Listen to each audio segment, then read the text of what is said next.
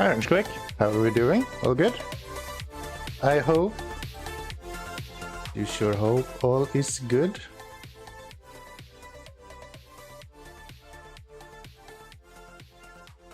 Why do I see messages from you at 9 in the morning? It's funny.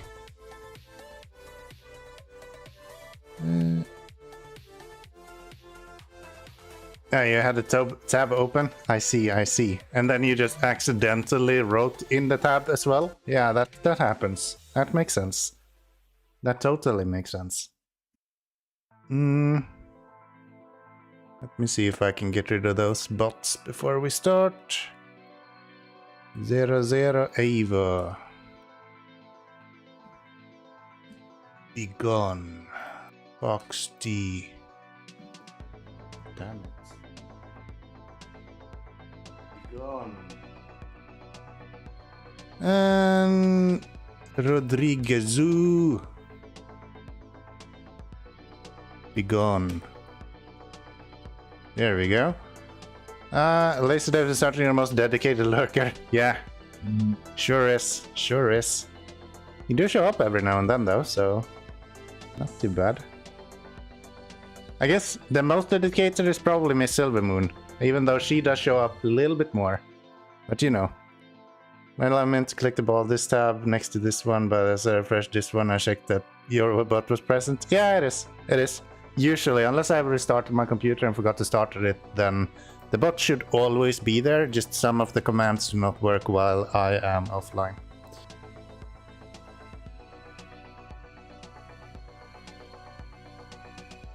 So, let's see if we have a billion SnowRunner updates to install first, or if we can just get going today.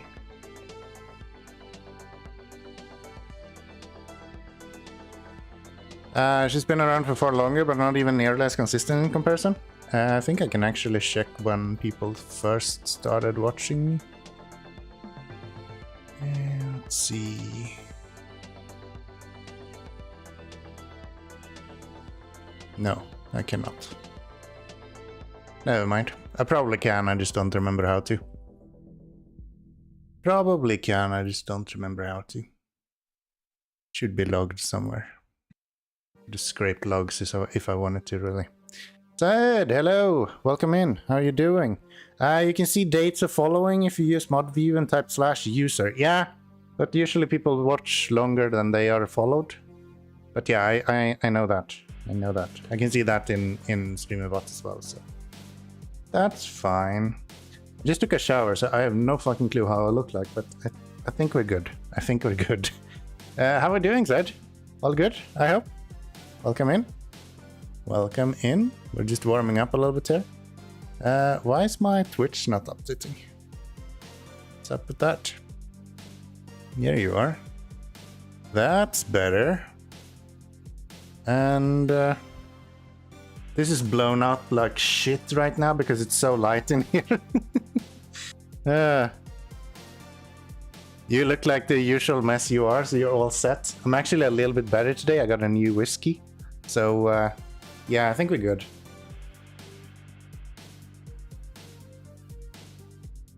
15-year-old Glenfiddich. Not too bad. Not too bad. Tastes just like the 12-year-old. It's good though. It's good though. So looks like SnowRunner just popped up automatically here. Didn't have to do anything.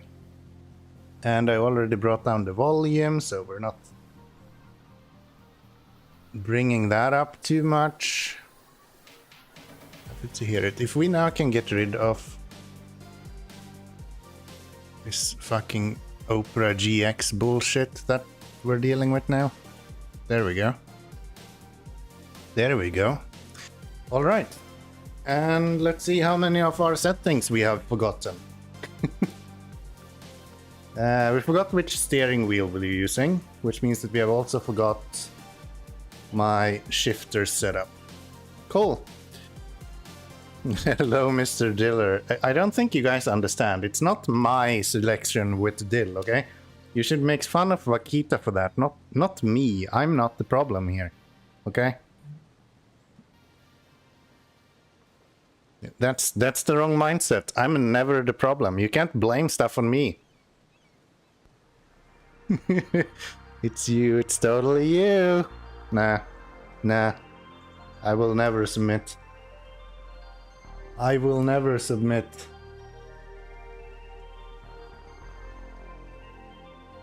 How are you doing, Bald? I saw you streaming this morning. I was too tired to check in though. I laid in bed today. I woke up just before you started streaming, like around 9, right? Something like that. 9:30 maybe?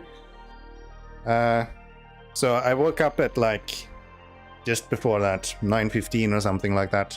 Laid in bed until 11:30. And then I went up and made the most fantastic breakfast ever. Pretty good. Pretty good. You did willingly move to Latvia, so it's partly your fault. I didn't know about the Dill meta though. That was new. Burn him in purgatory. Burn, yes. Stream was eventful. I tried to encourage him to stream for 12 hours so he could have raided you, but no, he was weak. You're weak, Bald. What the fuck? Come on now. I thought bald people had some baldness to them, but no. Not this bald person. He's just weak apparently. What's up with that? Weak Sauceroni, yeah, right? How dare you? How dare you? Far, far away. Just like Balderoni's stream. Help the evacuees. Just like Balderoni's viewers. And then we have a bad trip, which is probably what Balderoni is doing right now. And then we have delivered to the port, which is kind of what's gonna happen when he gets eventually expelled from Finland. And then we had a water boom when it's like Estonia again. I think that makes perfect sense. My missions right here is just the story of Balderoni today. We found some vehicle in Iceland Lake that I can't remember what it was. Iceland Lake, that would be the twin steer, I imagine. I hate that vehicle. It's trash. Absolute trash. I don't want to do that. Which one was it that we had a bunch of stuff laying around? No. No. Nope. Nope. Nope. Nope. Where was it? There's two containers that we needed to pick up somewhere. Is it one of these? There it is. Saw it. Out the evacuees. There it is. Yeah, I despise that vehicle. There's few things that I thoroughly dislike as much as the twin steer. Absolute junk vehicle. And people will tell you the complete opposite for as long as they live. Don't trust them. They're not to be trusted. Ooh, down there.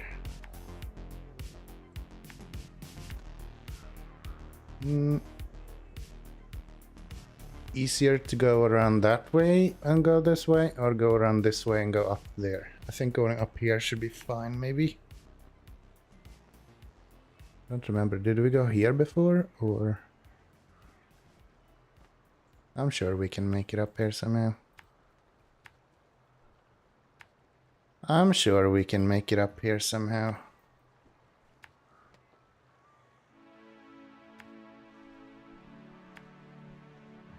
The only thing the twin stair is good at is going really, really fast and tip over a lot. That's the specialty of the twin stair.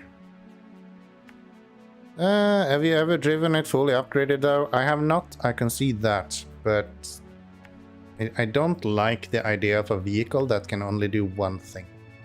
That sucks. That sucks.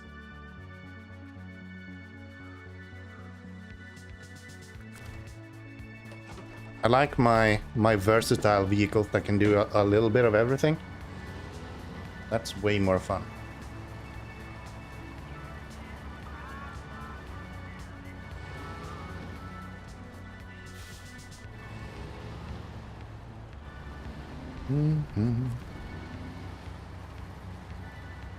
I do realize that it's probably good. The fact that it goes fast is kind of what a lot of people evaluate when it comes to SnowRunner. And it has a good cargo capacity for a vehicle that doesn't pull a trailer. I give you that. But just the limited nature of it, it just makes it so boring to me. There's nothing to it. It's just... It just does one thing. And I don't think it does that one thing much better than anyone else with a trailer. As opposed to, like, if you're thinking of Aramatsu, which is one of my more liked vehicles. That does also technically do two things, but the fact that it has short and medium logs, I still consider that one thing. It only does logging. But that does it significantly better than a lot of other vehicles. Because there's no other vehicle that is able to do medium logs and a crane, for example. So yeah, I don't know. Not my favorite vehicle. Do respect anyone who wanna use it though. Hello, Lamb. Have you still not found the password for your other account? We're gonna be stuck with the defined Lamb going forward, it looks like. How are we doing today? How is that beer tasting? That looked really, really nice. It's very rare that you can go out here and actually get a proper keg of beer like that. You always get these like boring glasses.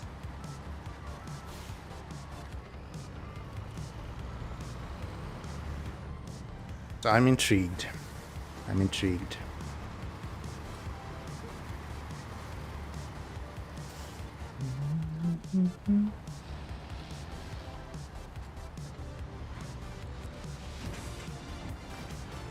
Oh. Hate when they combine fuel station with cargo and then the first option is cargo for some reason.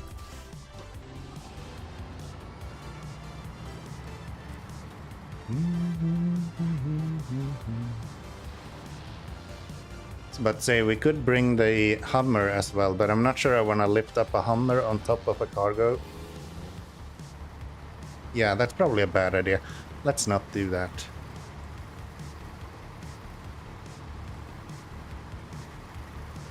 Not sure we want a Hummer to be balanced on top of a... Thanks.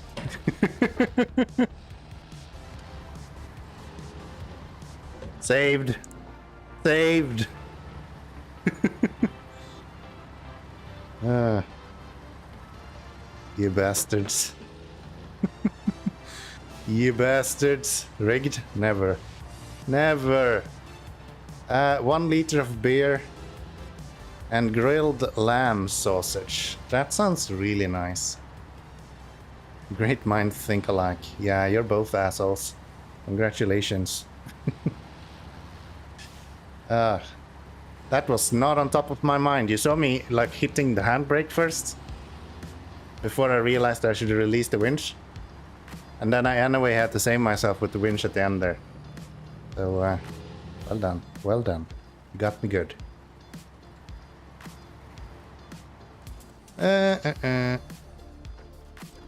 Yes, seeing the speed, we have a chance.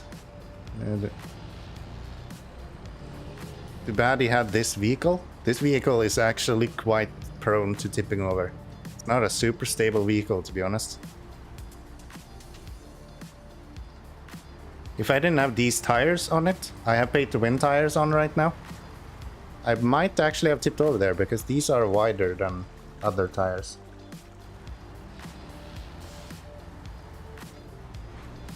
That's the thing.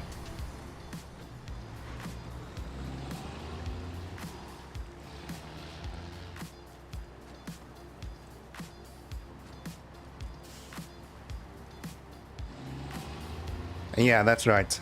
Also cheat by paying for a advantage in the game. Of course I am. I take every chance I can get.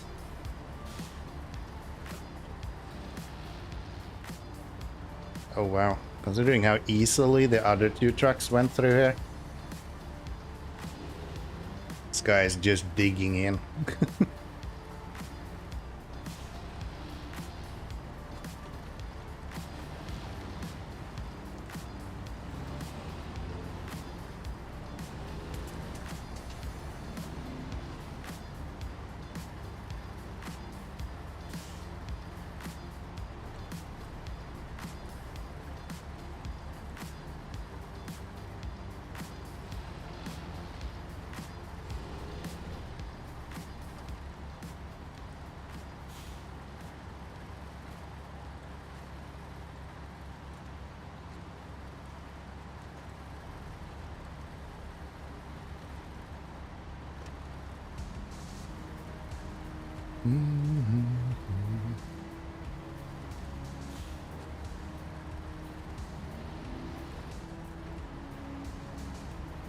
Alright, so let's hope that we can reach both of these. I guess I can go out on the left side there to pick up the last one otherwise.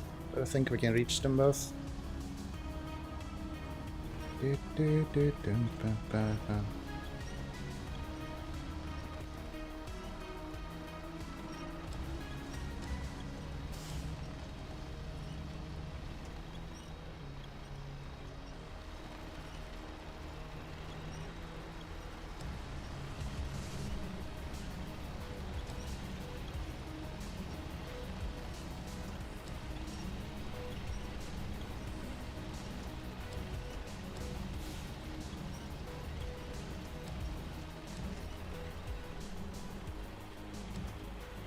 Come on.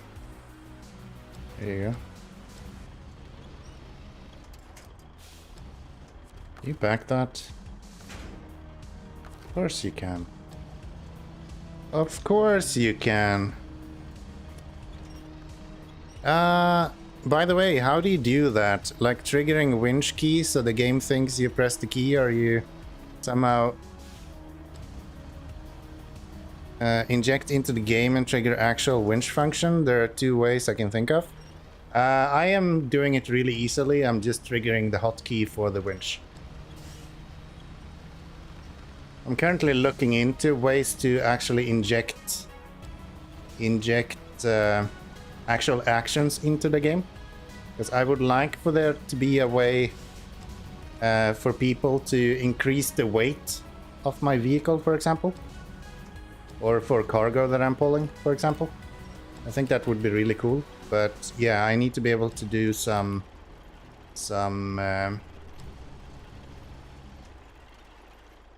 actual memory manipulations to do that. And I don't have those skills just yet. I kind of know how to, I just haven't gotten into it to the point where I feel confident that I could do it. It's also prone to a lot of issues. Once you start fucking around with the memory, I know from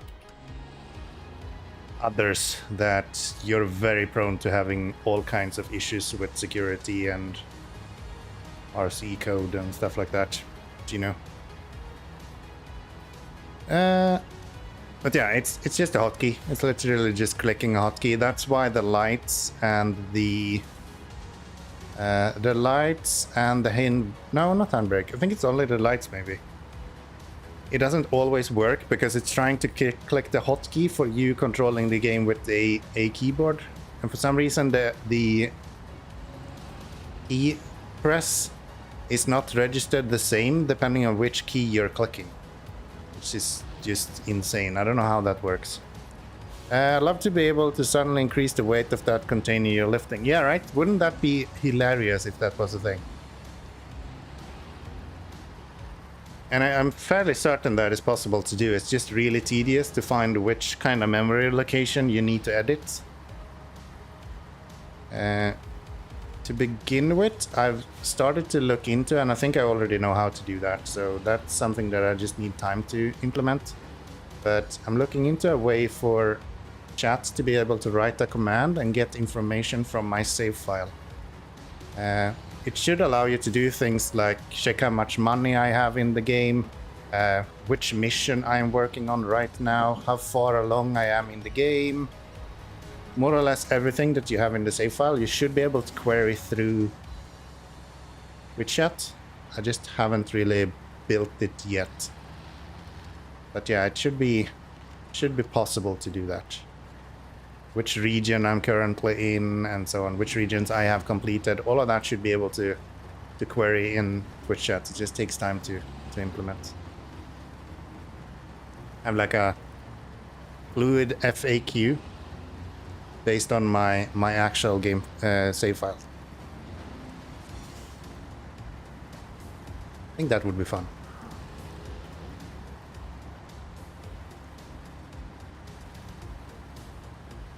And I think I can even make it so if you know how the save file is built, I could technically allow you to query the save file for whatever information you want. And it should just post that information. I just need to go through it and see if there's something that I need to exclude from such a query. But I don't think so. I think most of that is not very personal. It's just game info. But you never know. Maybe they save like IP address or something stupid like that.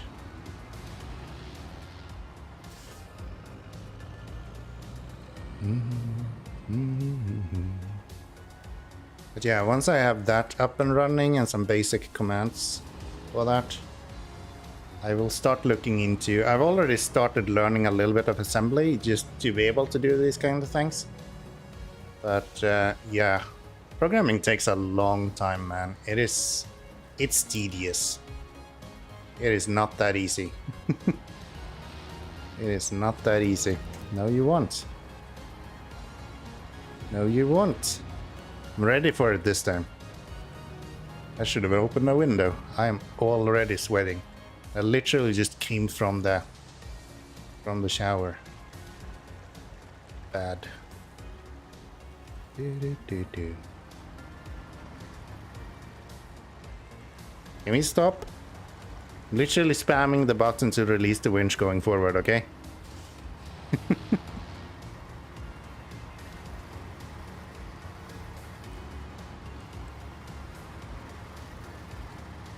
It's insanely rude.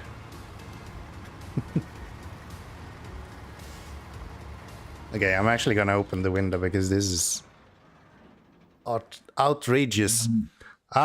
He's too aware right now. Yeah, right? Doesn't work. Give me just a moment here.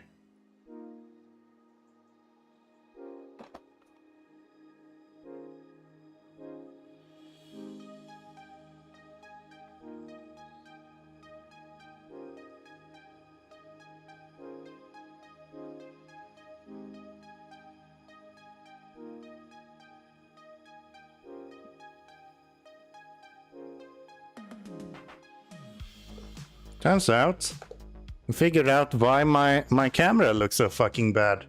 Apparently if you turn on some lights, start looking a lot more normal than what it used to. I am a professional streamer, by the way. So, yeah. Please show me the respect I expect, not the one I deserve, please. There we go. Now I look even worse. Perfect.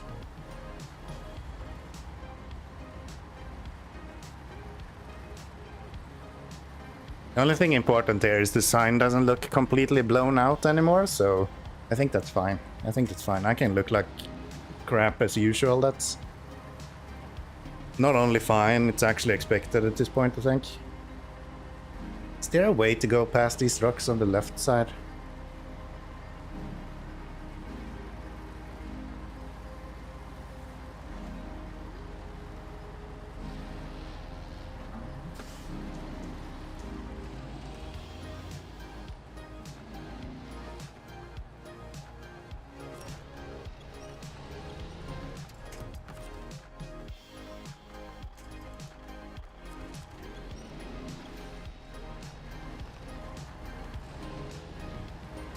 Not really as smooth as going the other direction, I have to say.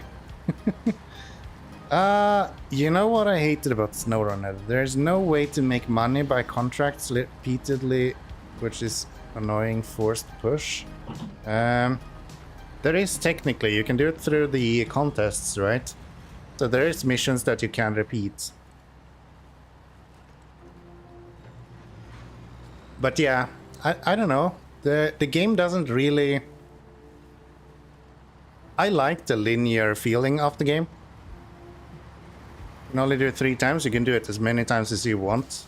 You just need to change some variables in the save file itself, or play normal mode. It's like whatever. But yeah, I do agree with you that it would be nice to have maybe some more longevity other than contests, because I hate those. I despise anything that's timed in this game. It's just so out of left field to do anything on a timer.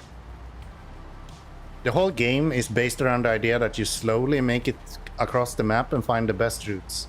And then they put in a mission that is just, hey, go as fast as you fucking can, don't care about anything other than getting there quickly. And it just makes no sense. Makes no sense. So yeah, I would like to see some repeatable missions that maybe are not time-based. That would be nice. But again, I think the linear progression of the game makes a lot of sense, and I think having a repeatable mission, unless they have some sort of diminishing return, would probably be a negative to the game overall. Example, I like to play with fuel costs and a little bit more realistic without this forced pressure. I think you're talking to the wrong person, because I like to make this game hard to the point where it's almost silly. Like I like to make the game as annoying as you can imagine, okay? Like if you're having fun playing SnowRunner, you're probably not playing a my save.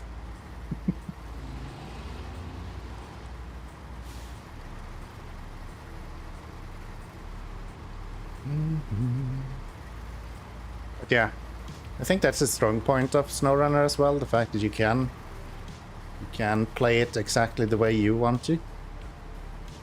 It's always valuable. To be fair, there are former masochistic things you could... Yeah, but within reason, right? I'm still looking to have a good time playing the game. I'm not looking to have a completely shit experience.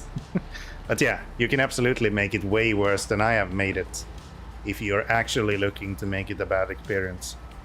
But you know,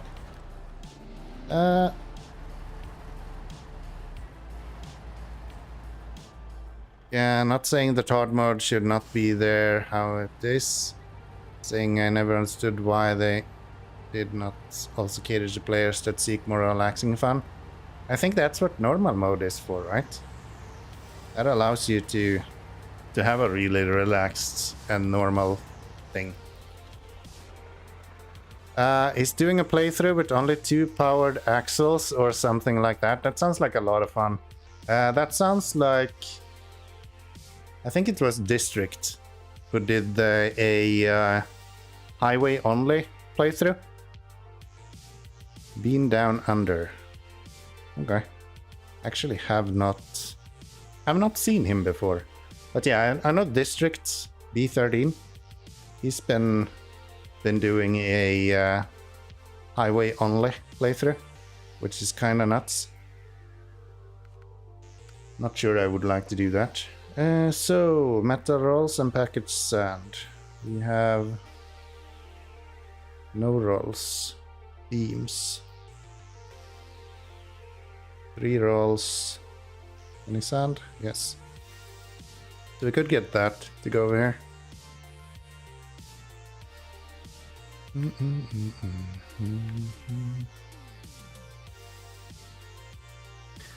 He raided Bald yesterday and today when he started in the morning, so his schedule most probably just don't match. Yeah, that makes sense. That makes sense. I very rarely do be on Twitch in the early mornings. Your boy got shit to do, you know. That's just sleeping and then sleeping a little more. And then sleeping quite a bit more. And then like 9:30, then we can talk about maybe waking up and doing something. But before then, nah. Ain't gonna happen. So cross there, guess up here somehow, and then up to there.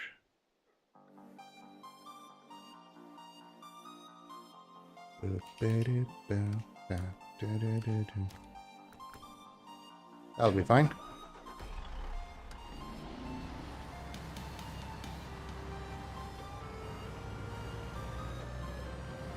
Maybe we should move that first large vehicle as well in the stream. Do some heavy hauling. That can be fun. Bean down under. Yeah, I'm actually not sure. I think he's streaming on completely different times to when I am active on Twitch. It's kind of fun how Twitch and like social media in general works like that. Because you get these like lumps of people where everyone is knowing everyone, and then if you're in a different time zone, you have no clue about anyone else. This is really interesting. Normal mode kinda sucks when you do not need to pay for fuel, like you need money constantly, but you cannot make it except advancing constantly. Probably wish there would be such a game.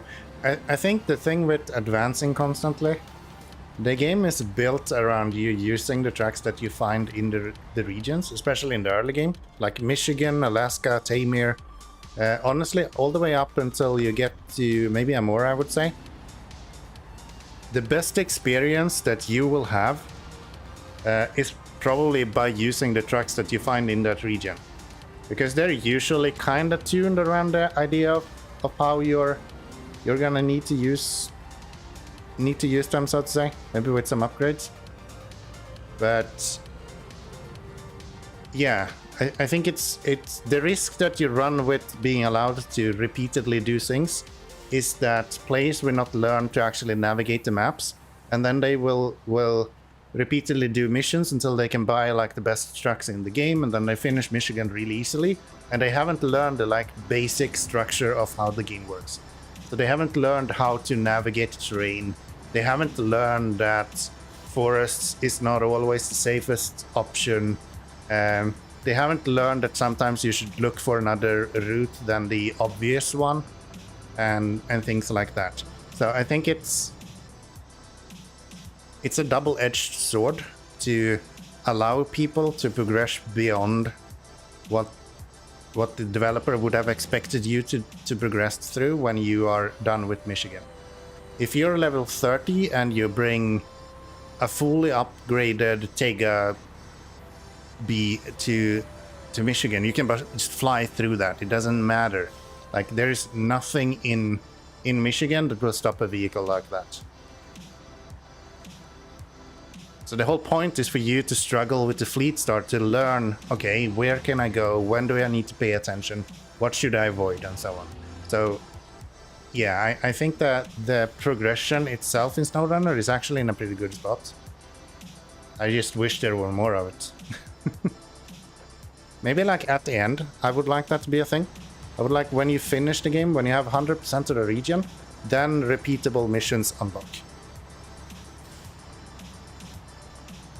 Or like at the end of season passes even, I would, or year 1 passes, for example, year 1, 2, 3. If those had like section completion, I would say that would be a pretty good spot to unlock something like that, because it would allow you to force players to play through the content first, and then you can select to do additional repeatable mission afterwards.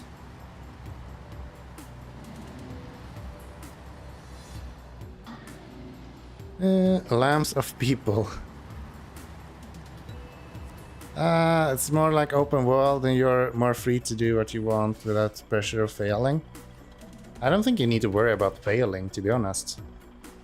Like, SnowRunner is not that hard. It's really not. The early game is a little bit tricky because it's easy to mess up. But in general, SnowRunner is not that like hard to complete.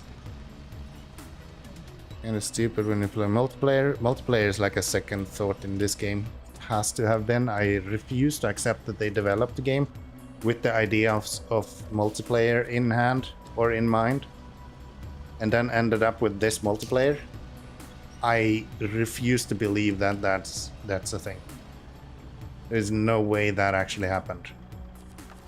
They have to have made the game and then went, oh shit, maybe we should have multiplayer in here as well. And then built that afterwards. That has to have been what they did. It's like the multiplayer in this is not designed as a multiplayer. It's designed as some sort of like Dark Souls version of co-op. Which again, in Dark Souls, that's not the main part of the game either.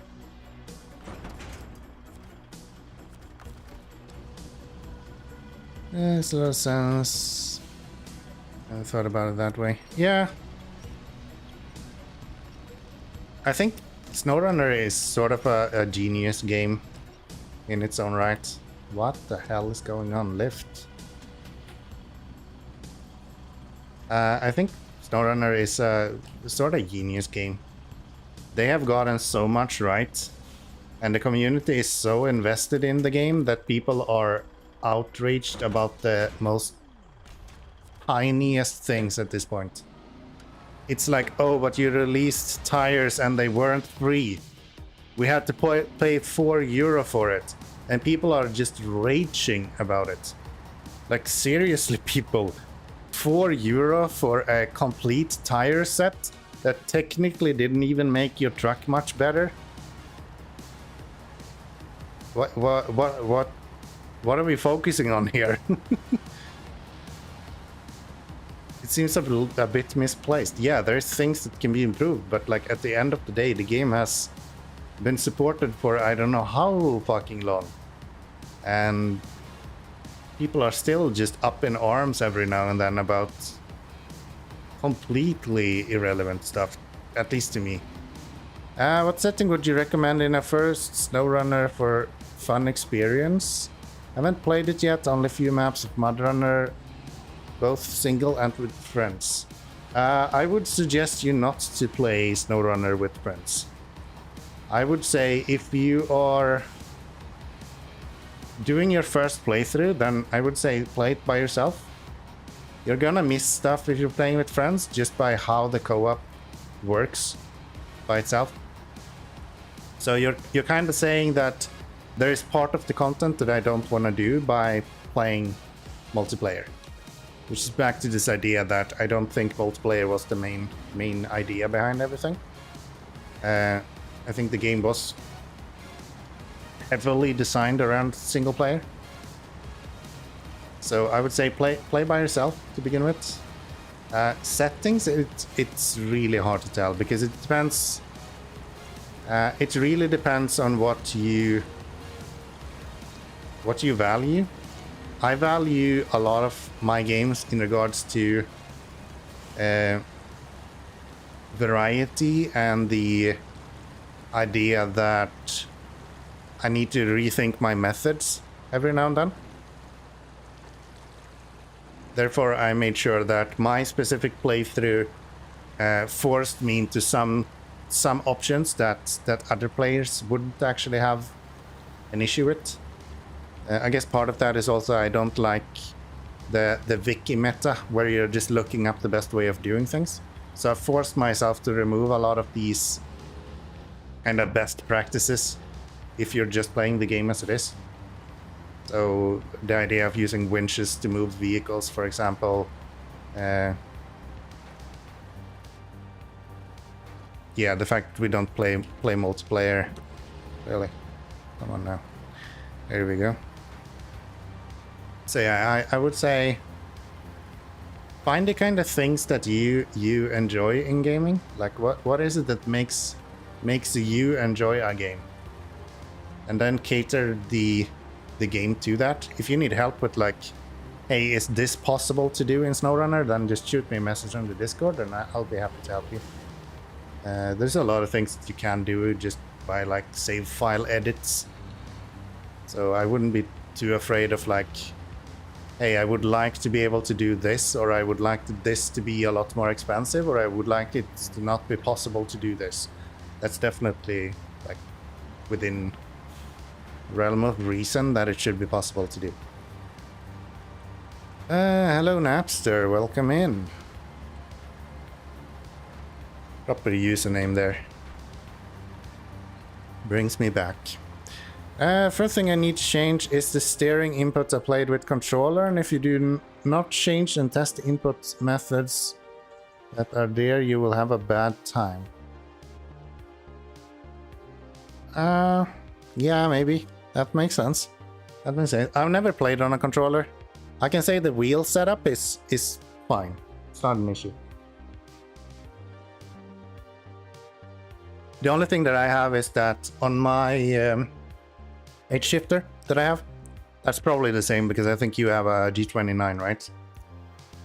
On my H shifter, the reverse gear is kind of weird. It doesn't work all the time. So I just removed the neutral gear and I use that for reverse. But the main kind of layout makes perfect sense. No issue though. Last time I played default controller setting behave like you would use a wheel without self-centering was basically under. Yeah. I think that's a common issue. I would say the complete opposite, actually. I think if you're having auto-centering, you are probably either very early on in the game or you're playing the game as a racing game.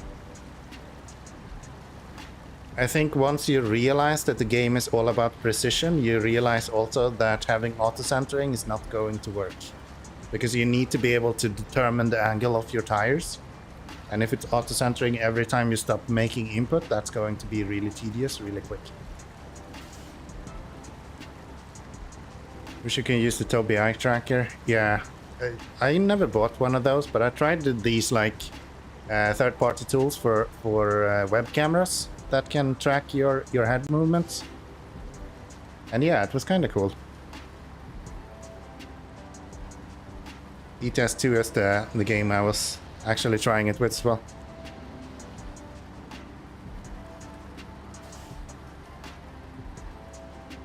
Yeah, I don't know. I would probably say that it's fine while you are starting out in SnowRunner to just use the control scheme that you find most convenient. But I would really preference that with the idea that you should be open to change that as soon as you feel like you are missing control or you're feeling like you are tipping over a lot. Because at that point, I think you'll realize that not having the auto-centering is probably going to make it a lot easier for you. Yeah, on a physical wheel it's different. On a controller it's madness because you never know where your wheels are at currently, which makes even driving a simpler cornering something. I'm actually curious. Napster, do you have a driving license?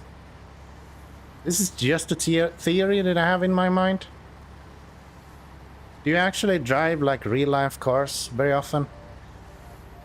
Because my thought process here is that maybe if someone that doesn't drive cars very often and don't have the auto-centering of a car in mind. Maybe they feel like it's really unnatural the way SnowRunner does it with the controller, because it doesn't auto-center when you stop turning itself. It auto-centers as you're going forward.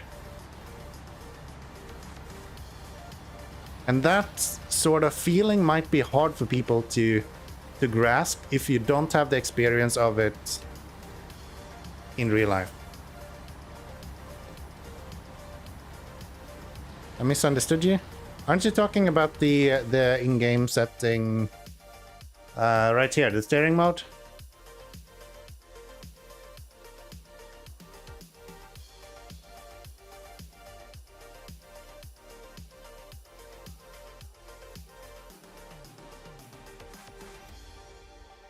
Because if I were to... Let's see if I can do this. I don't know if the game will actually accept the controller input.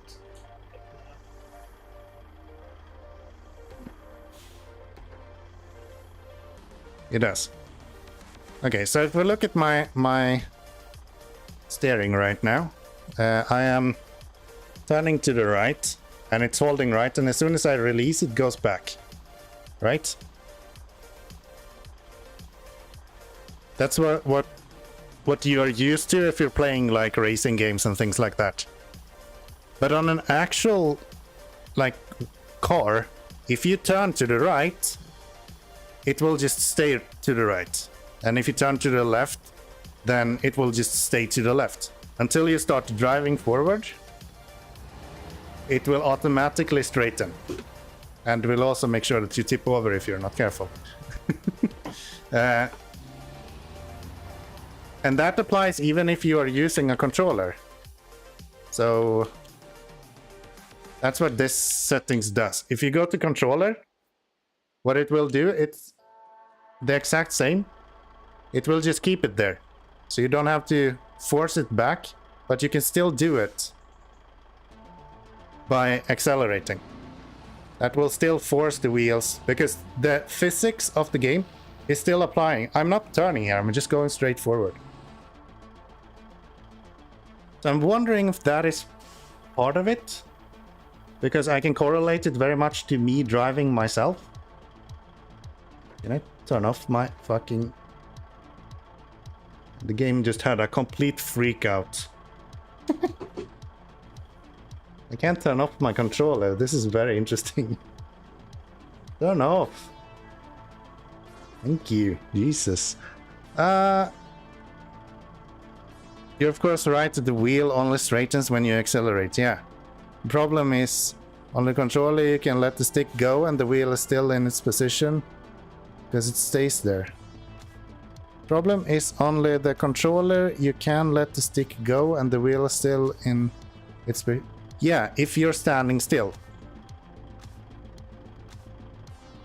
Spin me right round, baby, right round. Yeah, I don't know. I think even, or I know even on a controller, I did eventually move over and play on the controller setting. I started playing as steering wheel, and then I think once I got to like Drummond Island, or maybe even before then, Smithville Dam, I moved over and actually used controller exclusively. But then again, it's a taste thing, right? I can sit here and talk all day about how I would and why I would do it. But at the end of the day, if you feel like steering wheel input makes more sense to you, then, I mean, all the more power to you. Yeah. You should be using that then. For me, that didn't feel as natural.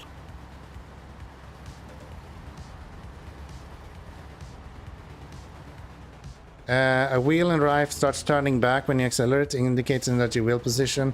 Controller does not do that. That is true. That is true. You do lose that sort of input. That's definitely true.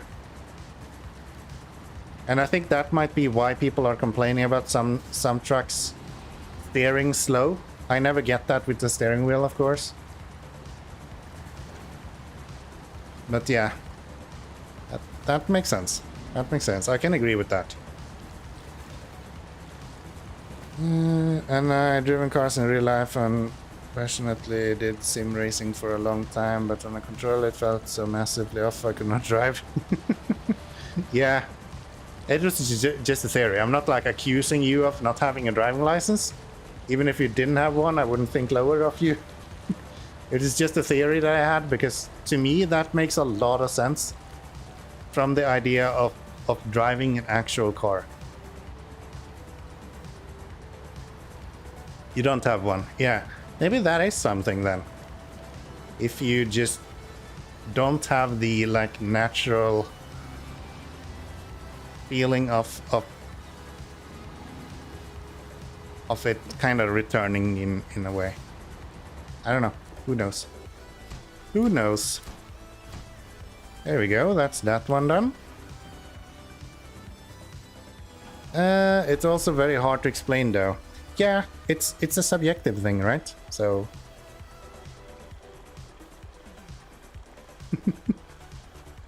hi Dan.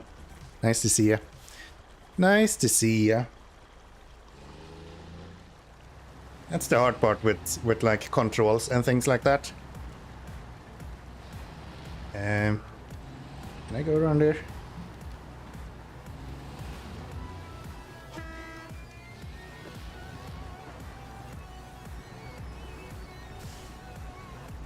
Yeah, I can. Yeah, I can. Honk. You can also back that parasol in particular, I guess. So, what are we doing now? Are we going to pick up that Hummer, maybe? Do the bad trip one? Or do we want to do this one? Do we have a cabin somewhere? I think we need to create a cabin, if I'm not mistaken. I said last stream that I will forget how to make a cabin. I did forget how to make a cabin. Was it one metal beam and medium plank, maybe? Can that be how it was? Potentially. That might be how that worked out.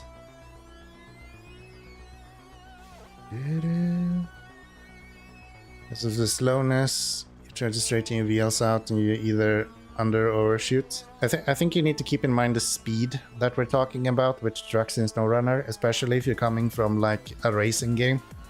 Like the wheel is going to straighten out a lot quicker in 200 kilometers an hour compared to like 40 in a dirt road. Can it be that Mudrunner had a better gearbox, like you had to actually shift each individual gear, and SnowRunner basically does not have that anymore? We're talking if that's true, then yeah, that's true. That's not a thing in SnowRunner. One of the like main complaints, I would say. If you're asking if that has any impact to your ability to turn the truck, then no, that does not impact your ability to turn the truck. Regardless of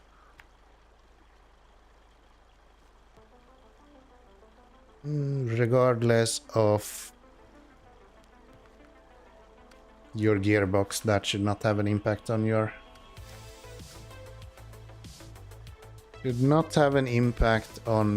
actual ability to turn a truck.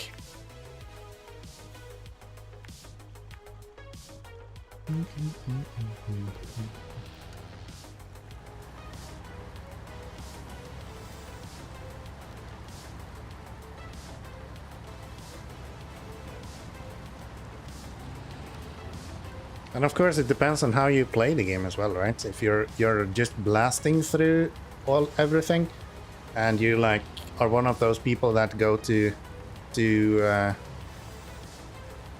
what's its name? Tamir, the first thing you do when you start Michigan to go pick up the Tegas, you can just fly through everything. Then yeah, maybe the control scheme that does auto center for you makes more sense. Because you don't go slow at any point. I think you're gonna have a lot of issues going any further than like maybe Yukon. But yeah, and you're gonna have a lot of issues as soon as you need to do anything with precision. I know a lot of people just skip those sort of missions as well, so who knows? Who knows? I prefer the option to not have it auto-center unless I'm actually accelerating. That makes way more sense in my head.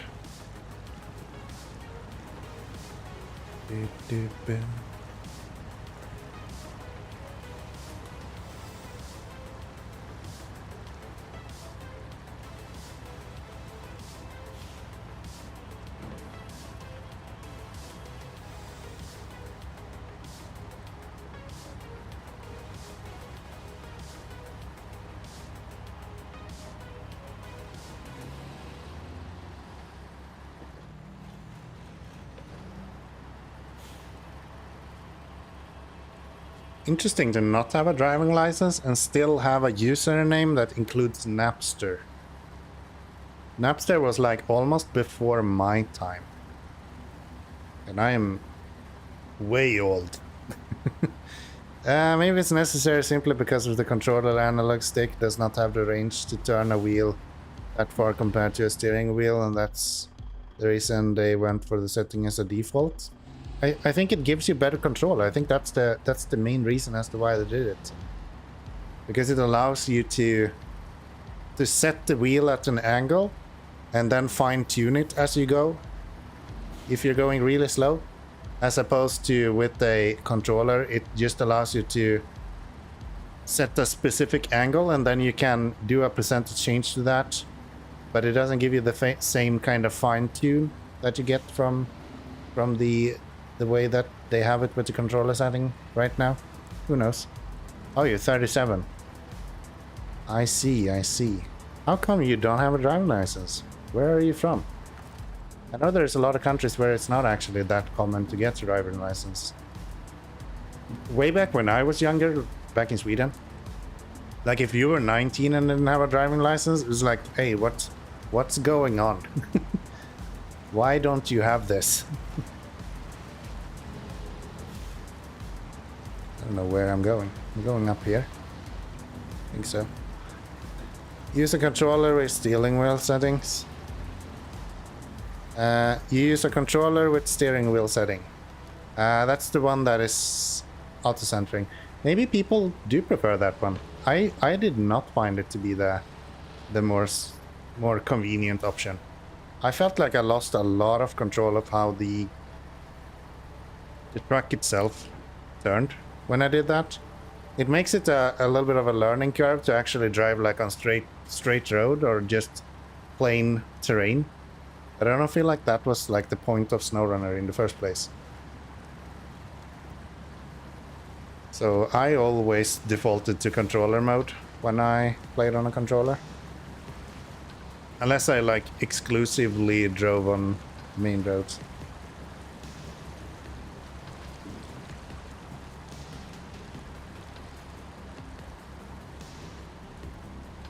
Just felt more natural to me.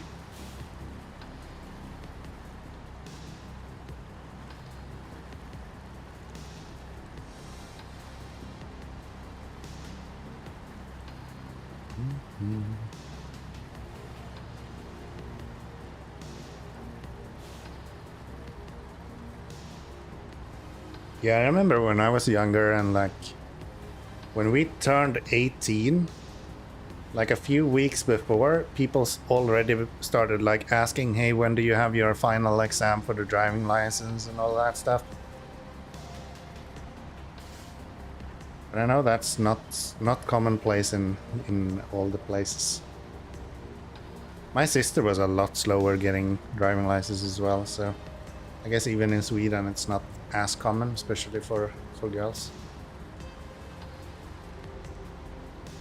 I could not see myself without a driving license. Fine not having a car, but not having driving license seems... Ugh. Also depends where you live, if you really need even one. Yeah, right? But I think that applies more to a car, to be honest. I think having a driving license is always valuable in 95% of the times. But, you know. Maybe I can just drive over this tree. Sure can. Sure can.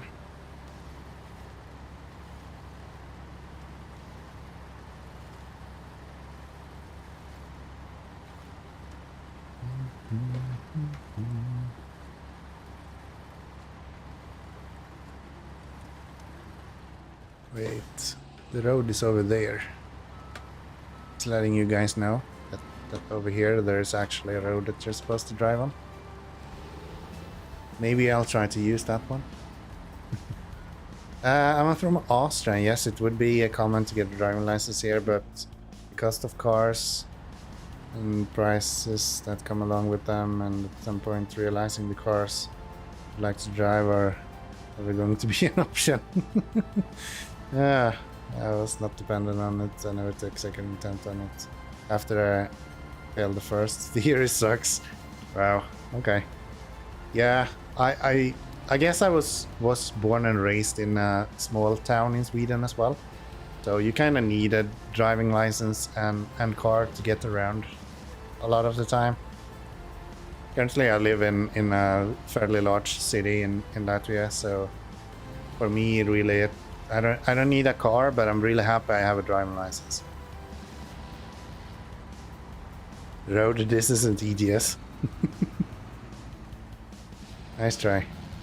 Orange Quake already had this one successful winch this stream, so we're not doing that anymore. We're done with those.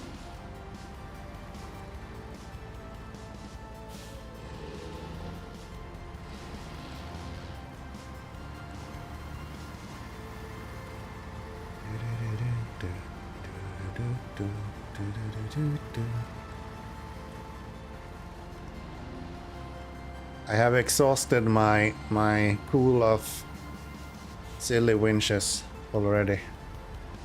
Oh, I'm running out of fuel.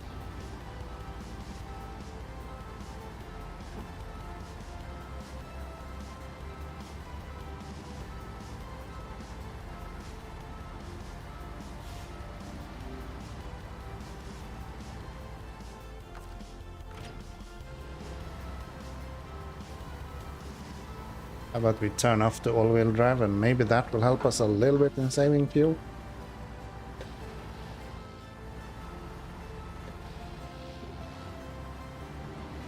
Why your color is deep pink in color? Or why your truck is deep pink in color? There's nothing deep pink, okay? There's only one color in this game. The rest of them is just miscolors. If it's not purple, is it really a truck? I would argue no. I would argue no. I made it at the age of 27. I didn't need it earlier at all.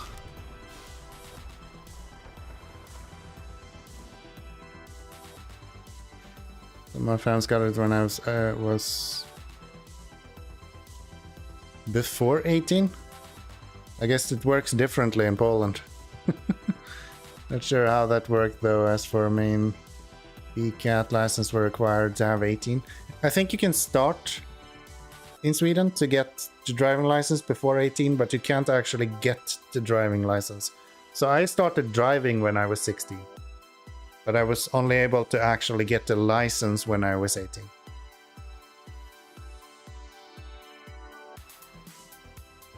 It's not pink, it's purple. Of course. Have you learned nothing? Have you learned nothing, boy?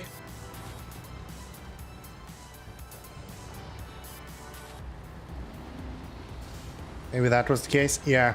In Sweden, you can drive for 2 years with like a personal trainer, or like you go a security course, usually with your parents or a close relative that will kind of teach you to drive or observe you driving.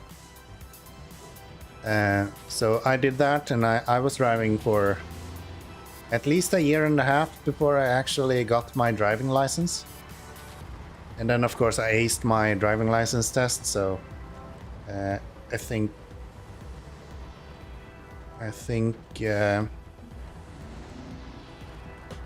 I think I got my driving license like 2 years before my sister.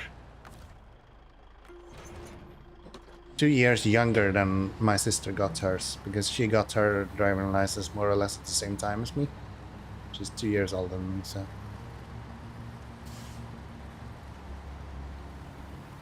I had a kind of unorthodox way of getting a driving license though. A lot of people, when they're getting these licenses or like going to schools and stuff, I never did that. I think I had 2 drives or something with the school. And that's about it. Yeah, there you can see my lights are not actually working very well. It technically works if I don't do anything with the wheel, but yeah. For some reason SnowRunner handles key inputs differently depending on which key you press. And L is like significantly lower priority than any other key. So it's always overridden by me actually doing anything on the wheel.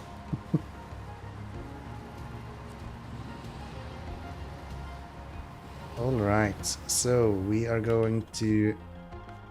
What do we need? We need the concrete blocks.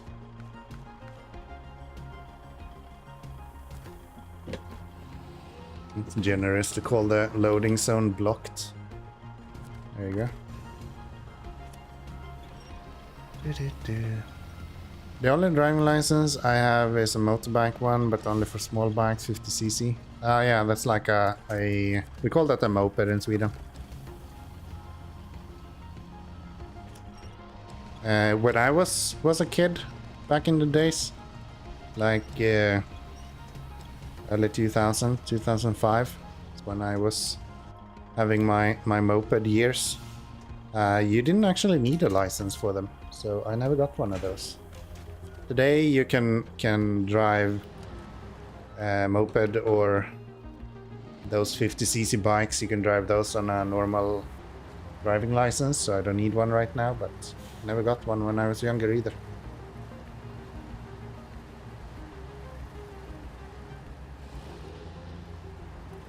When I was 16, which course did not hinder me from tuning the hell out of it. Yeah, I had an old Reyedrak from... It's like a Spanish vehicle, and in Spain the 50cc vehicles are allowed to do, I think it's 105 kilometers an hour. So, and the way they choke those moped was just like with the small insert in the exhaust pipe, and of course like changing the fuel mixture a little bit. So I just got some new fuel mixer bolts, or what the fuck you call it, I don't know. That like small intake thingy, and then I just punched out that little ring that was put into the exhaust pipe, and it just automatically made 105 kilometers an hour. It was a lot of fun. And then some fucker tried to steal it, so I sold it instead.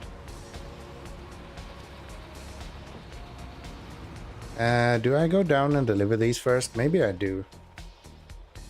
Because then I have the stuff that we need for a cabin, because I do think that is 1 metal beam and 1 plank.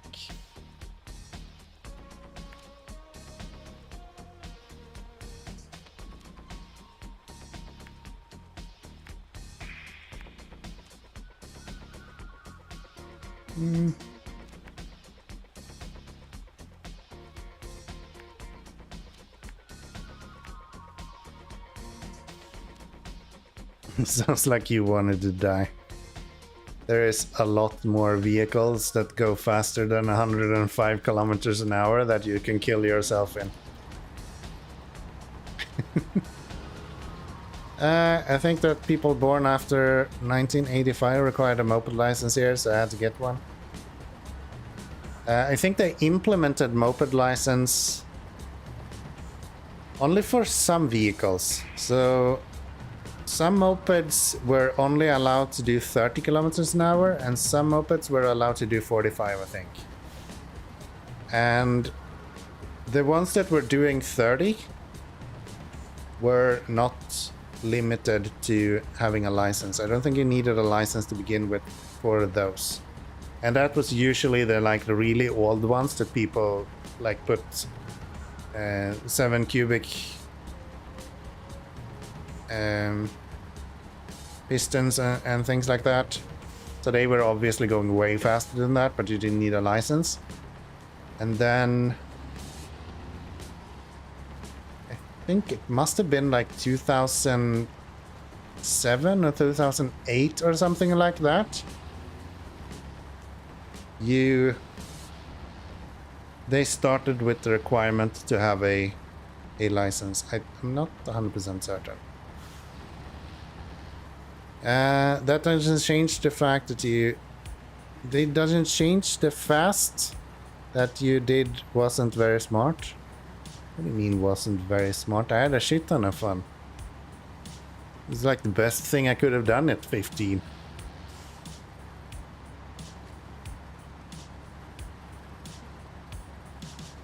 It was so much fun, and the amount of things you learn just tinkering with like a 2-stroke engine like that. It's like the most bare bone fucking engine you can imagine. It's probably the only reason why I even came close to putting together the car in my summer car. Probably because I have some experience from tinkering with the moped back in my early teens. Fun until you kill yourself. I didn't kill myself, so it was only fun. Okay. The only thing that would make it more fun is if I killed someone else. I think we ever had a class for vehicles limited to 30 kilometers an hour. There was something about that. I don't remember exactly what it was. But there was something that did some mopeds forced to take a license and other mopeds not be. It might have been in regards to gears. So if it was a automatic gearbox or like a scooter sort of vehicle, you needed to have a license, otherwise not. I honestly don't exactly remember how that worked.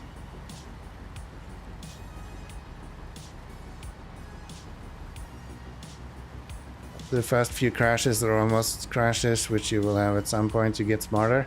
Yeah. I learned pretty fast when I moved from 50cc up to 125 that going past 125, even though 600 sounds like a lot of fun, it's probably gonna kill me within like a few weeks. So I decided to stay at 50 and then upgrade to 4 wheels instead when I was 18. But turns out it's really easy to kill yourself on a motorbike.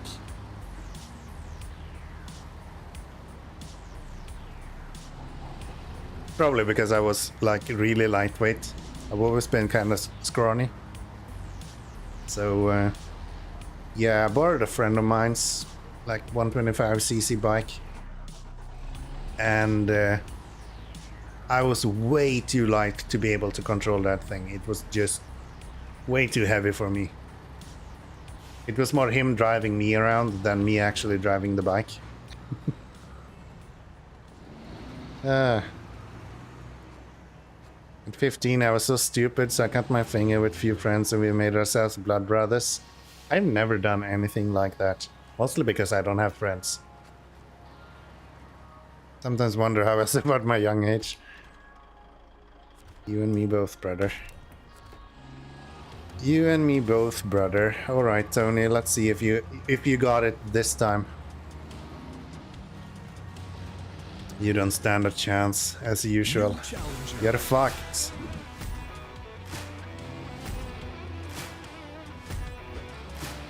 Fight.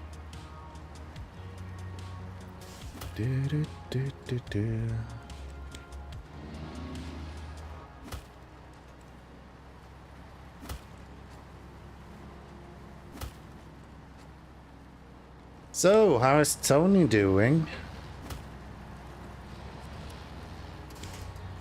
Thank you. Appreciate that. You're sabotaging me in game and you're beating me up in the other game.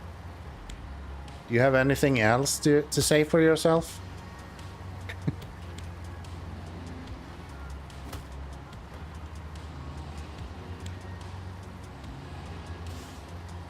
Actually survived one more hit than I thought I would.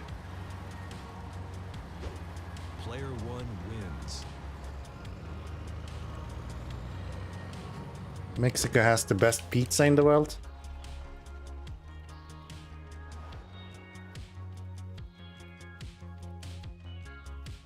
How do I time someone out for a little bit? I think that works, right? There. You don't go with that kind of bullshit. The fuck? The fuck?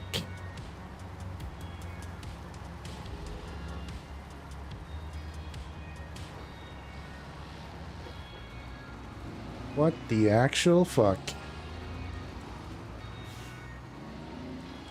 Pizza being good in Mexico. Land of tacos. And you have the audacity to say that it would be even remotely close to as good as Swedish pizza.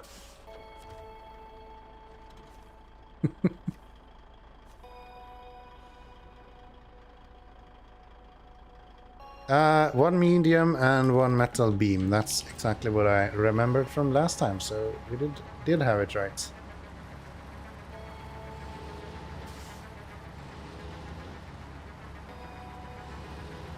I very rarely use these trailers, so it's kind of fun to be playing around with something a little bit different.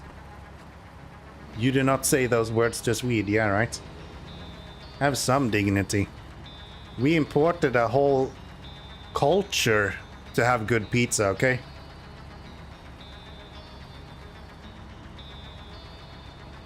You can't beat that. We literally turned the immigration crisis into pizza. And you know how big the immigration crisis was. That is like making gold out of terrible experiences.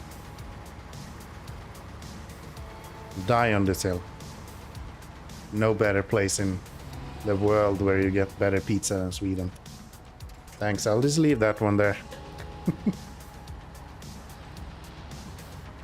You guys got me on high alert now. You can't drop a winch first thing you do in the stream and then expect me to not be on high alert the rest of the stream. It doesn't work that way. Got my eye on you, bud.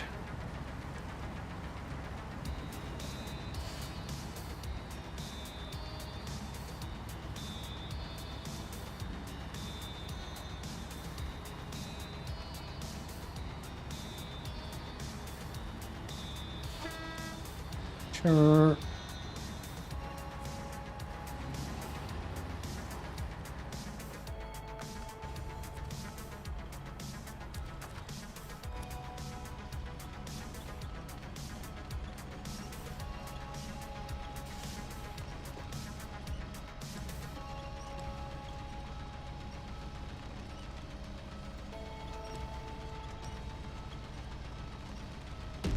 Old.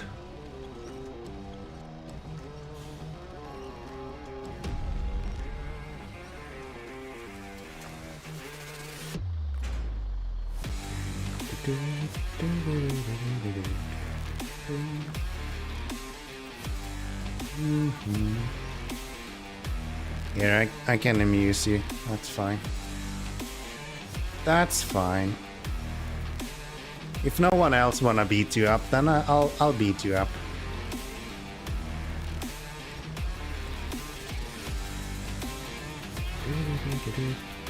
What the hell is happening? I can't lift this.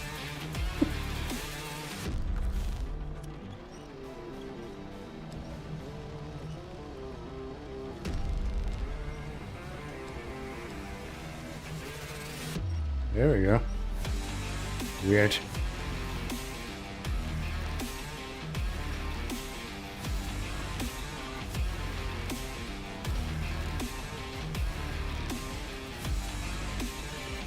This is obviously how you're supposed to lift these. Svakita, get in.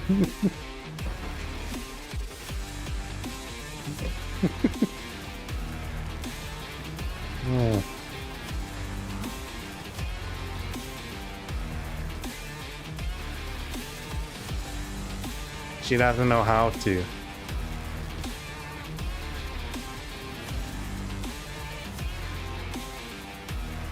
Or maybe it's the lack of dedication showing again.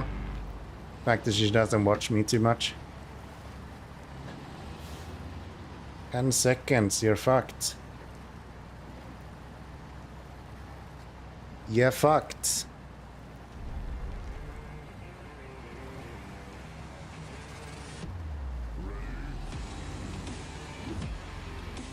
Bald, full health, me half health. Oh, Orange Quake is in there. Can everyone attack Orange Quake? Wouldn't that be great?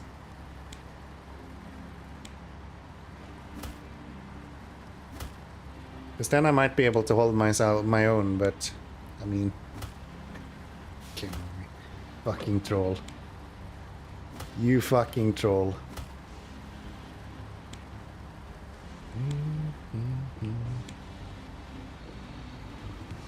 That's rude. You just gave the map to the Orange Quake.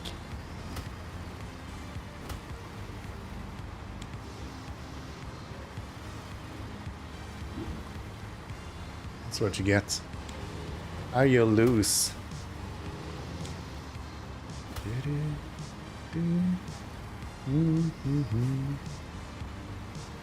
GG. Rigged. Yes, literally rigged. It's the whole point of the game. Still haven't fixed the fact that your name stays on the screen for way too long. Don't think I will fix it either. I'm a little bit lazy like that.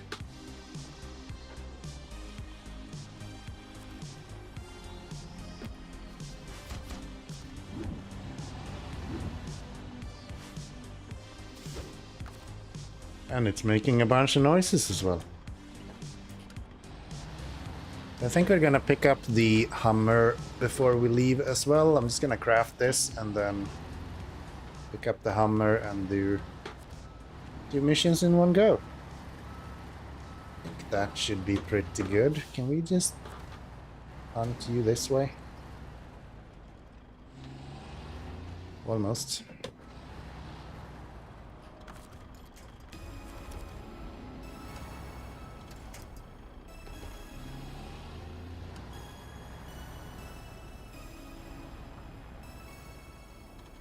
That works, and then we make a cabin, and we'll just, no thank you very much, put you there.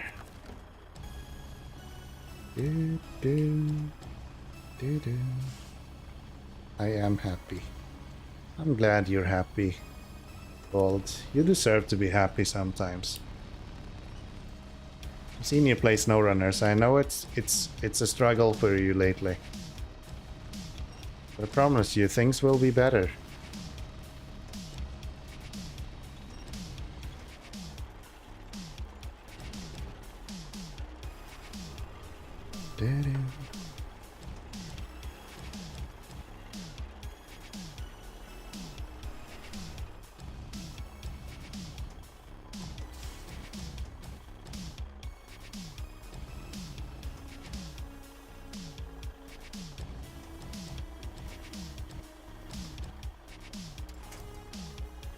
Perfect. Then we restore the crane and we go and get that bad trip vehicle,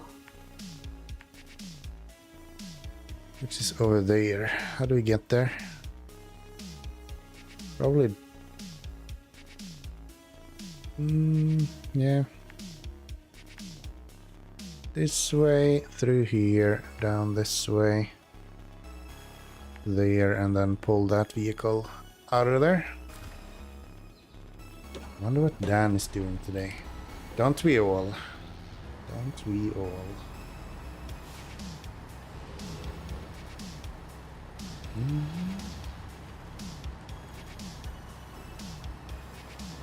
Every now and then he streams on Saturdays, so I guess he's not streaming at least.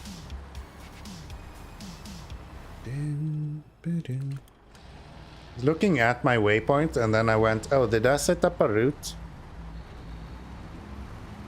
Yeah, dumbass. You sure did.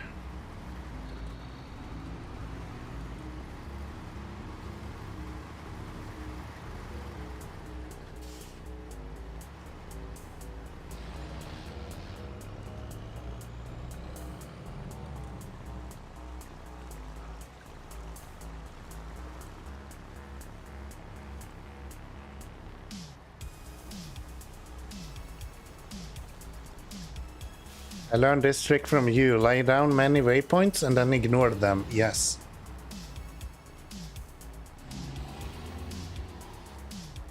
That's not really true though.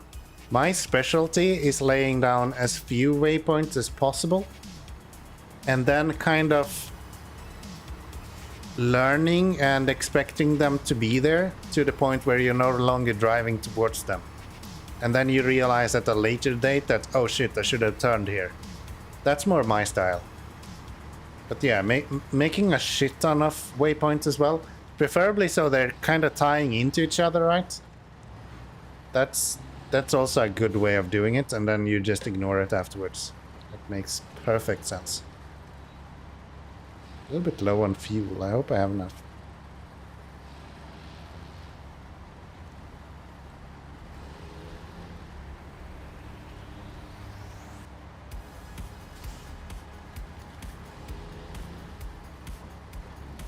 Oh, I forgot about this place.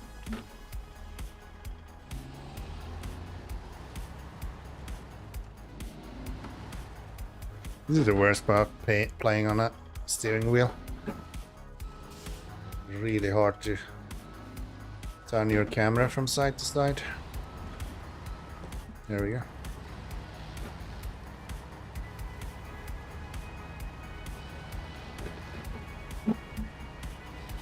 Oh, there's actually a road here. And that route that I said that we should probably not go on. Yeah, that's right here.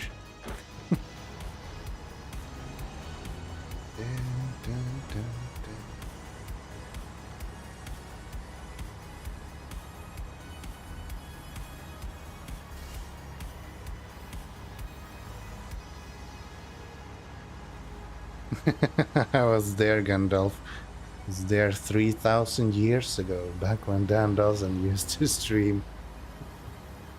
Yeah, those were the days. Those were the days. Where the hell is that? Oh wow, it is way down there. I cannot stand up here and pull that up then. I actually do have to drive down there and pull him up the mountain first. We can do that. We can do that. I've seen Balderoni go down mountains. Doesn't look too hard.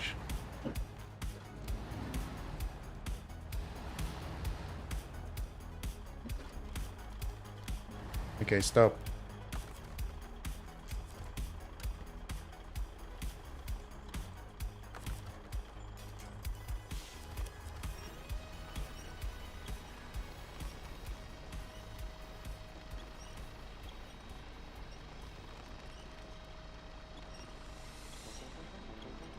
He's the baldest mountain goat you've ever seen. I doubt you can achieve the same thing. Have you seen me, man? I'm the epiphany of a professional SnowRunner player, okay?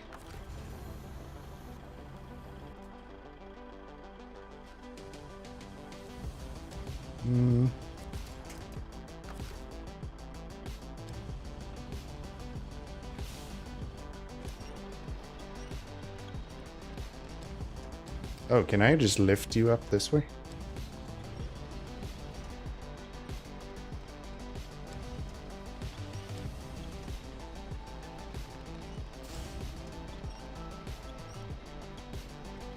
Can't say that I see that much.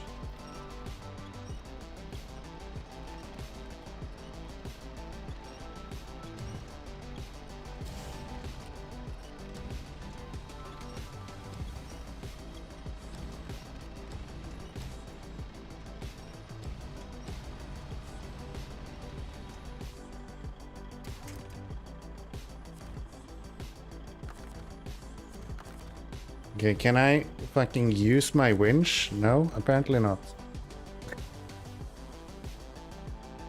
This game and winches on steering wheel is the worst implementation I've ever heard of.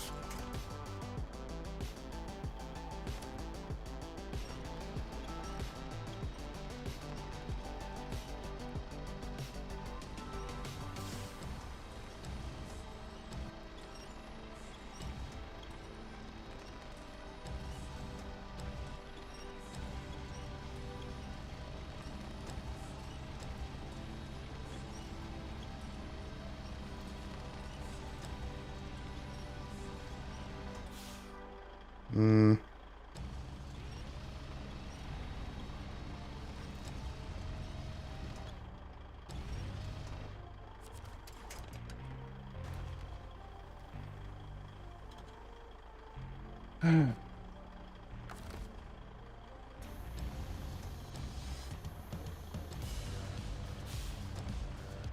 Okay, can we...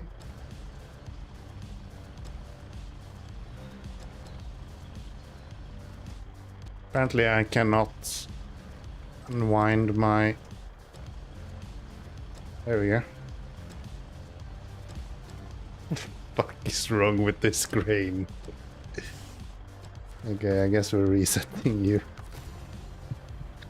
May I ask, what are you doing? I am trying to lift him up on the trailer. Or on the flatbed behind me. Remember how I don't like to use winches to do stuff?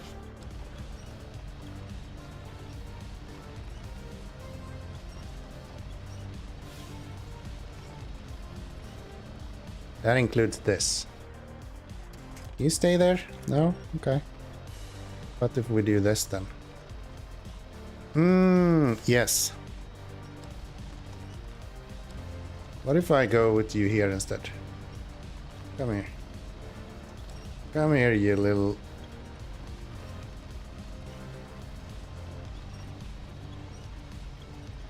There you go.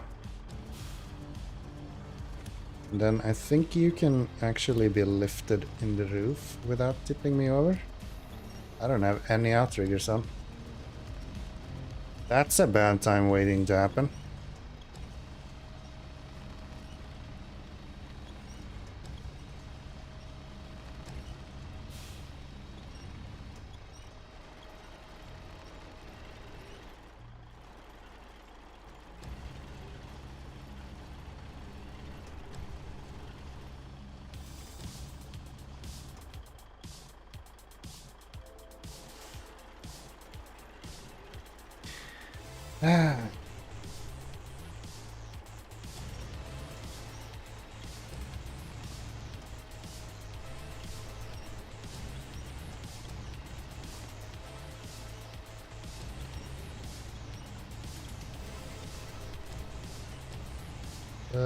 Don't do that.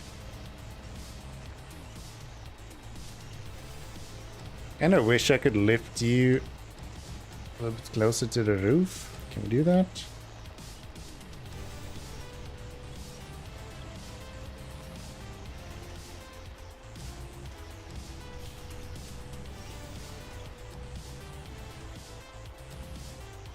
The fact that the camera is moving with this, it makes it really hard to understand if I'm tipping over my truck or not.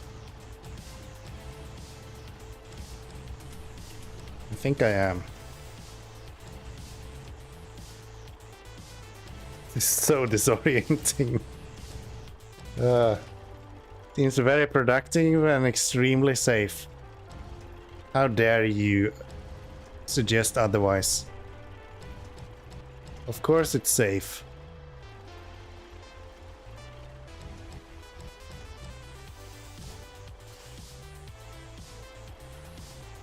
I think this is OSHA verified, if I'm not mistaken.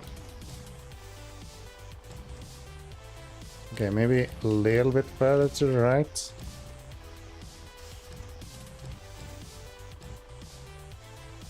Oh, not too much.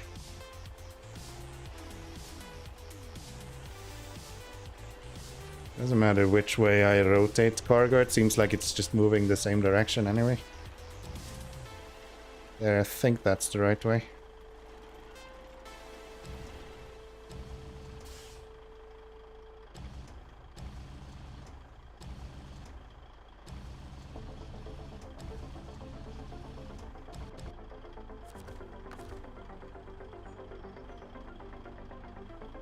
Is this gonna roll down if I release this?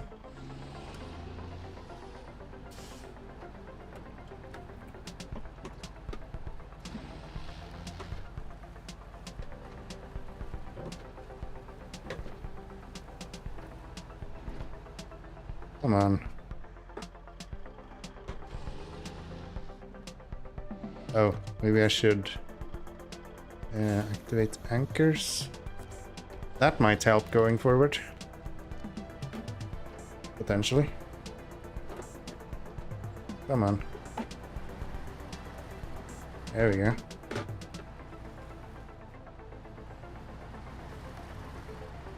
Just need to get up where it's flat enough that it won't roll off as soon as I release the cable.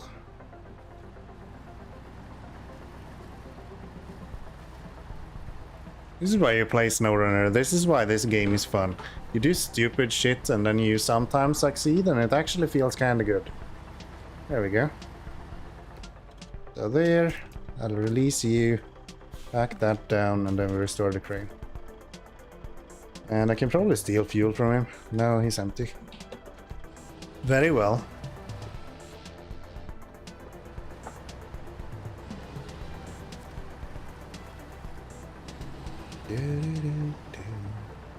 Yeah, this isn't the most optimal vehicle to do rescues with. The suspension is a little bit wonky. I'm sure we'll be fine though.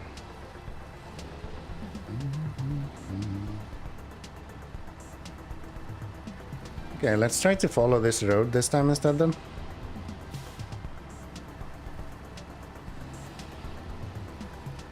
See where we end up.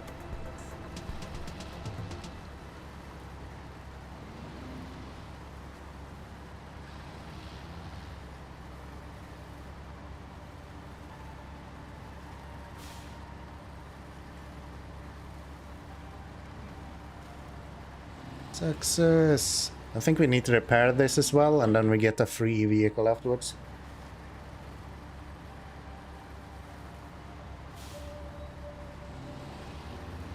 We all love free vehicles, especially vehicles that we already have, so we can just sell them.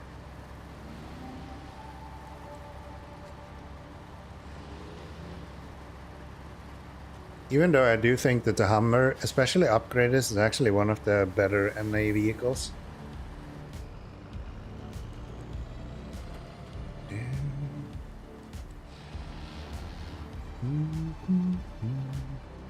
Oh.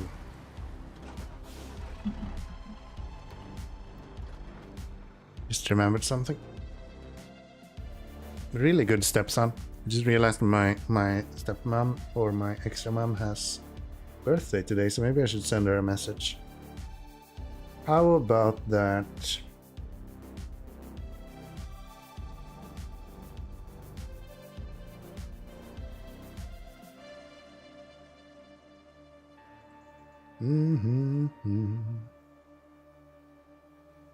Something I'm really fucking bad at is remembering birthdays.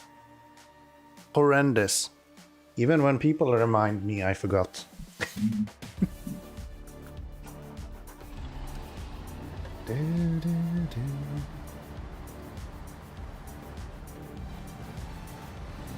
Even when people remind me, I forget.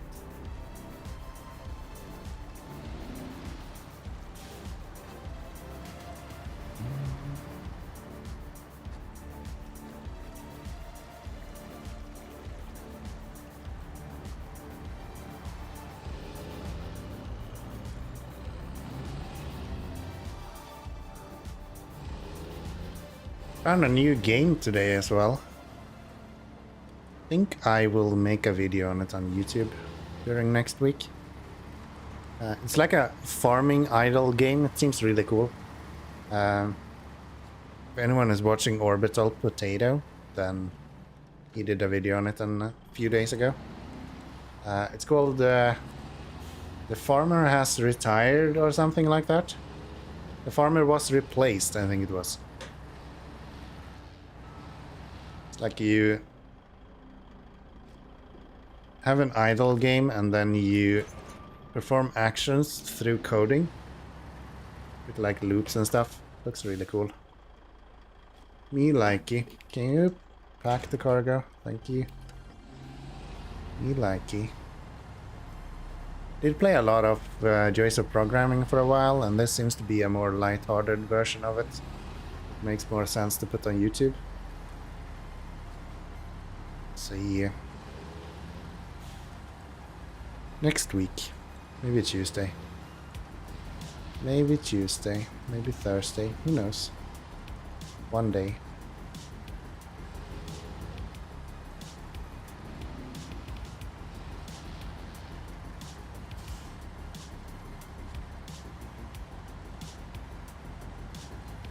I am so law-abiding. I even went around the I didn't even think of it. Yeah, I went around the roundabout the long way because that was the most natural thing to do. So much easier to just turn left. That is breaking the law. You couldn't do that.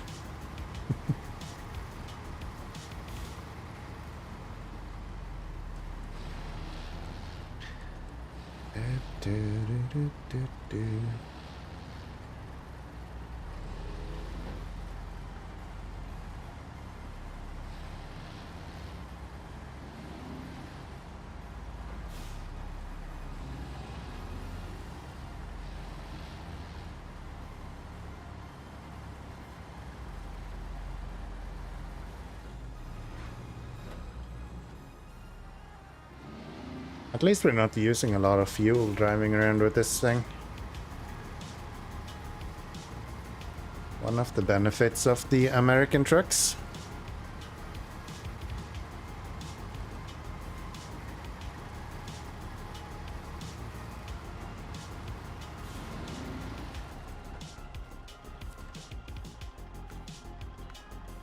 Fucking hate. Why is cargo management the first option? Every truck needs fuel. Why is cargo management the first option? Stop.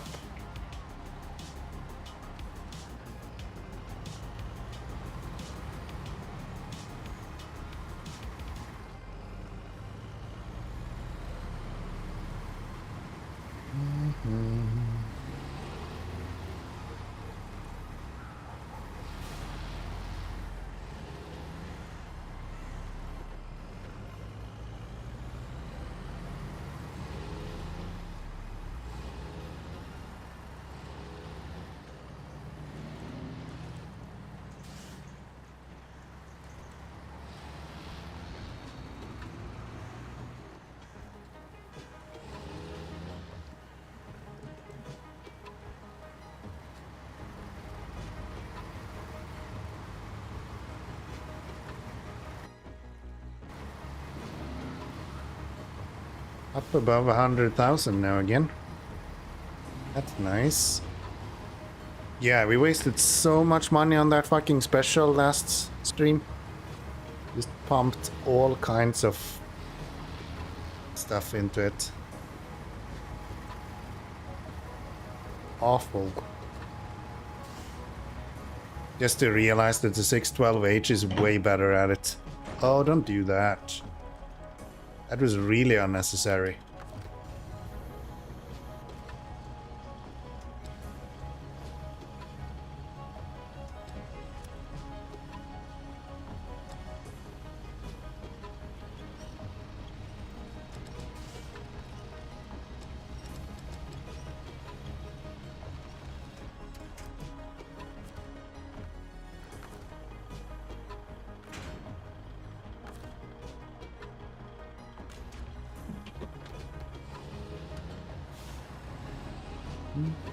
Really?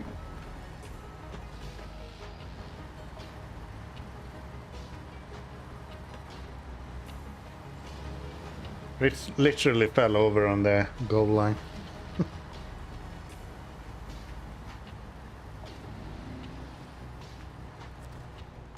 What map is it that you get the ferry?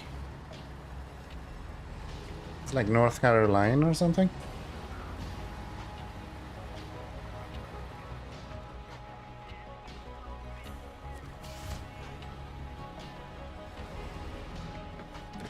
$5,550. So we're back afloat and damage free. If you want a quick ride to the other shore, you're...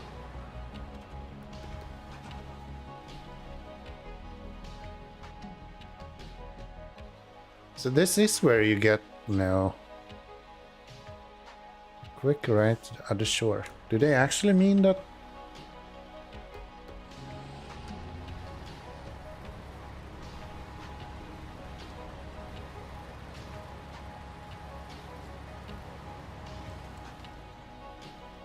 Yeah, there's nothing here.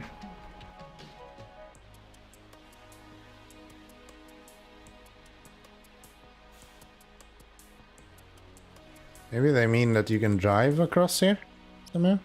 I don't know. I don't know.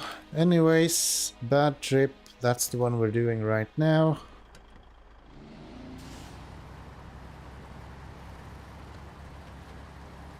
Should get a truck to dedicate as a repair truck as well. Would be good.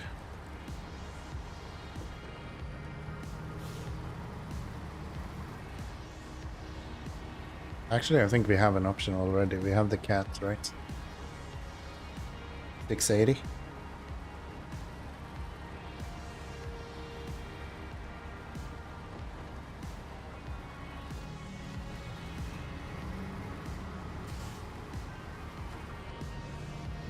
That's a decent option for that.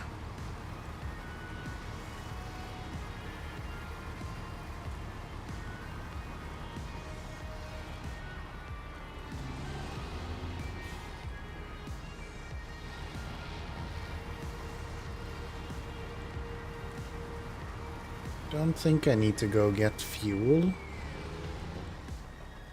We're fine when it comes to that. Go direct to the garage.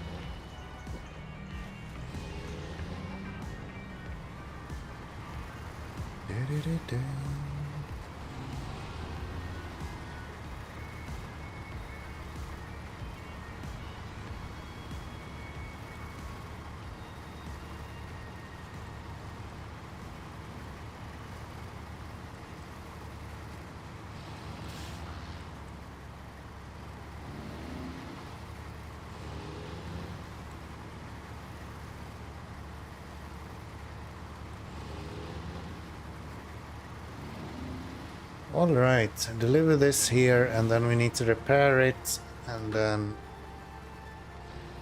should be good to go.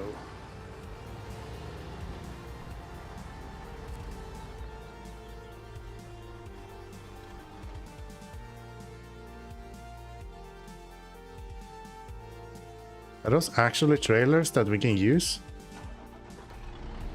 No. They're just props, right? Yeah. There we go. So I will give you the fuel that you need. Or maybe I won't. Probably has a broken fuel tank or something like that. Truck store. No, truck storage. Get you out. Put the repair add-on on that. Actually, it looks kind of good with that as well. Pretty good. Pretty good.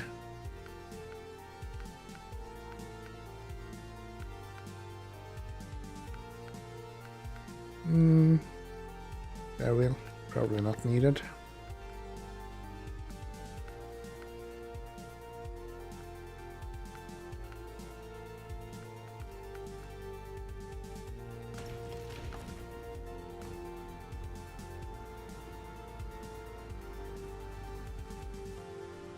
I swear I'm getting free stuff now.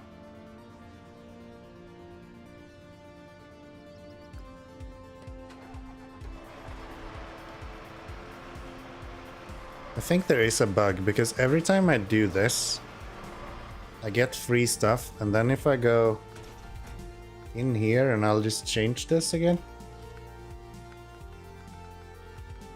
there won't be anything in there. It's so weird. Every time. The first time I change an item, it fully repairs it. Or like gives me...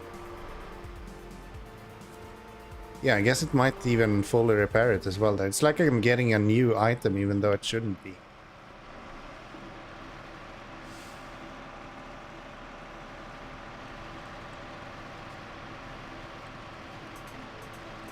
It's like repair parts should be full when you buy them, but not when you reseat it. You should technically lose it. You even get a like warning when you remove it. Let's say if you do this, you will lose the items that you have saved. Then you just get it for free anyway. I'll of course contribute that to the fact that my save is some sort of nether realm save of some sort. So it's probably not working the way that a normal save would.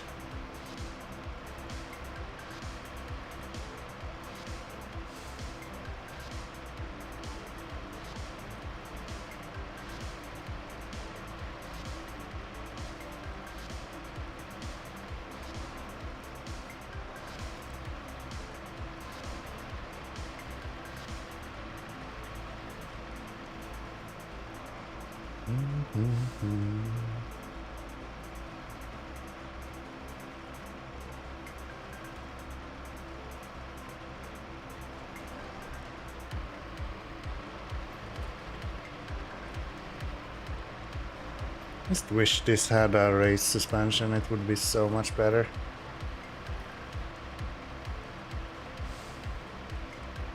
Race suspension and maybe a little bit bigger tire. Just high center on everything as it is now.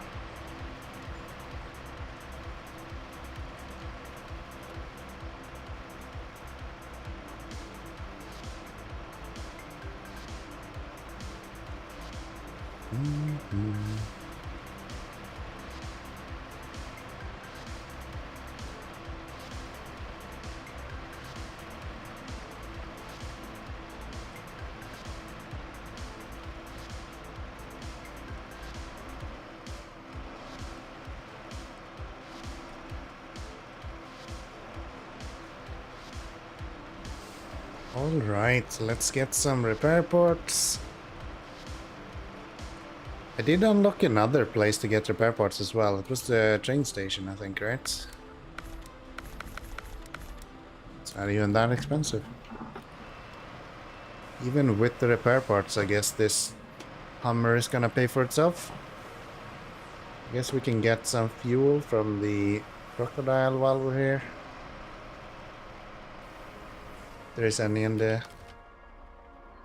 tank. There is. Yep.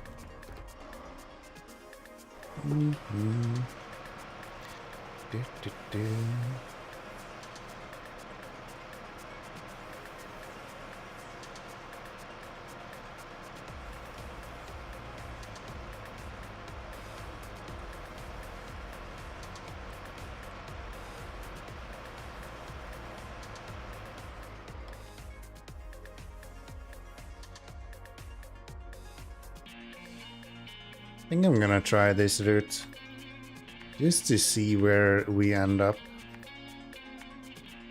It's kind of interesting.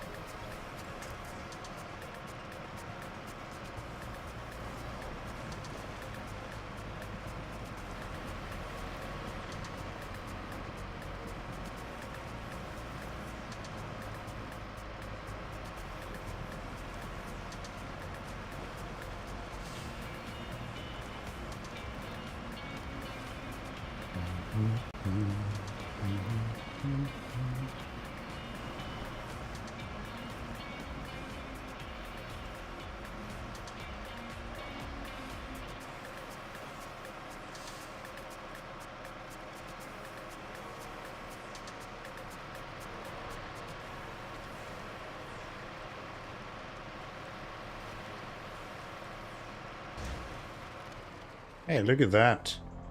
Kinda cute. Little hunting cabin in the middle of the woods behind our garage.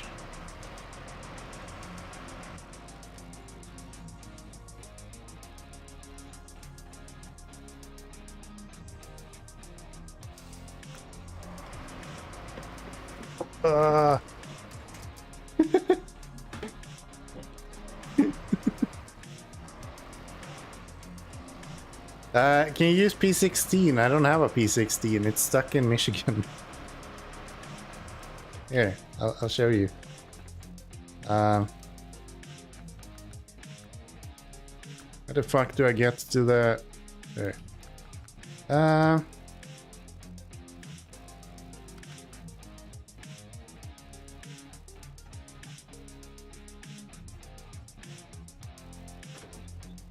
Here is my P16. It's exactly where it needs to be.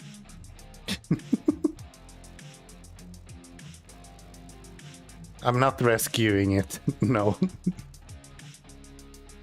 Even if I did, I would have to sell it and then buy it again, and I think it's really expensive. It's like one of the most common vehicles to sell just because you get so much money for it. And I even... Why so? Because of my rules.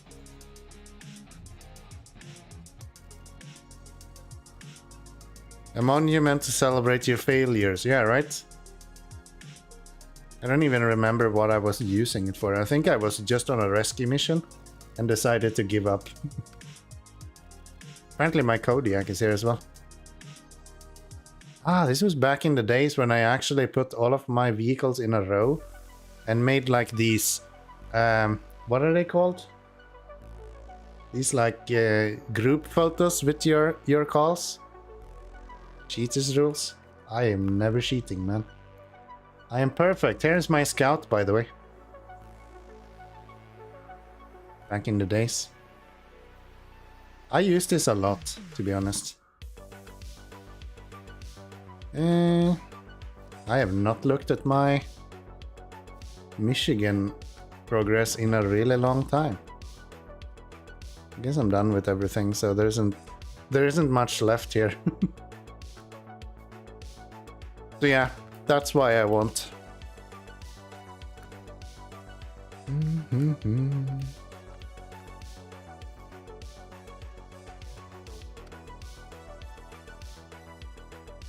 Another case of that's 3,000 years ago. Yeah, you're actually right.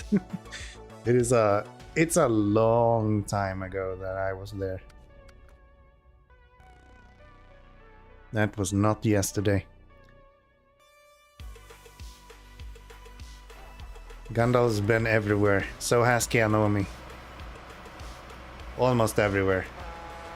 Unless you're talking about the last... where are we? 27% of the game. Haven't been there. Otherwise, I've been everywhere.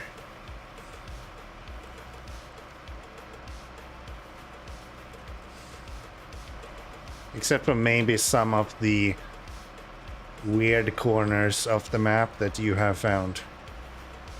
I'll admit I might not have been to those places. Neither did I need to go to those places.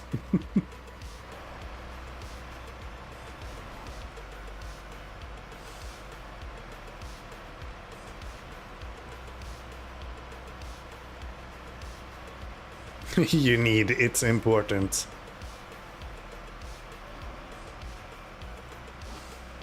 The bald man has spoken. Wise words has been shared. Do visit all of the corners of the map. There will be candy.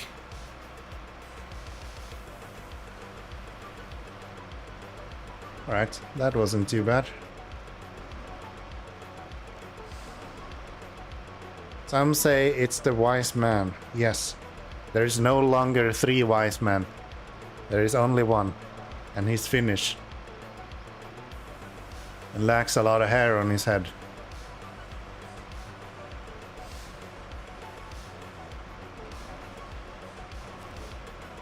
Need to try this. No, those are just props. You can't actually use them. Alright, reset my mission. What about my mission? Refuel repair. You.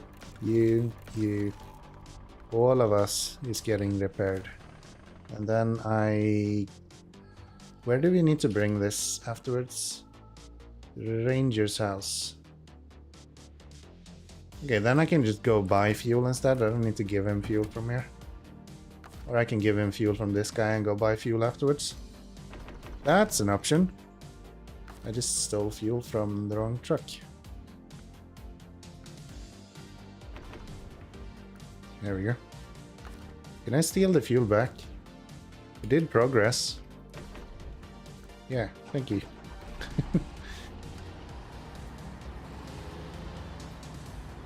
Every damn time you say that, it reminds me of this character.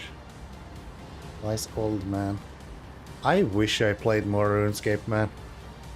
There's so many people who play that, and there's so few people that played TB, I feel like. I'm in the wrong camp.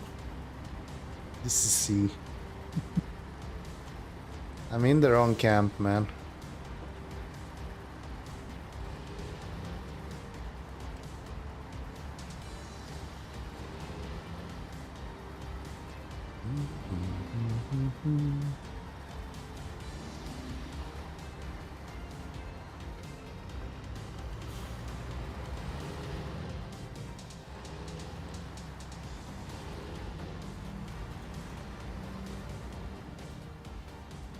Wow, it's 10 o'clock and I'm already done with my first whiskey.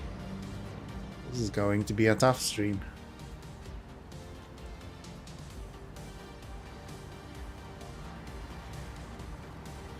Two hours a glass. We're gonna be on like our fourth glass at around 2 a.m. This is going to be tough. No, we don't do that anymore. Haven't you heard?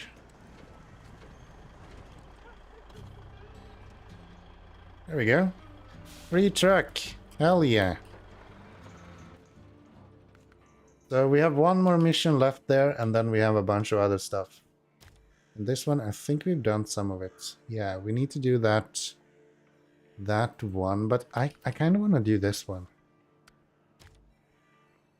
What if we do the cat one first?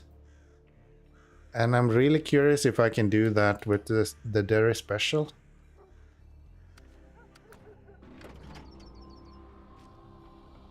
What if I dump this trailer here?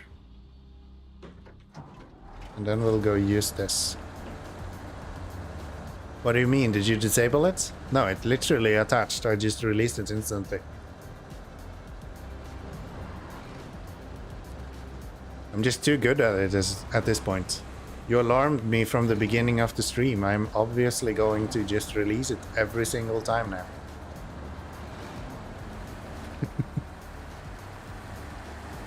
I'm on high alert, okay?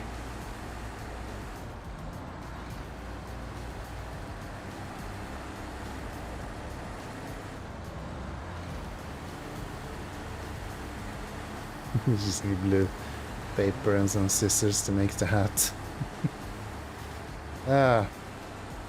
The most famous RuneScape item ever, the party hat. I don't think you can go through a single video on YouTube without hearing about the RuneScape party hat.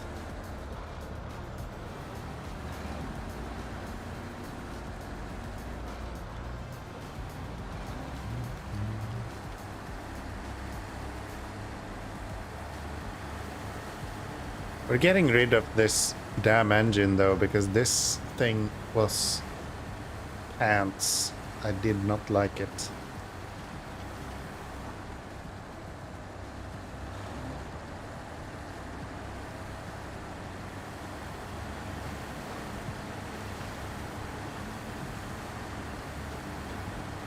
Not engine, gearbox. Maybe I said gearbox. Who knows? I meant gearbox. I don't like this gearbox.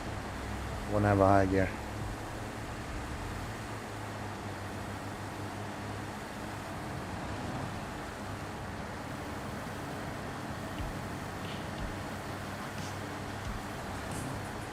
He's never rich enough to own party hats. I think that's most people in RuneScape stuff. That's kind of why they are notorious, right? If it would be easy to get, then it wouldn't really be that notorious.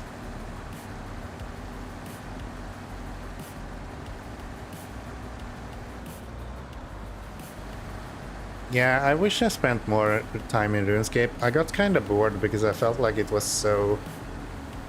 It just felt like a less action-packed Tibia to me.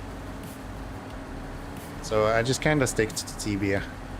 But like the cult value of playing RuneScape seems to be endless compared to Tibia.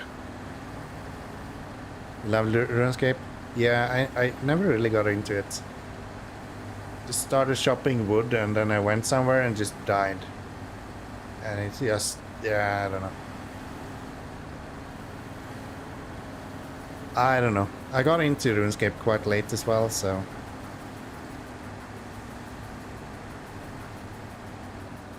I did, but was short on time to play it. I was not short on time to play Tibia. I was just really bad at it, so I never really got to any, like, magnificent levels.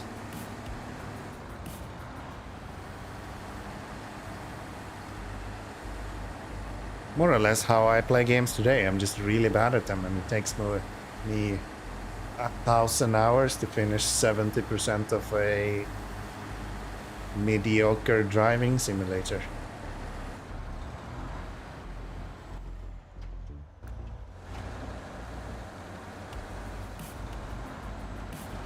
We go over here.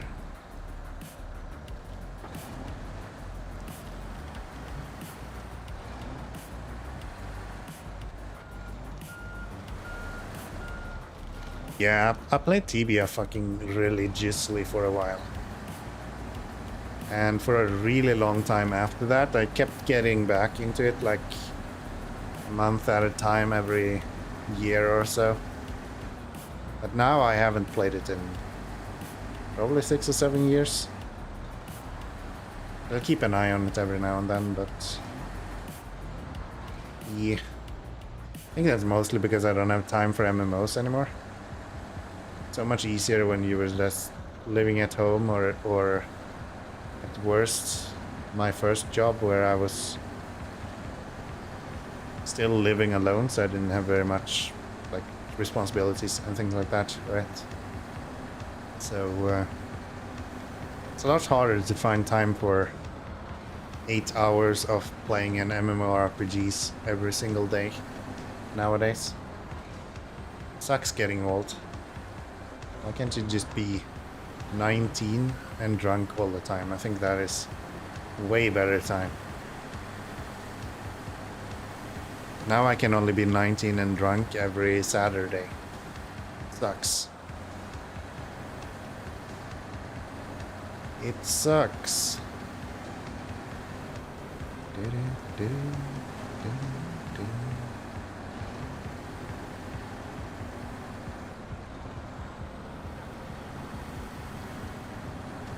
Drunk and coke, I know what you mean. Yeah.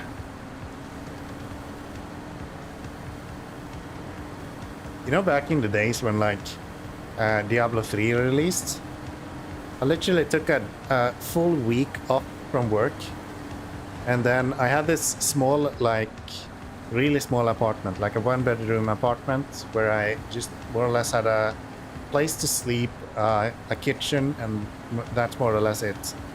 So when Diablo 3 released, I went down to my neighbor who was driving a pizzeria or running a pizzeria in my house, and I told him to bring me a pizza every day. And then I took my coffee boiler and literally placed it right next to my computer.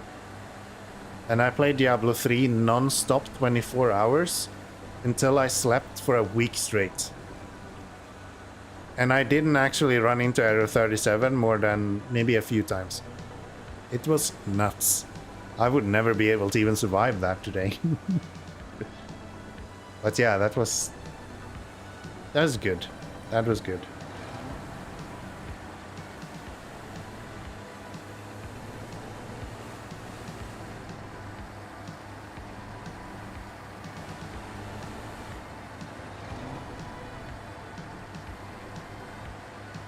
I like how that's still a meme. Error 37. Like you see every now and then still people refer to that. The cult value of that is just insane.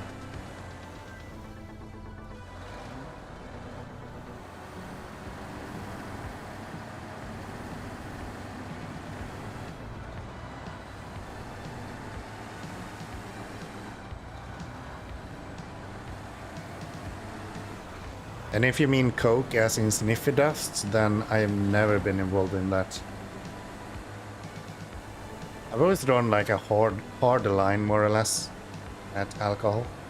Never once done any sort of drug. It's usually the person that first left the room as soon as someone started doing stuff like that.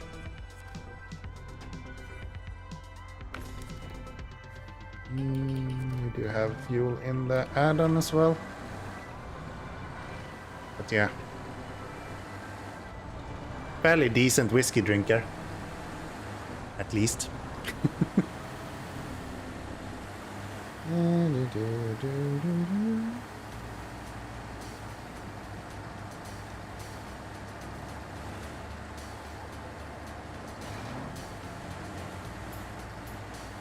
Oh, and I need to nestle it into there? Okay. Alrighty.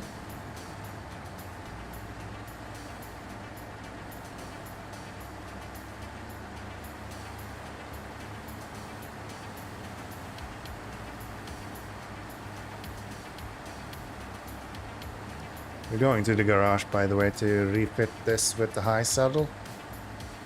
And then we're going to pick up that caterpillar. Get ourselves one of the big tired vehicles. Well, we won't get it ourselves, but I can at least deliver it where it needs to go.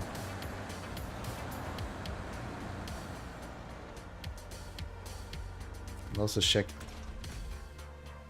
change this damn gearbox because it's awful. I guess we're going with advanced special anyway then. Sell that one because we don't need it. Active. Doesn't really matter. I can sell you if I wanted to. Or I can not and get a shit ton of money from that.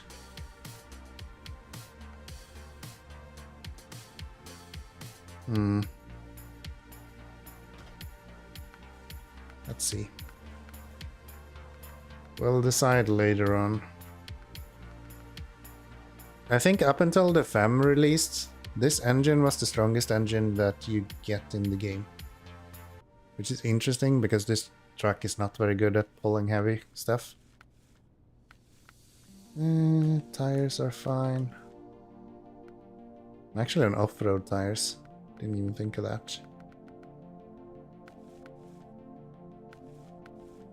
That's fine, you're fine.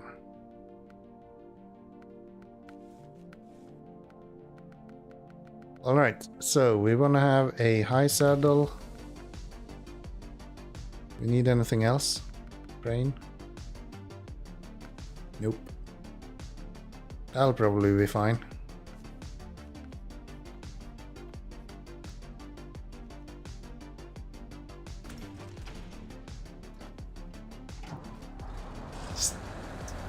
Just do that. I'm not gonna mention that. This is a heavy vehicle after all, so I think it's supposed to be yellow. And without that add-on, it doesn't actually look that good with that paint scheme, so it's yellow.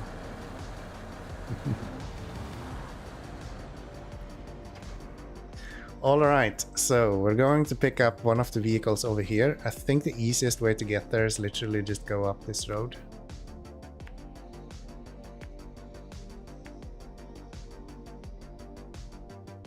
Yeah. Yeah. Oh.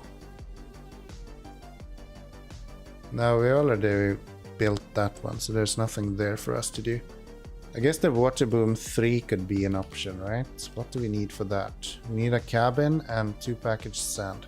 I think there's only 3 slots on this, right? Yeah, so we wouldn't be able to fit that anyway.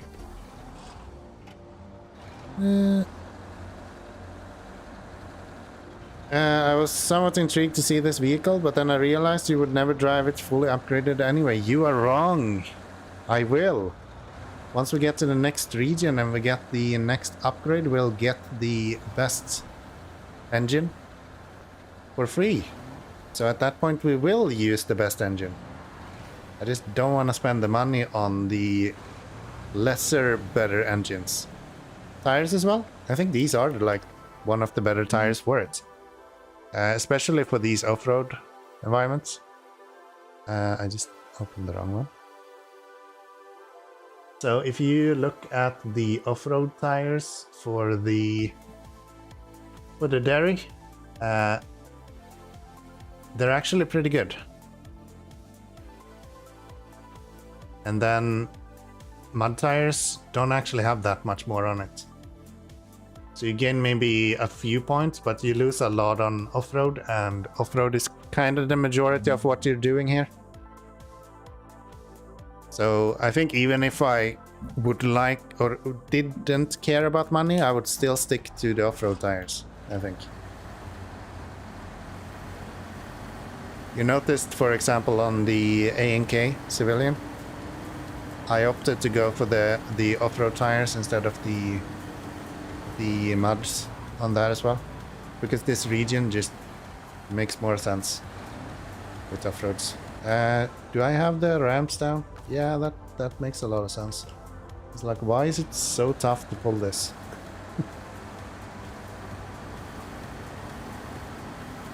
So yeah, tires I don't think I would have changed anyway. Not for this region.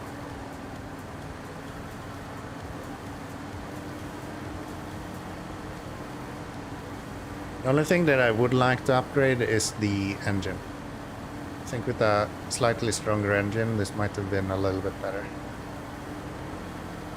But I still know that it's not as good at pulling as other heavy vehicles. There's actually a really interesting video releasing, I think it was today or maybe yesterday. So Nathan Province is doing a lot of like SnowRunner specific testing and things like that. So he actually did some testing in regards to why this vehicle that technically should have one of the best and strongest engines in the game is being outpulled by something like the 605R. And it seems like the issue is with wheel weights. So the weight of the tires, the coded weight of the maybe not the coded, but the impact of a tire that is heavier makes the truck significantly better at pulling weight. And this truck has significantly lighter vehicle or lighter tires than a lot of the other heavy vehicles. The off-road versus mud tires is fair, but those stock tires certainly weren't the best looking, and you will have some ridiculous color schemes on it anyway. I give you that. The color scheme might be a little bit ridiculous every now and then. That's true. And the tires look a little bit kind of weak sauce, right? They're kind of narrow looking. So I give you that as well. But then again, I don't think it impacts performance that much. I actually think they are one of the better special tires that you can get. It's at least not the Hummer special tires. It's literally just pants. Absolute ass. Nobody should use it. Anymore, at least. Back in the days, it was probably the best tires you could get. Performance? Nah. Impacts enjoyment? I don't know about that. It's very rare that I'm looking at the tires anyway.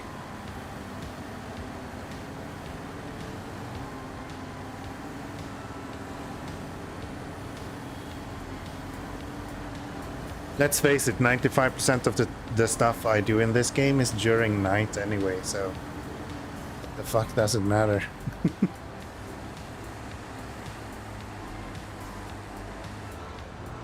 Endless darkness in this game either way.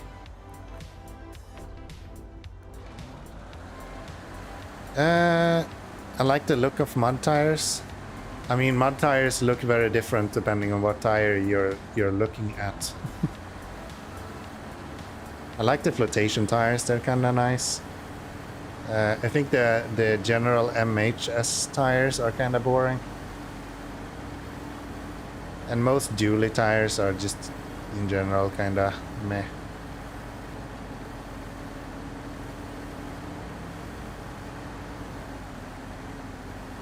Too many ham sandwiches, yes. Yes. TMHS, yes. Accurate.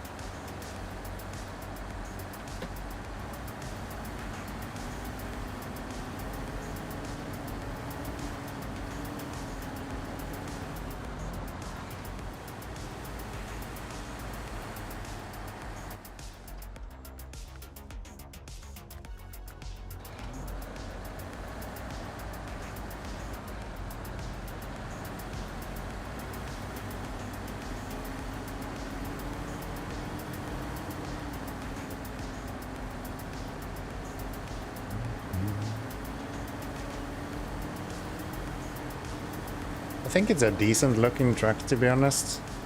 I'm just not sure it has a place in my fleet as of right now.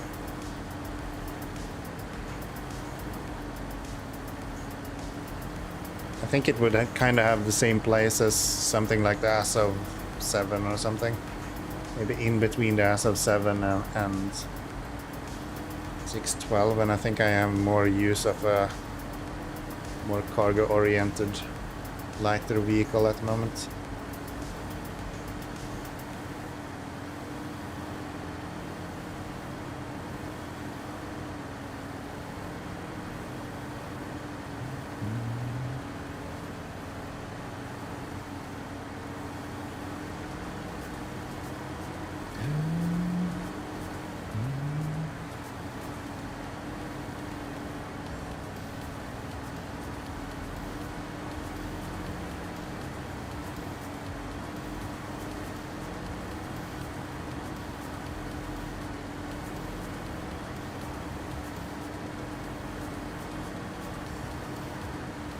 So did you actually get to play around at all with Twin Steer, or did you just discover it, Bolt?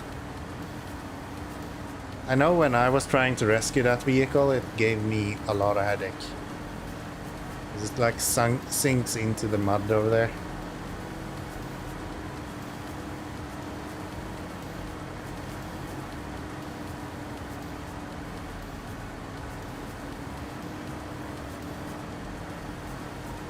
And without all-wheel drive, it's kinda nightmarish to get it out.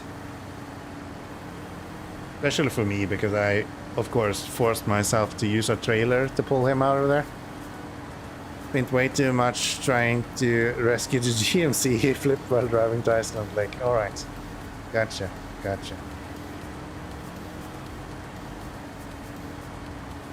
Yeah, that makes sense. That sounds like a bold stream after all. And what I've seen so far, that seems appropriate.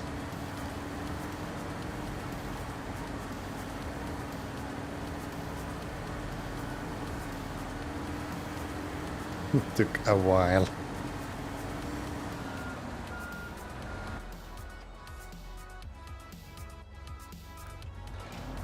I see those blue markers on the ground for the water towers.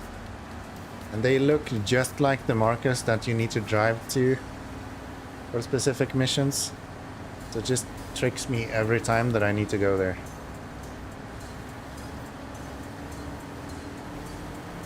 I had fun today? Sounds good, man. That's all that matters after all. If you're having fun playing the game, I think you're playing the game the right way. If that means that your GMC spends more time on his side than on his wheel, all the more power to you, man.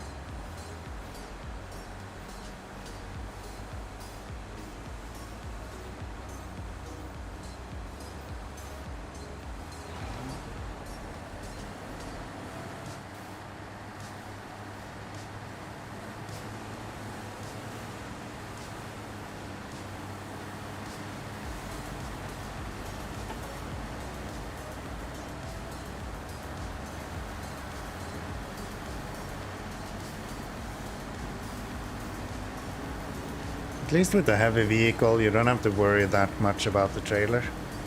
Kinda just follows along until you put some weight on it. Wouldn't have been able to do that if the truck was actually on top of the trailer, but it's not. We can just pull it behind us, even if the outriggers are touching the ground.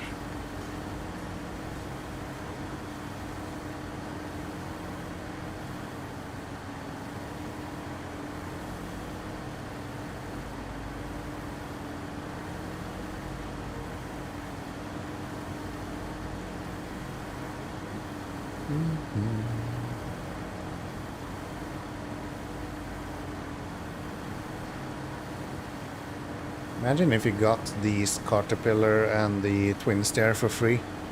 Oh right, I'm actually going to the vehicle that you just rescued, Bolt. The exact same one. I'm not gonna drag that one out of there, but it's right next to the vehicle that we actually need. I think there's 3 places in the game where you have the twin steer to move, if I'm not mistaken,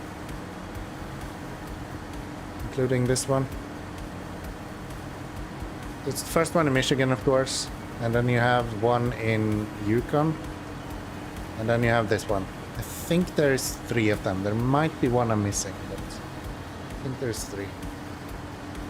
They're not very common. You don't see them too often as mission trucks.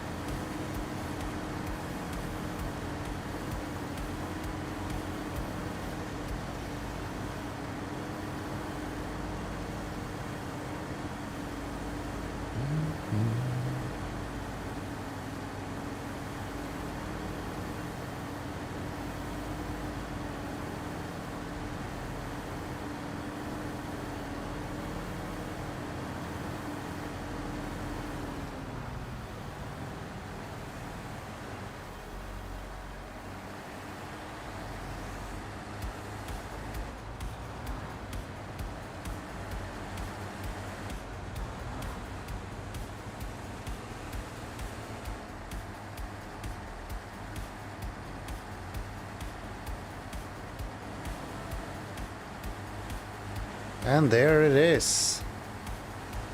Bald's most recent acquisition. Not the big guy behind, but one up front. It's a decent looking truck, I just don't like the utility of it.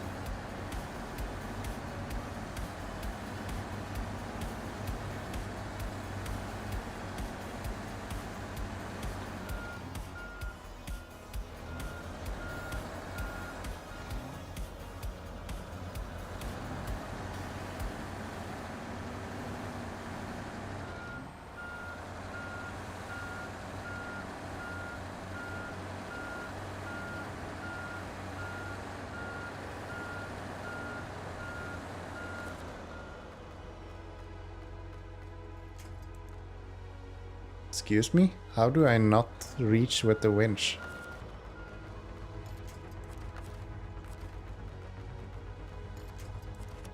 There we go.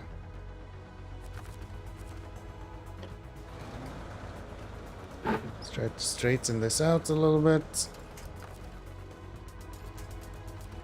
Why can't I attach the winch from that one? There we go.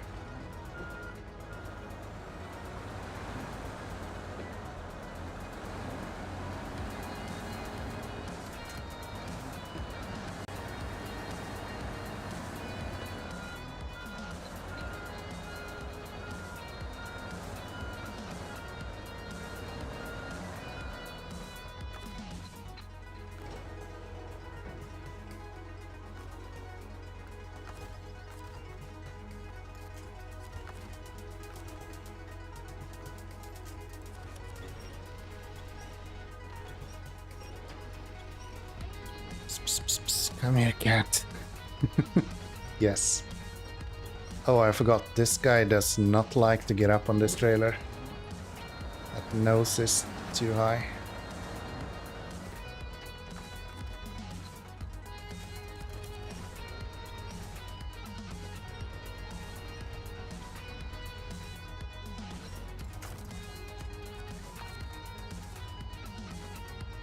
So I'm off center myself as well. So tips for you. The track you're pulling will always turn towards yourself, not your trailer. So if you're having like an angle between yourself and the trailer, the track will actually try to turn off the trailer every time, and it's super annoying. Okay. So now if we go here, I can actually pull you hopefully up on the trailer.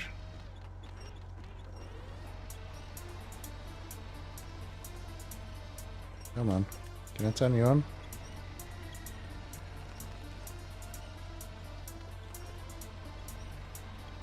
No, you're out of fuel.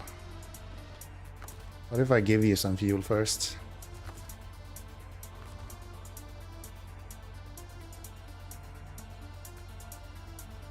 I can't, because I can't reach you. Come on.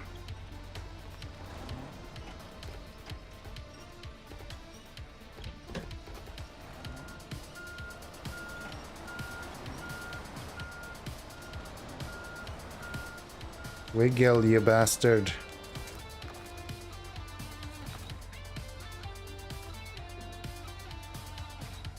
Can't reach.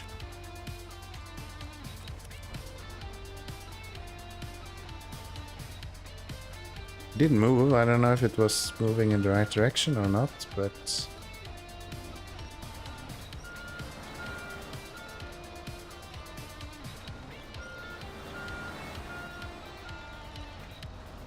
come on.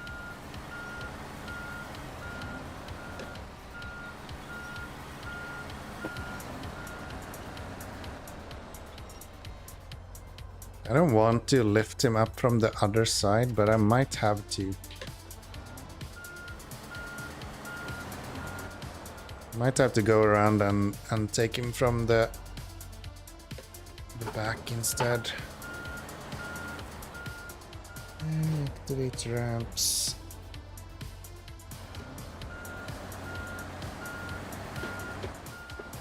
There.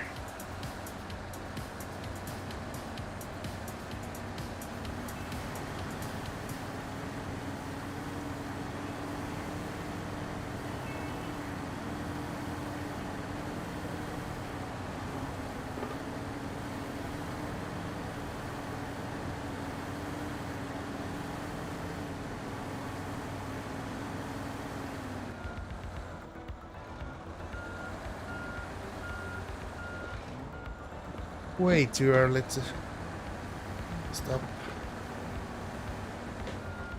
Should do.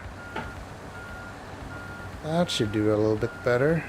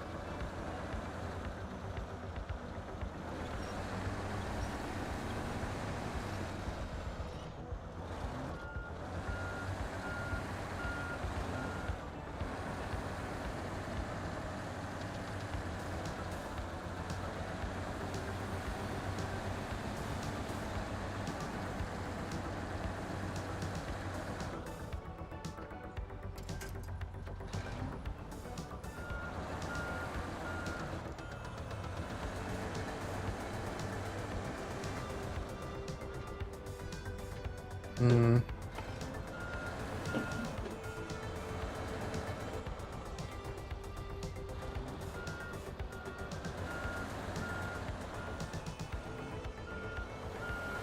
Oops. Shove you forward a little bit. And try to straighten this out.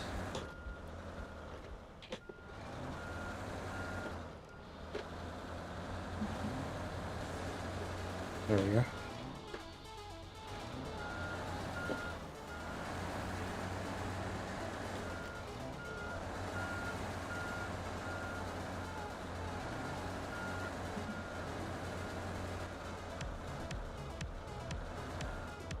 This would be perfect if I were able to reliably have him go.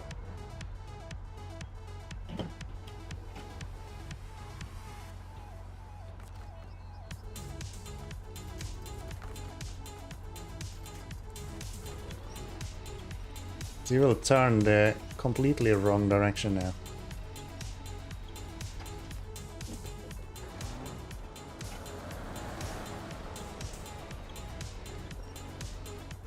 Now I kind of have to straighten this out a little bit. And I think that should be pretty good.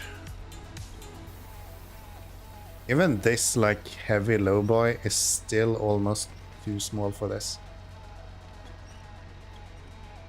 It's crazy.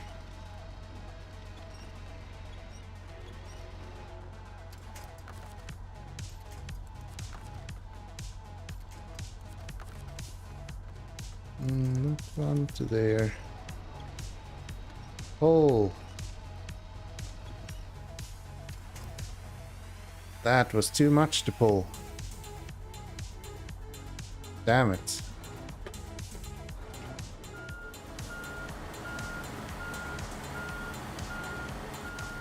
This is a rare sight though. You don't get to see the cat tipped over too often.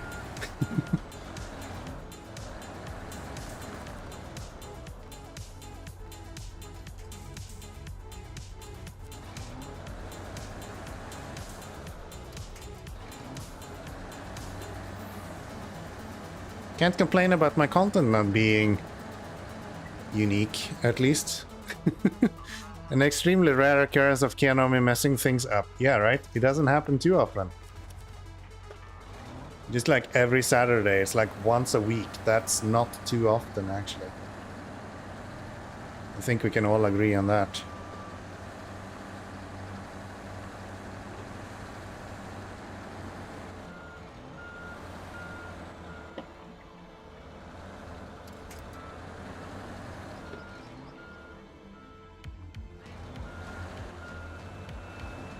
So, can I get this trailer to actually go straight towards that and then straighten up my truck behind it as well? There we go. That looks fairly good. Drop down the ramp and let's not mess this up this time.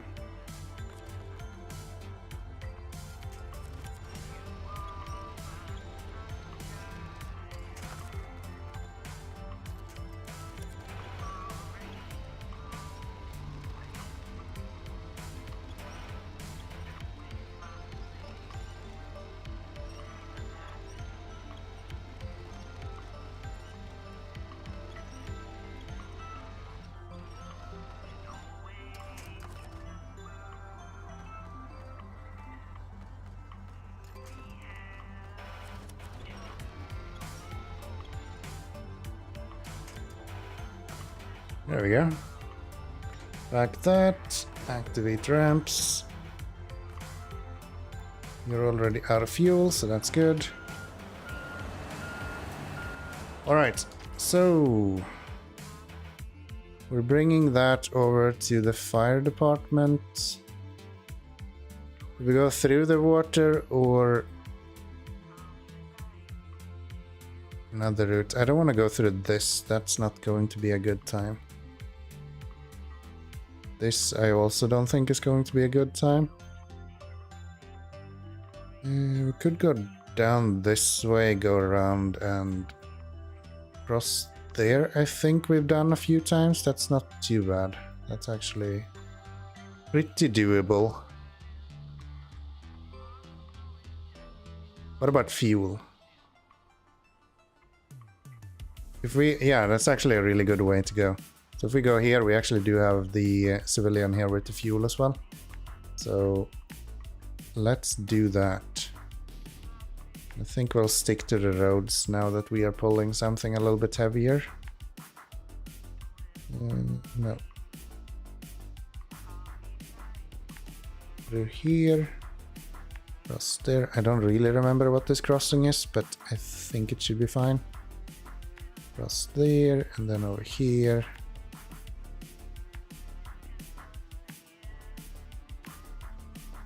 And depending on how much fuel we have, we can decide if we need to refuel there or not.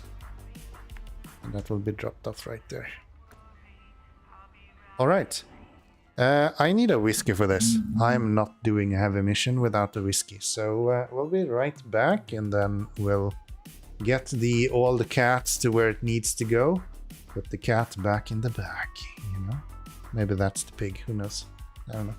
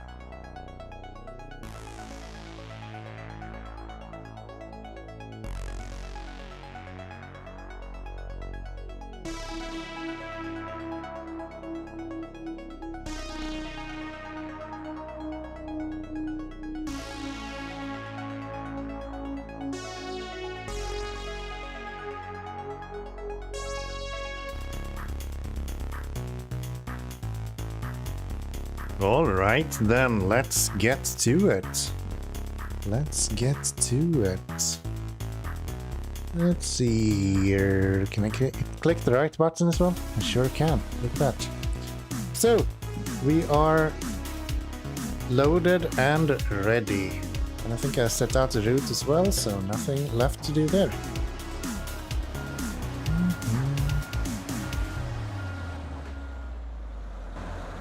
Stop following the trailer. That will do me nothing good.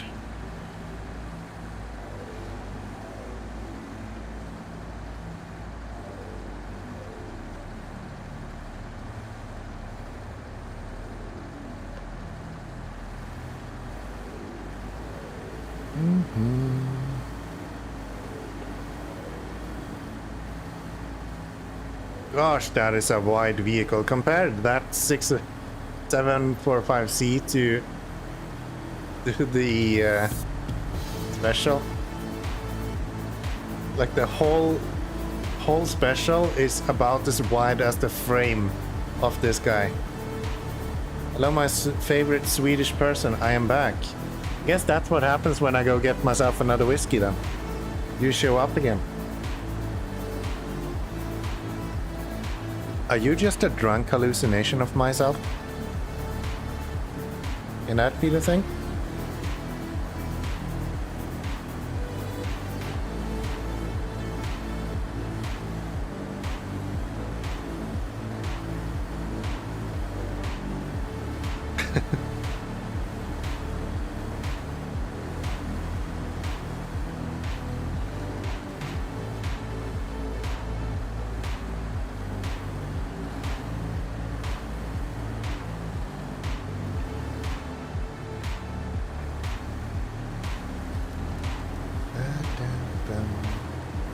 So, I guess it's gonna take a while to get over to the other side, but I think we should be fine getting there, at least. Come on. Come on now.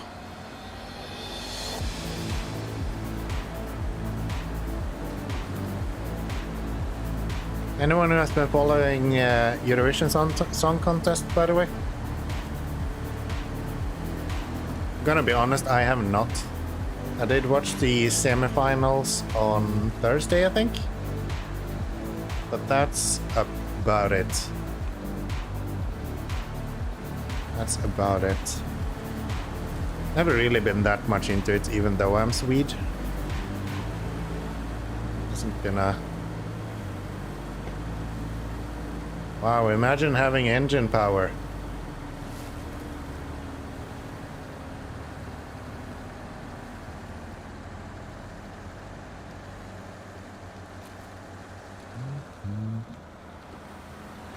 Move.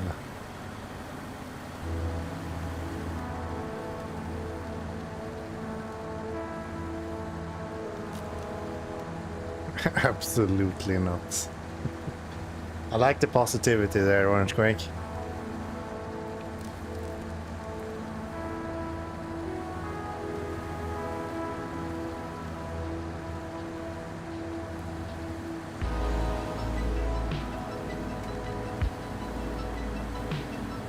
I just find it funny that one of the artists in the Estonian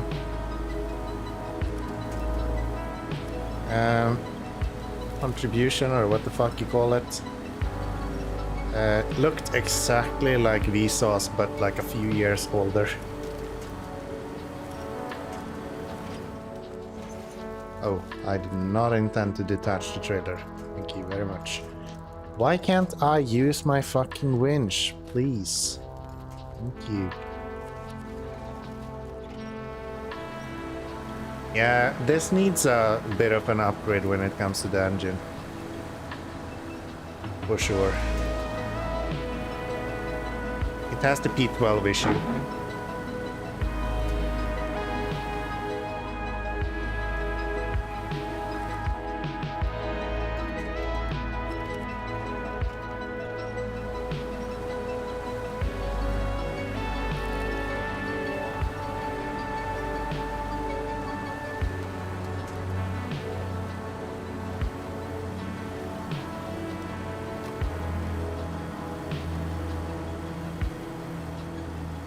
Wow. I think I'm actually touching on...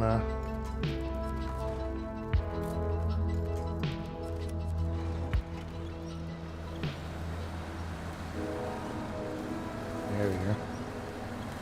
Little bit of winching and we'll get through this as well.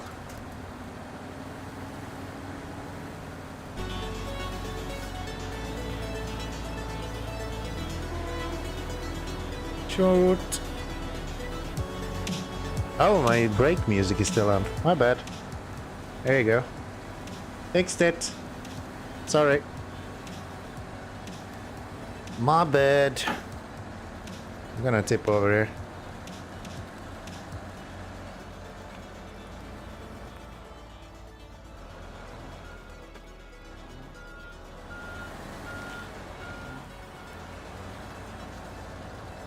Fuck, am I gonna do this?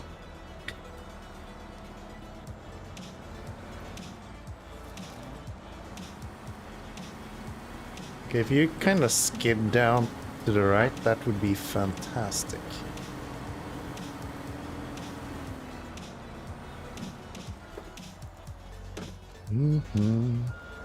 Come on. Not too much.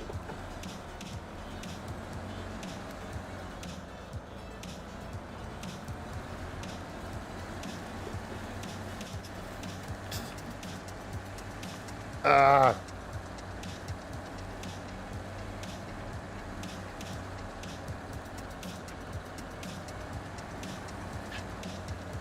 Right. I was sure we were gonna fuck that up. Alright, there we go. Jacks. Ah. You're lucky that trailer's so stable, yeah, right? Like, it's not like the 745C would be unable to overturn this truck either. It is so much bigger and heavier than this.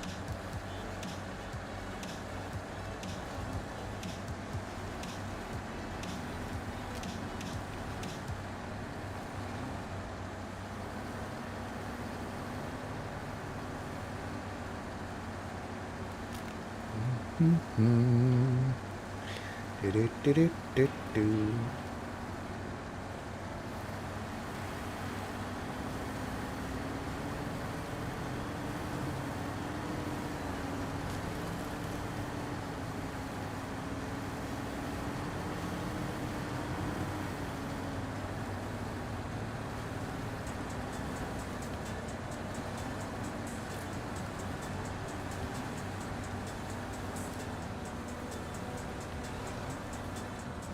Oops.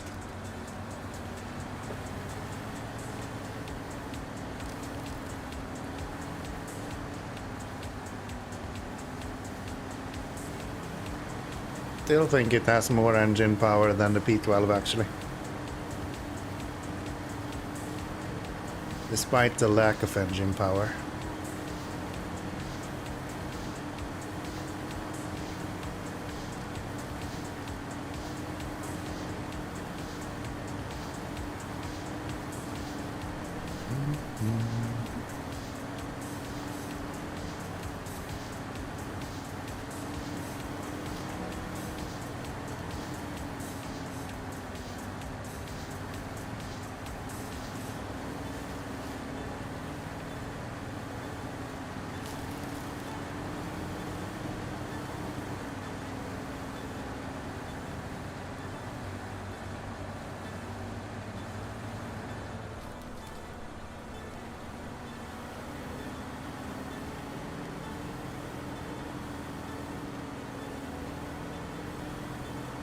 Guess we're not pulling up that.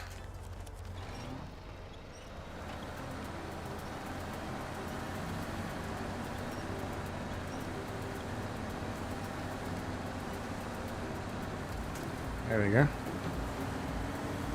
Come on now. Derry, you can do it.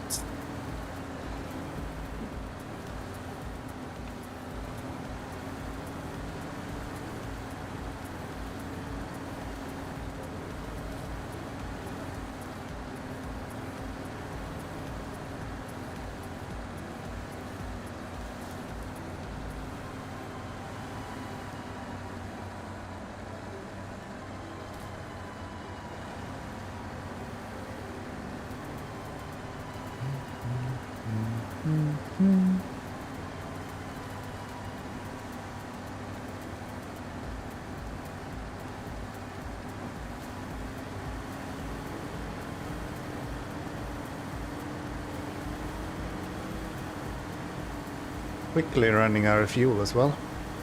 Luckily we have 120 liter on the roof, so let's fill that up.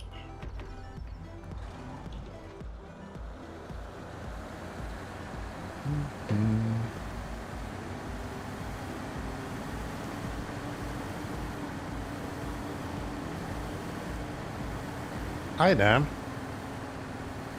Nice to see you, it's been a while. When are you gonna stream again? My editing evenings are getting really boring.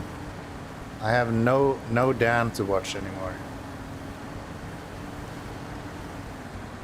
Sometime in the future, that is very specific. I like it, thank you. I will hold you to that. Sometime in the future we're gonna get a Dan doesn't stream. When is your editing evening? Every evening. All evenings are editing evenings for me. Except for Saturdays and sometimes Sundays.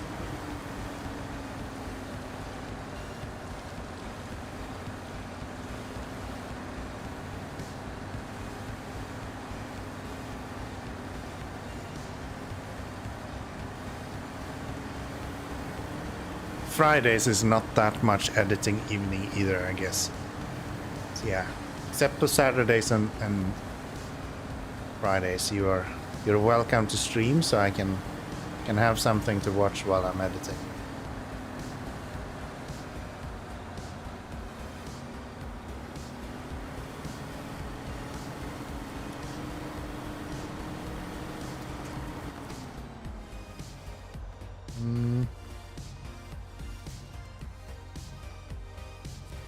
There we are.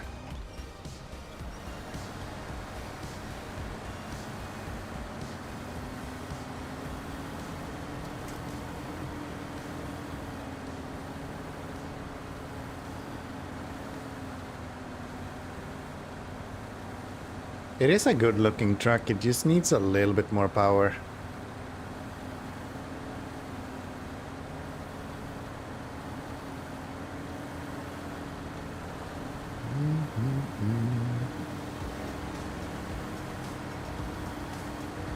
I don't know if I agree with the tires being ugly.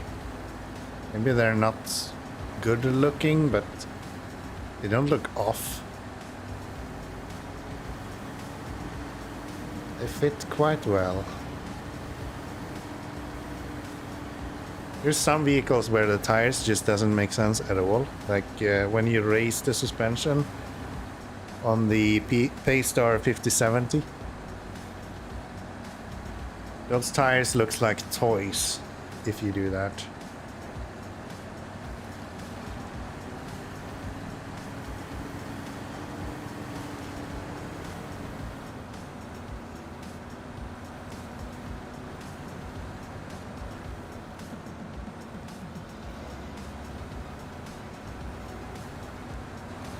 Didn't say ugly, but they certainly didn't look as good as those wider pay-to-win options. Yeah, that's almost true for all of the vehicles, though.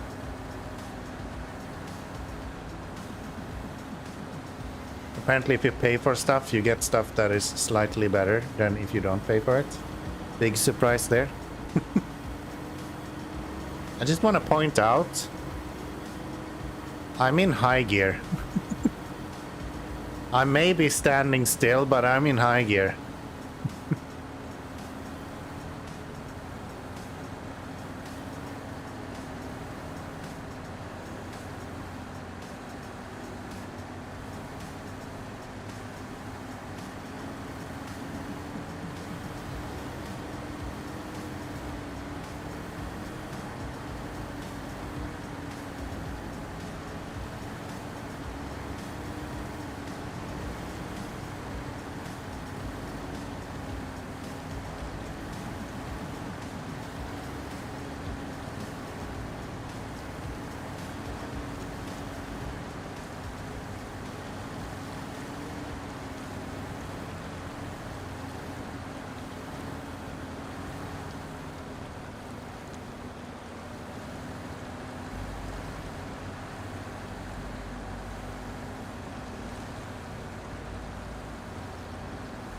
Good part about staying in high gear is that you actually get more engine power out of high gear than any other gear. Otherwise I would be gearing down to low. But as long as I can stay in high gear, might as well just do that. Unless I'm literally standing still, I guess. It seems to be the case. Come on.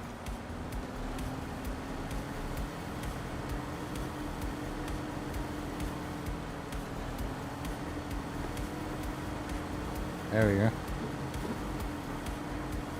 Move.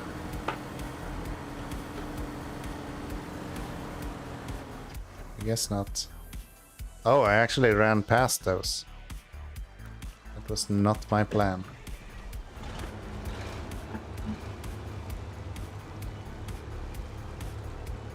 This is such a funky vehicle. Another vehicle that looks kind of weird with the tires you have on it. They just look too small.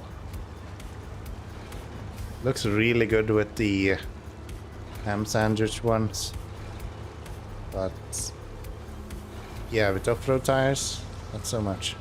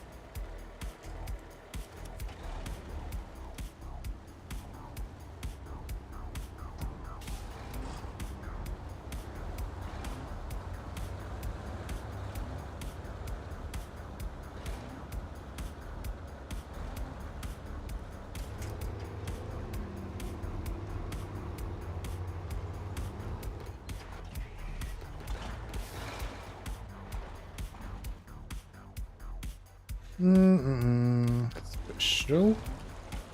Let's go.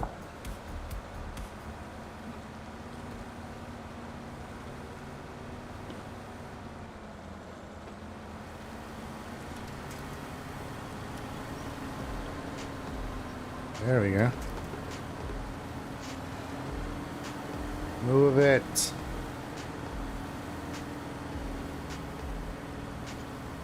What exactly are putting so much weight on this that I can't move?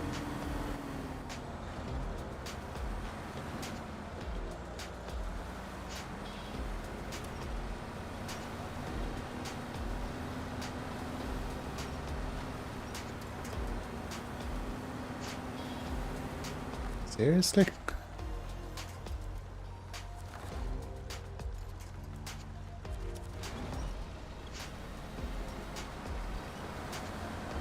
There we go.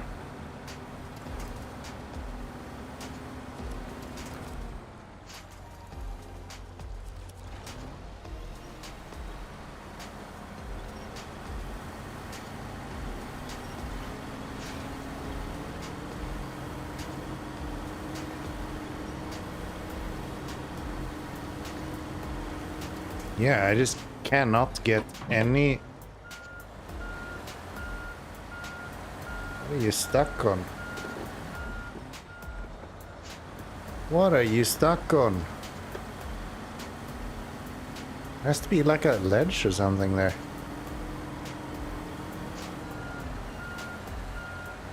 Maybe go on the other side.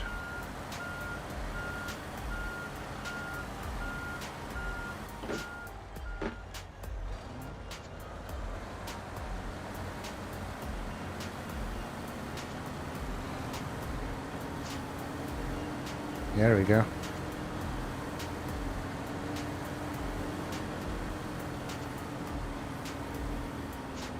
Good thing I parked that one right there. Not like you're in the way or anything.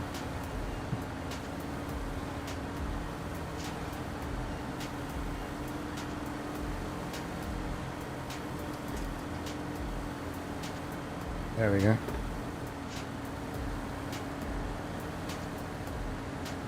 There we go.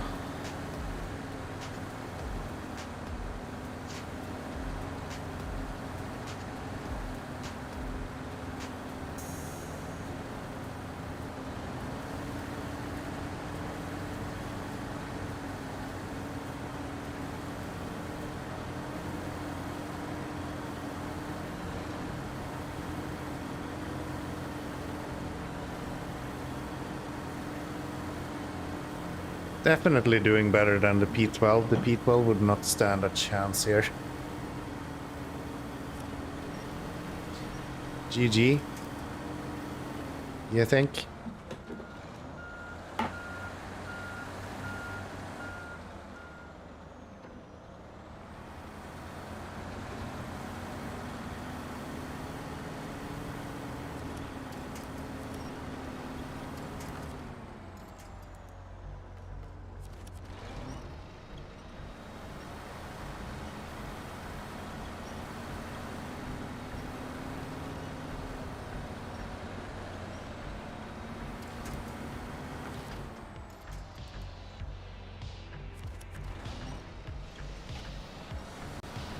P16 would? Very possible, actually. This is like one of the few missions that the P16 shines on. Pulling really heavy stuff in more or less just off-road terrain.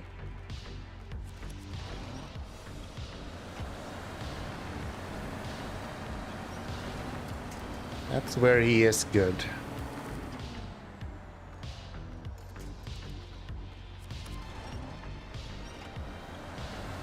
But that's only also one of the only places where he is good.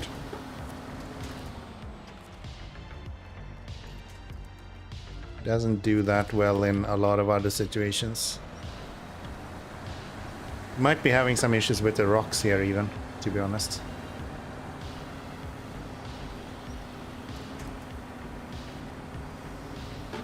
Wow. It's like the smallest change in elevation and this truck just stops.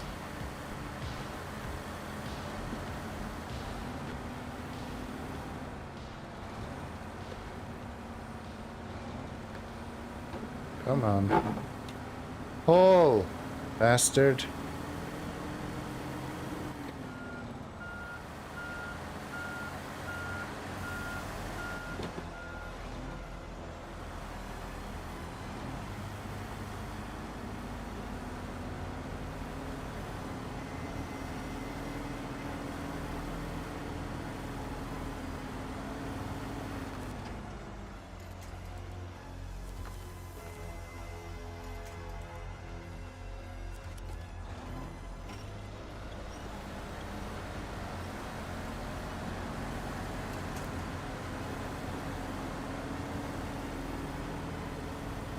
Is that one rock over there? I think that's what I'm actually hitting.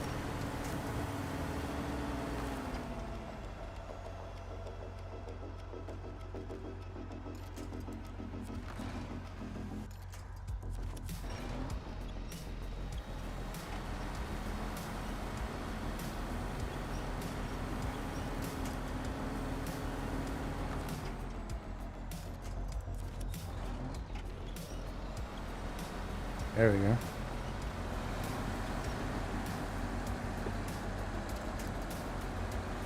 There we go. Yeah, P16 is not worthless. It's a good truck. It just has very, very specific use cases.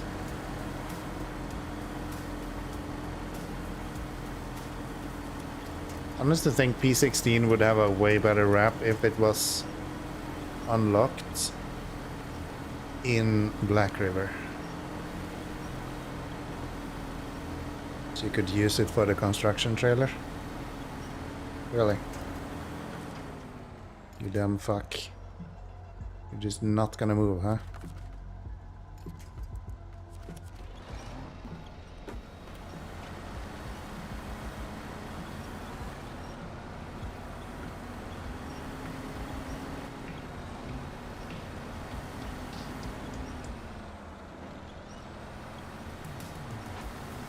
You serious? I'm starting to think that this is worse than the P12. There we go. Yeah, maybe I need to park this until we actually get the engine upgrade. This is pathetic.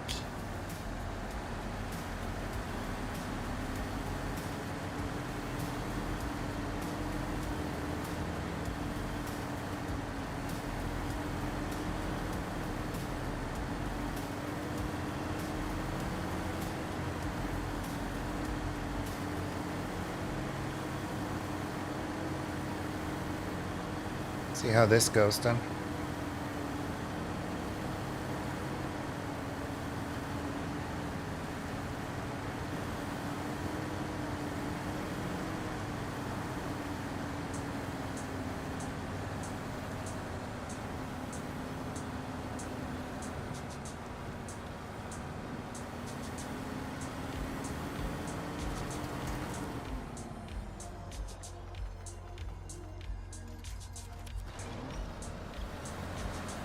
At least there's something to winch to here, so we should be able to get up.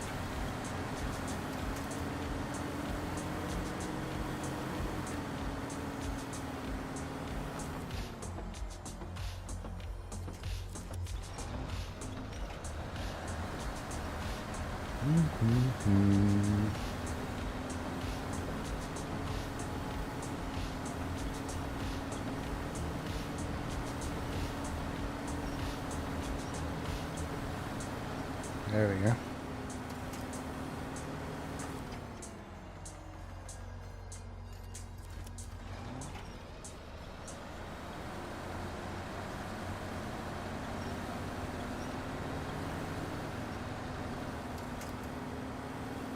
Wow. I'm just not moving unless I'm winching.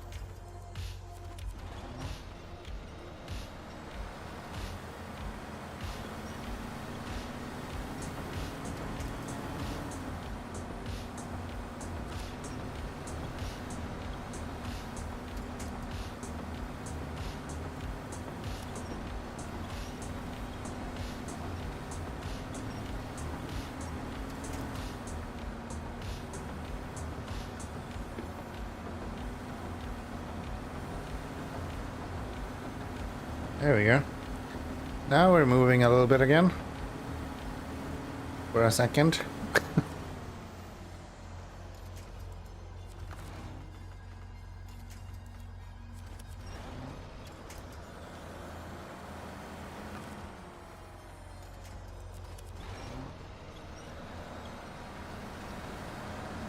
There we go.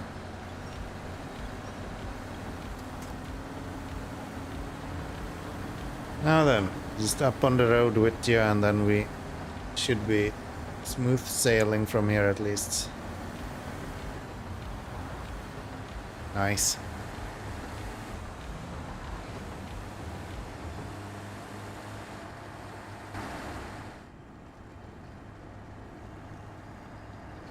Does actually color everything inside the cab yellow when you color the truck itself yellow. Kind of fun. Didn't expect that.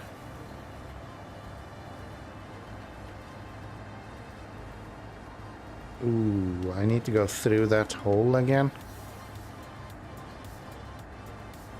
Hopefully that'll be fine.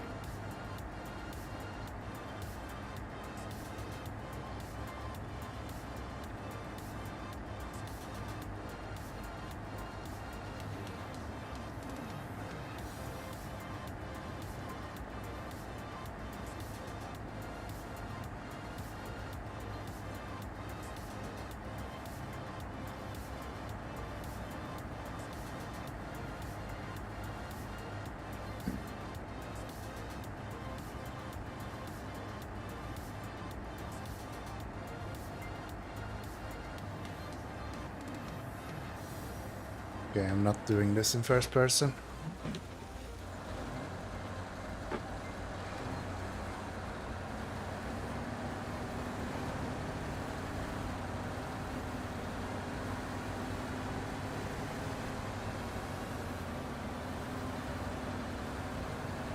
I keep being afraid of that hole, and it's never an issue when I'm afraid of it. That went so smooth. And I just expect the worst every time. Like, I'm gonna tip over here. No fucking questions about it. And then it just doesn't happen at all.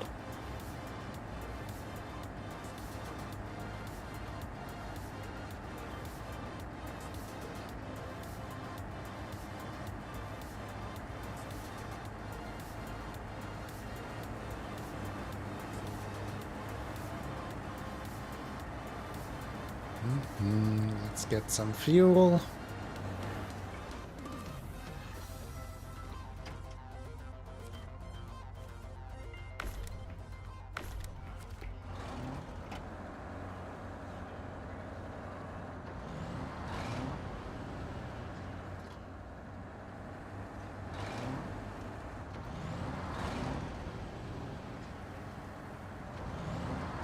Alright, we did this mission with a theme-accurate vehicle at least. It's a little bit better when you're doing a mission with a vehicle that you get in the region where you are.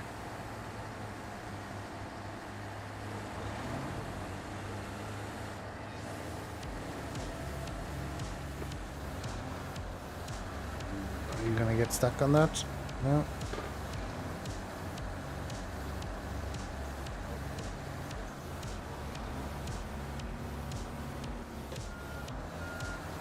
Can I just shove it? Yes, nice. And then we'll drop that off right here. Ghost places right there. That's that one done. The next one we're not doing until we go to the next region, so no rush with that. How much do we have left in this region, or this map then? Don't think there is too much then. Mostly cargo missions.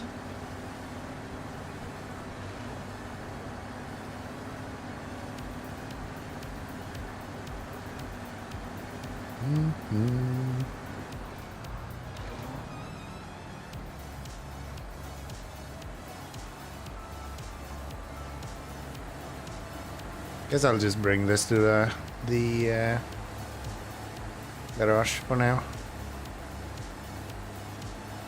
I'll be fine.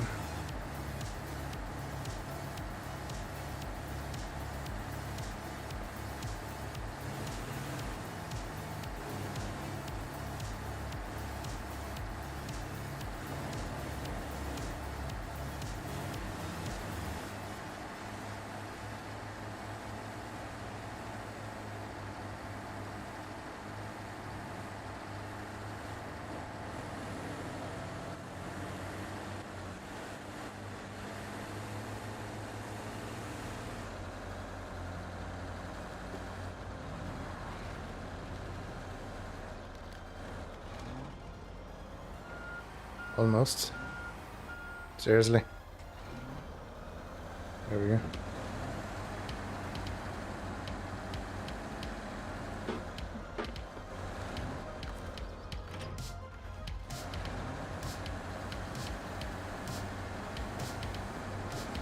And let's put you into the garage.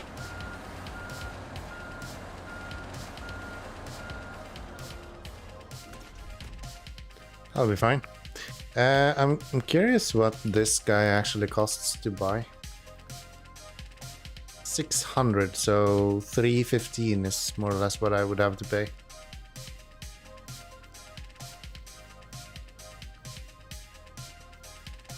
I don't understand these being in the heavy class, it makes no sense.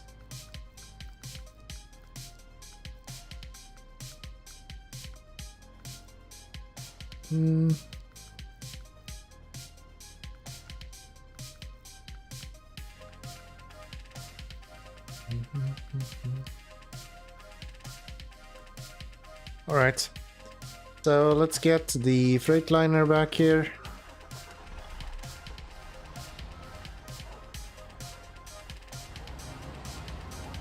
Can I turn this around without tipping over?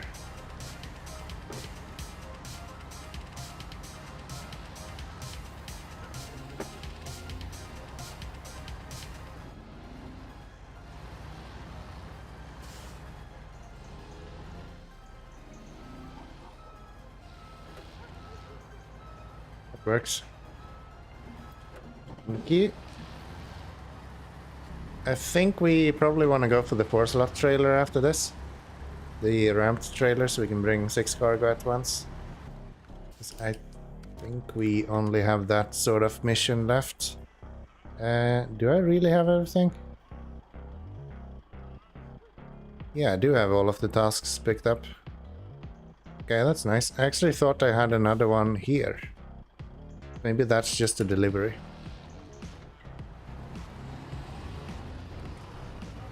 And then this... I guess I can just drop this trailer here then.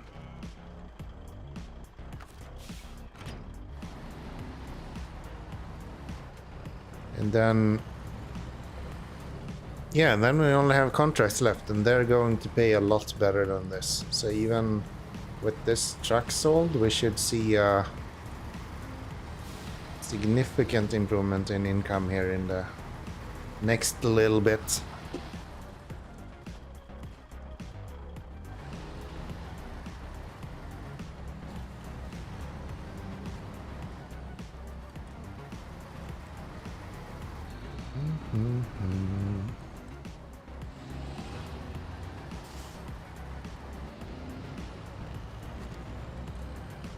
Nice. That's you. Let's unpack, change truck to you. And we're just going to sell you. Because that's everything that you're good for. 47 grand per Hummer though. That's not too shabby. Get you. Do we need to bring you into garage? I don't think we need to. No. So we need a cabin, and we need to actually produce that cabin because, you know. So we need a metal beam and a medium plank, which is exactly what we have right there. So if I go like that, we can go back here, get some fuel. Something like that. Get that one built. Bring sand with us to here. Can we pick up sand here?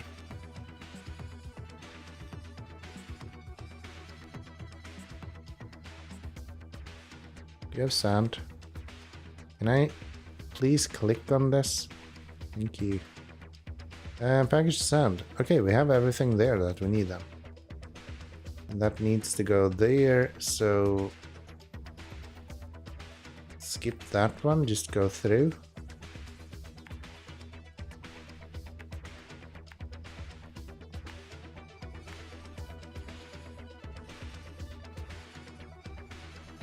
Yeah, that's fine. Go through here and then deliver there. Actually, no, you can go here.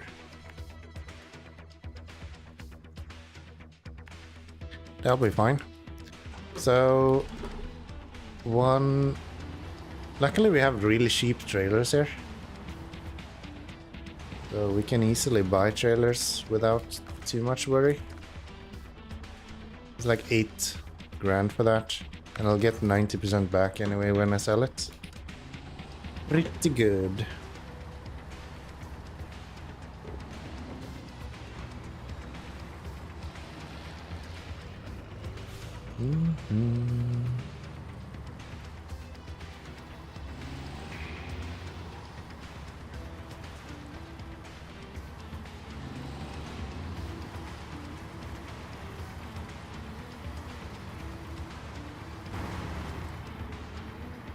Da-dum, da-dum. Maybe not do that in first person mode.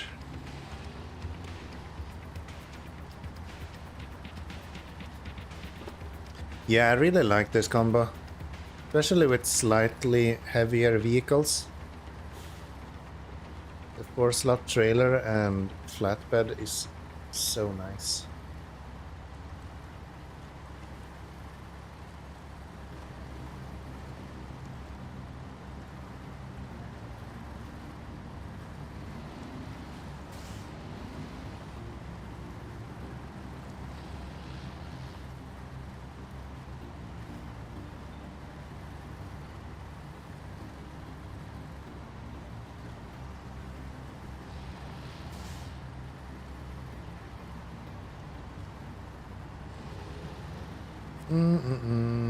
So, not on the trailer, please. But yes, one medium plank.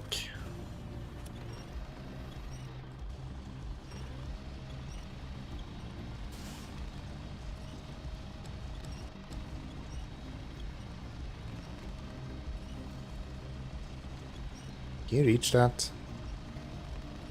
Oh, you even overreached that.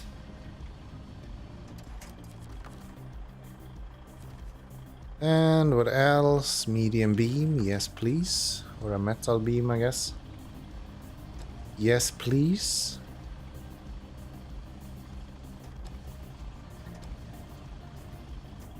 I think I will put that maybe on my...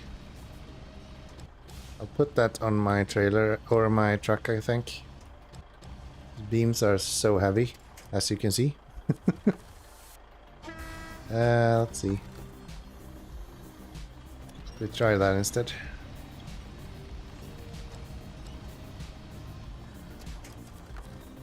That'll be good. Pack that. Oh, really? Really, huh?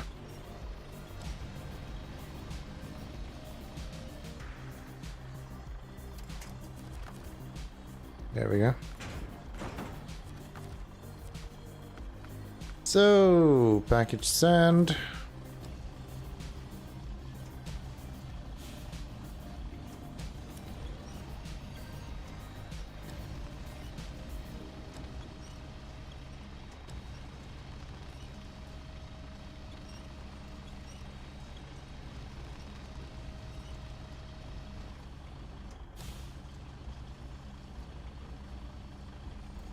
Try to get this on top of that.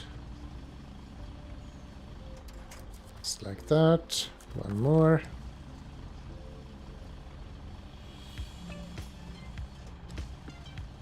Pull you in a little bit. And let's get the last piece of sand.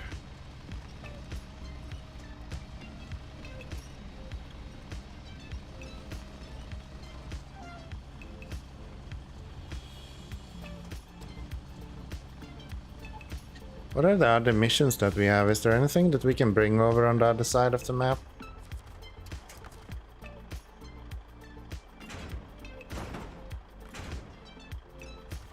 That's good. Restore the crane. Turn off the engine. Let's have a look at the other missions that we have. So that's up to there. That doesn't matter. Not here. Not here. Not here. Not here. Are we done with almost everything in this region?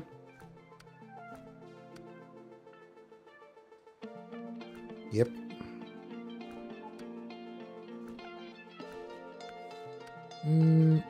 Yeah, this is like almost all of it. This one we can't even do.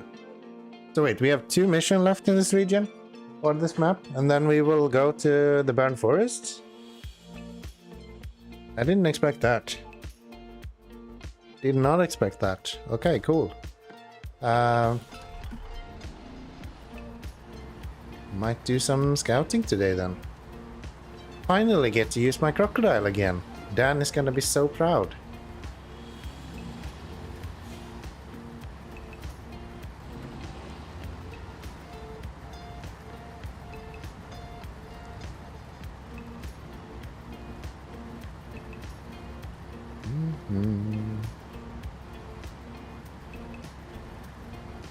Yeah, this setup is so good. I really like the 6-slot setup that you get with a trailer and a flatbed.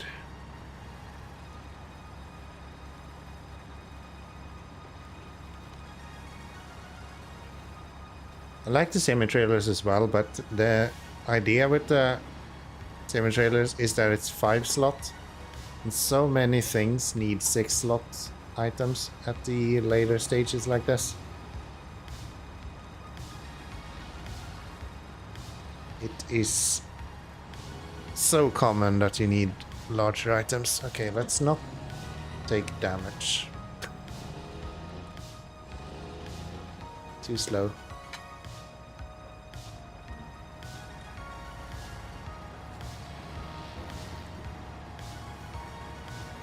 Let's get some fuel.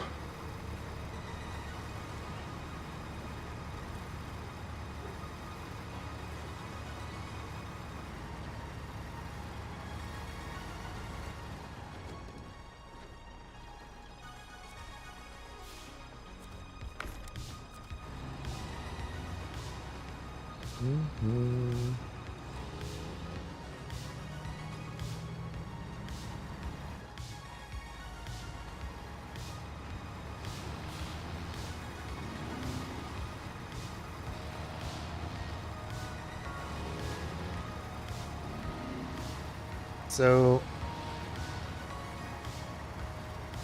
no, there's literally nothing I need to bring other than this. So I will go with 2 empty slots then, I guess.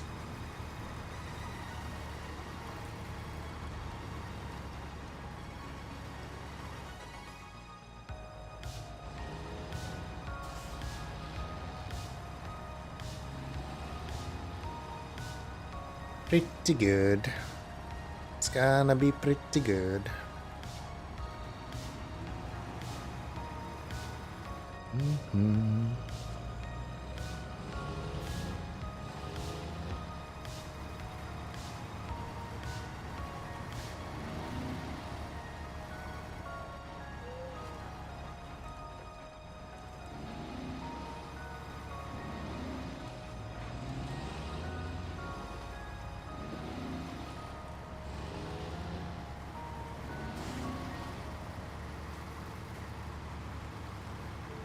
Alright. I guess we'll have the... not optimal, but I guess we will have the cabin on the actual truck. We don't have to rearrange a bunch of stuff. Dump those two, build a cabin, and put the cabin on the loading platform.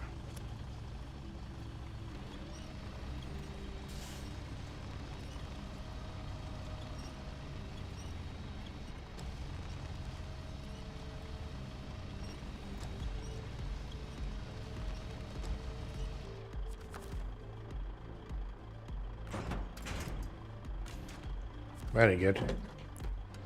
There. Let's back up a little bit so we get some leeway here. That'll be good. Whoa. Right. 2 packaged sand, 1 cabin incoming. I like the idea of packaged sand, I just wish it was heavier. I wish there was like a 1 slot cargo that was really heavy. Because all of the really heavy slot cargo or heavy cargos are usually like 5 to 8 slot cargos. It'd be really nice if there was like a 1-2 slot cargo. We'd enjoy that.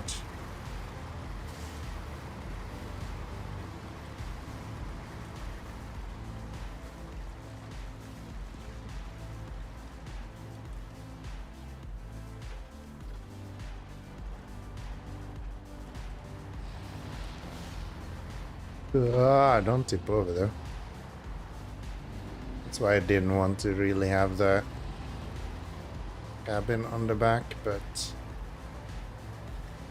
here we are.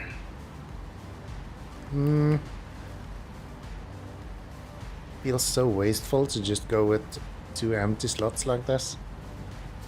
But there's literally nothing I need.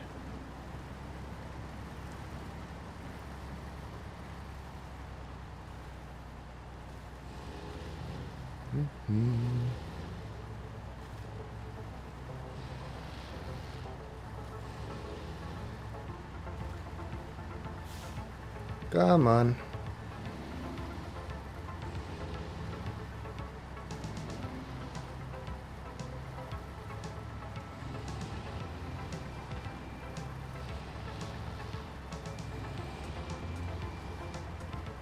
You have to give it to this little guy, though. He is fucking moving. I was about to say, as he stopped moving. But yeah. After driving the special through this exact same route, and he was pulling way heavier stuff. Like this little guy, he's just going. He doesn't care.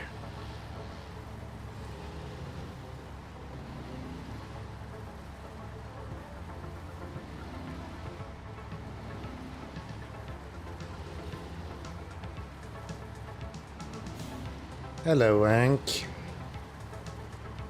How we doing today?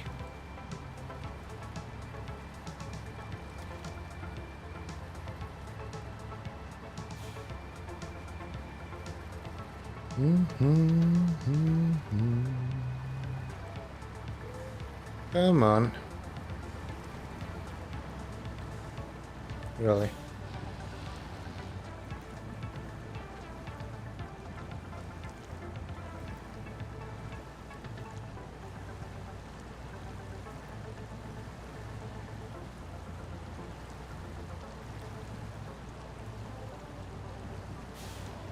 Yeah, I'm so happy with how well this guy is doing. I think this was the first vehicle I ever bought on this save. And it's still doing work for me.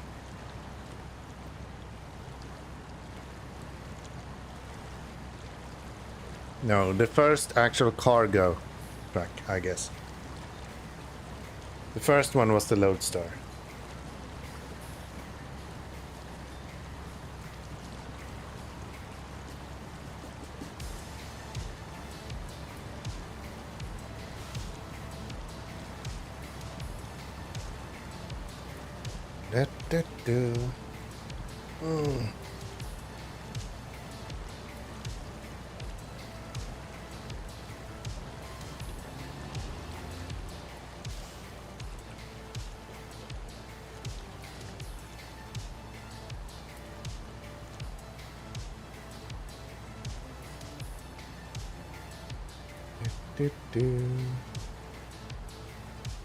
Look at this.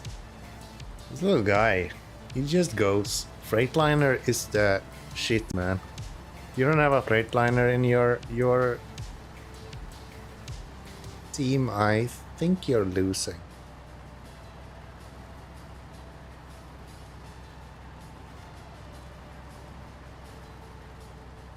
I think you're failing at that point.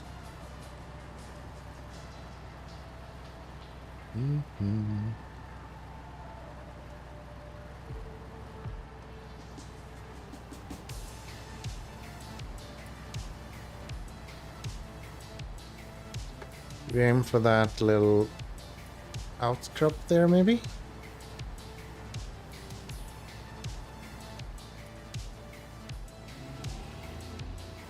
If we get that far. I guess not. Little wiggles, maybe? There we go. Little wiggling and we're through. I think if we go up here, we should be able to make it better than going over here, I think.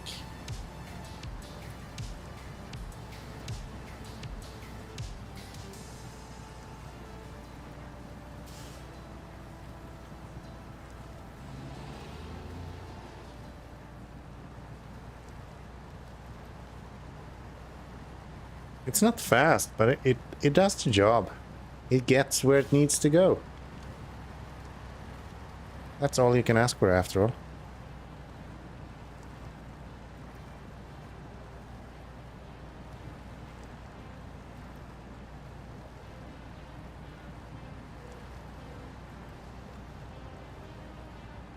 Come on.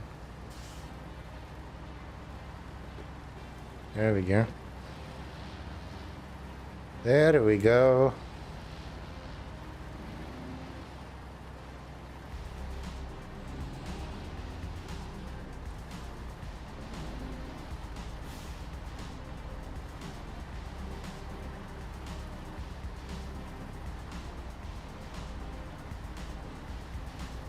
The route feels really long though.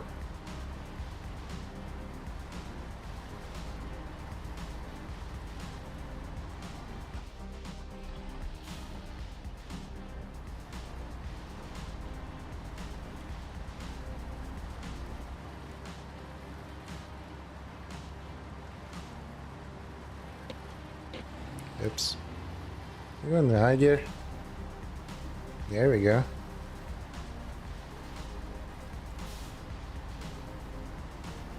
Here we go. For a while. Come on.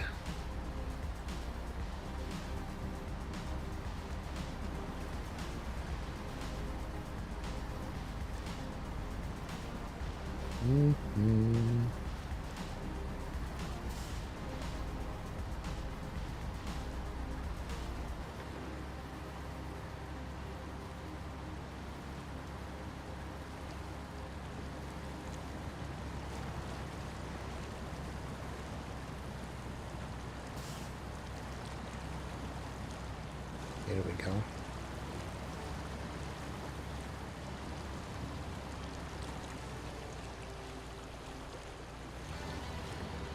Slowly but surely.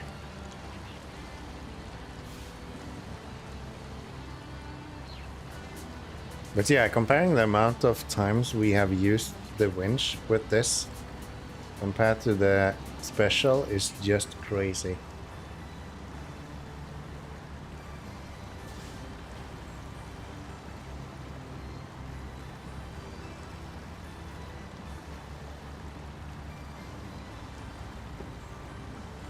Like 2-3 times with this. Literally as soon as there was an incline, the special needed help with the winch.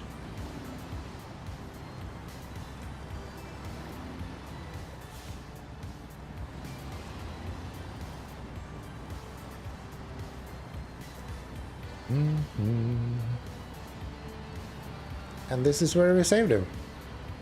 This exact little water hole.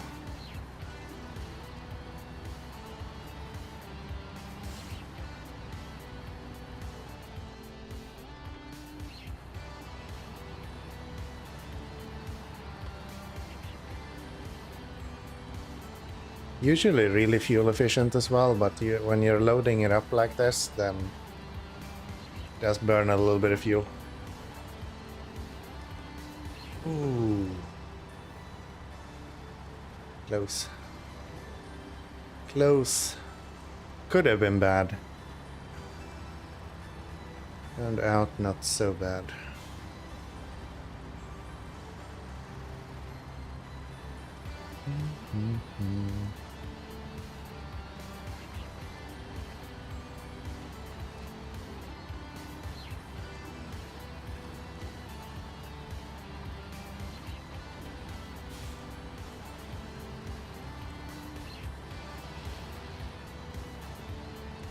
Yep.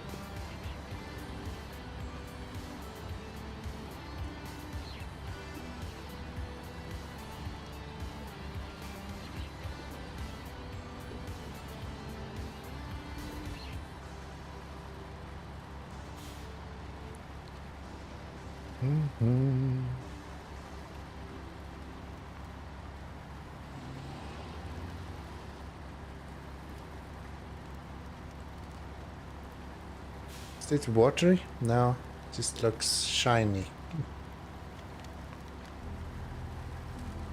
Almost looked like mud first.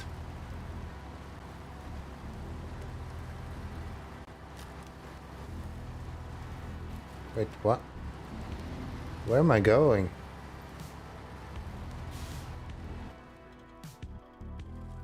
Ah, we're going left up here. Okay.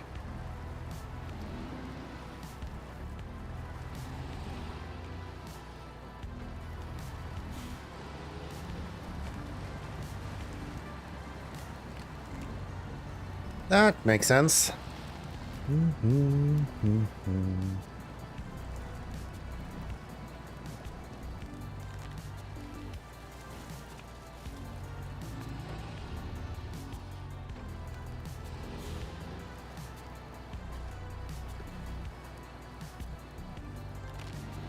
Please move.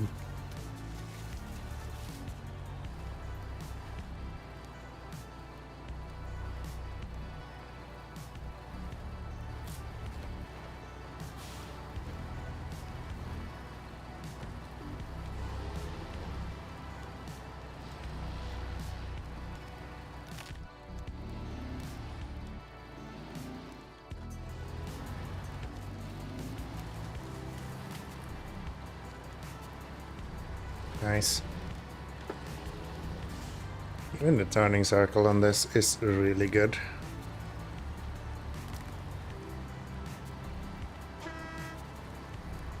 Shoot! Hey, Dan.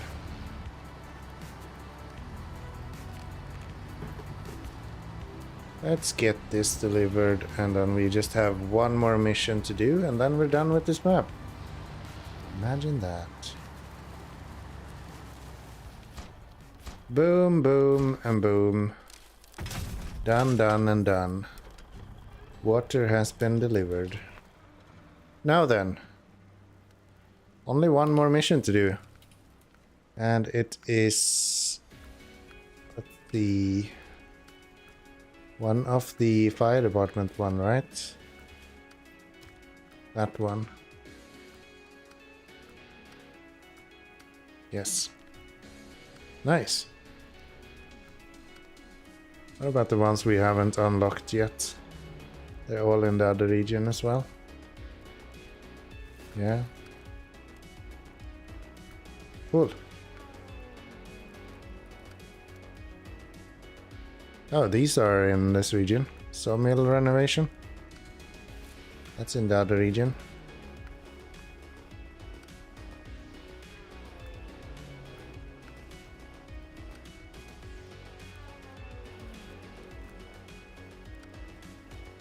Alright. We got some cross stuff that we need to do later on as well. But first off we need metal. Do we have metal rolls anywhere? One.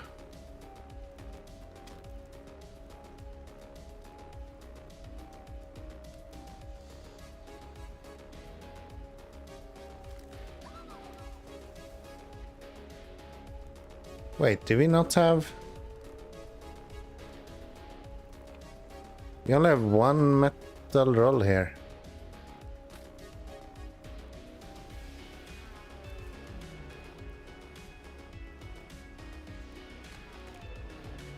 Didn't we have stuff left in one of these? Didn't we completely forget to pick up stuff from this guy? I'm gonna go and have a look.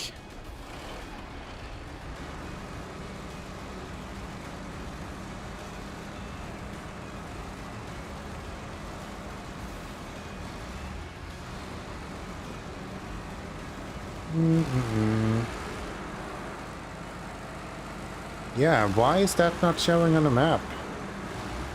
There's clearly items that we need there. What? Let's drop off the... Where do we need to drop those off? Oh, it's over there. Okay. So if I bring...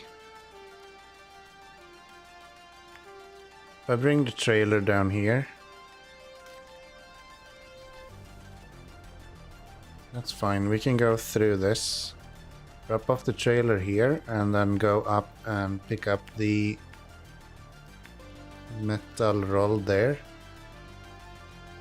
I'm curious if there's other ones. Like here or here as well.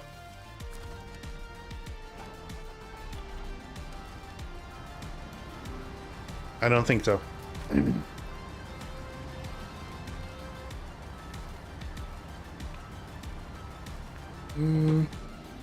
How do we turn around?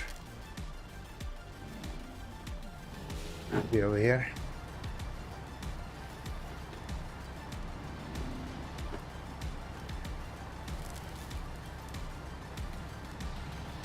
Do that, go around this way.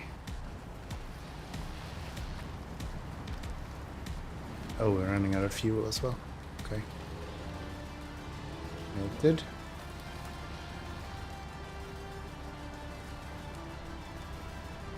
Okay, I actually see one straight in front of me now.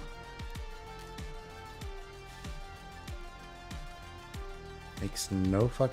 Yeah, that's that one. Okay.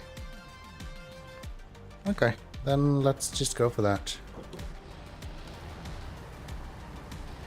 And we can refuel at the railway station, I guess.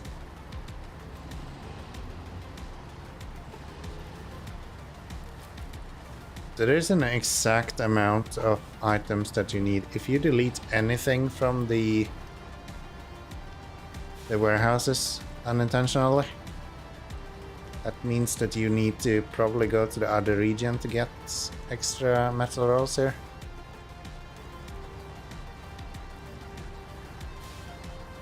It's the only thing that I have taken out that I shouldn't have is one brick.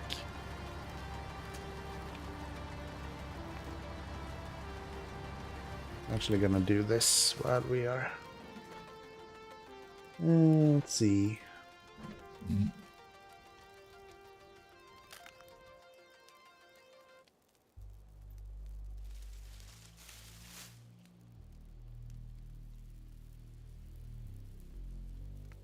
Just to keep track of the actual trailers that we have bought.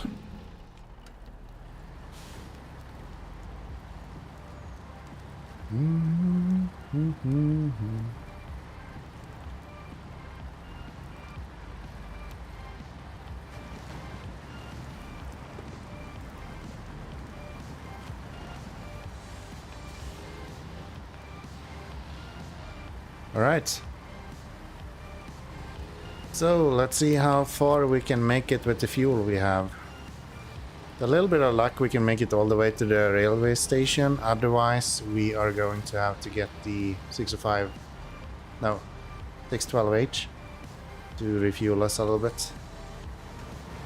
Either way we're gonna be fine. If we don't tip over.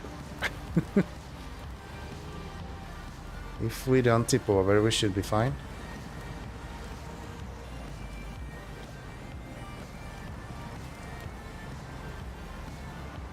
Mm-mm-mm.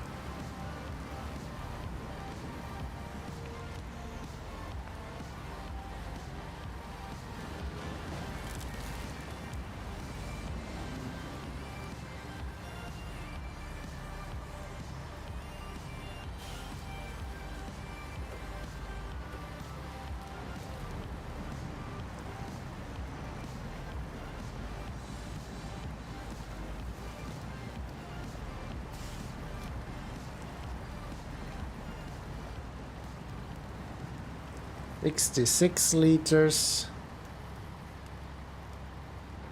A little bit of luck, we should be able to do this.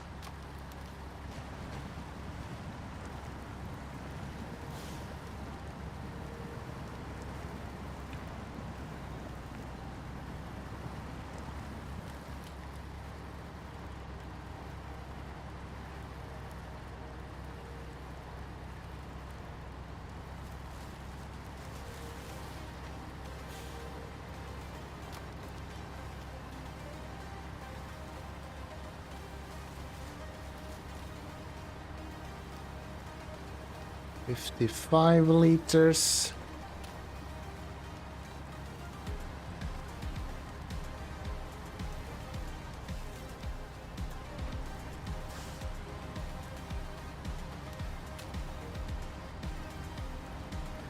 Come on. Can't be that much further now. Should be there fairly soon. Might try another fuel while loading, to be honest. Might be our Achilles heel.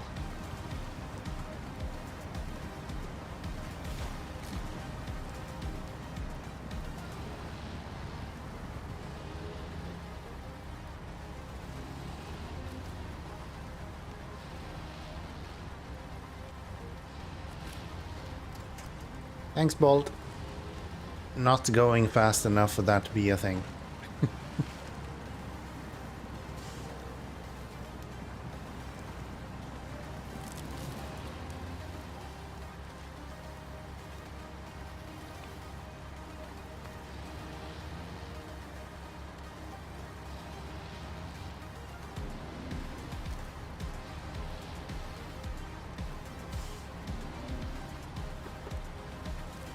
Alright, so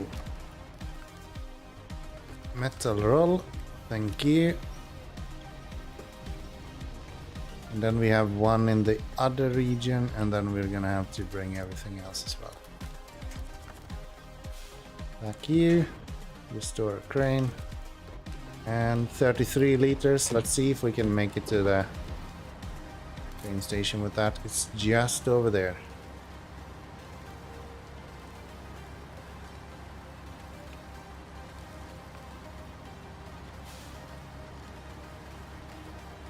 Oh, do I have any fuel left in that? Maybe I need to steal from the S6 down there.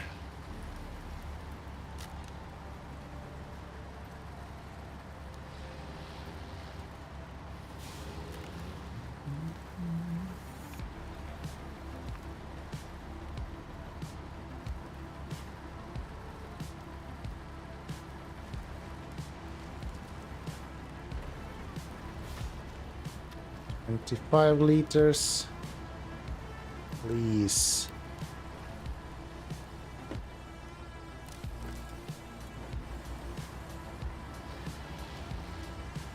There we go.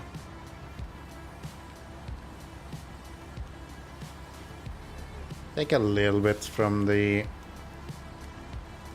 612H here, just make sure that we have enough fuel to get back if we need to.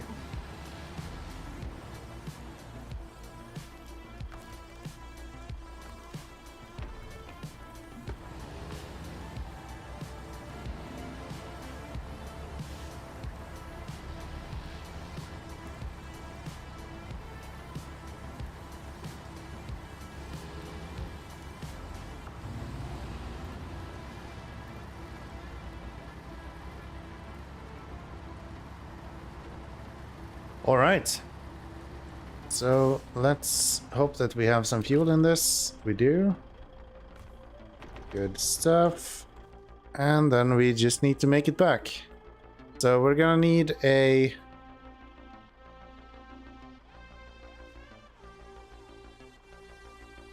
Why is this not showing as a item location?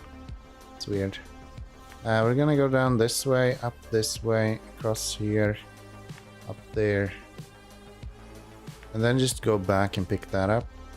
No, we need the stuff for the cabin as well. Is that from here? Metals. Where do we get medium planks from? Do we have medium planks anywhere? We might not have that. It's on the consumables. And this I think was only logs, right? Burnt logs, yeah. Wooden planks. Alright, so we actually don't have everything we need for this. Can't make the last cabin. Huh. Interesting. Okay. Then let's do what we can and then get over to the next map, I guess. What is this?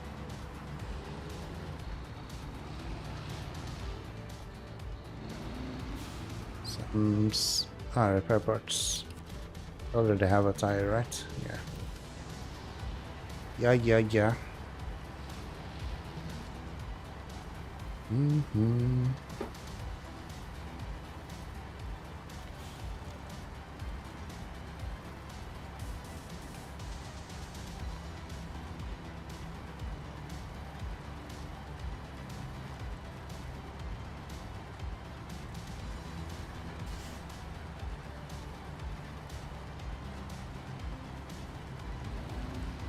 Try to do this at 90 degrees.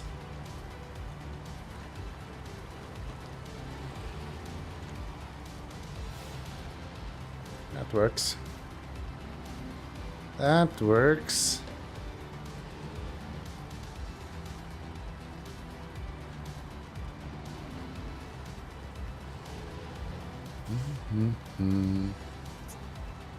Yes, yes, yes. Through here. That's unfortunate. I thought we had enough planks. Yep.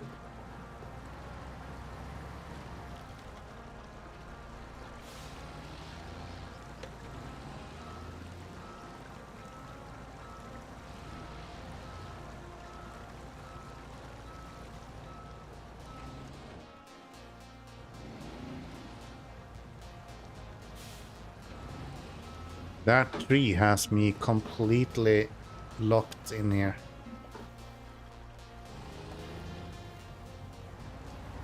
There we are.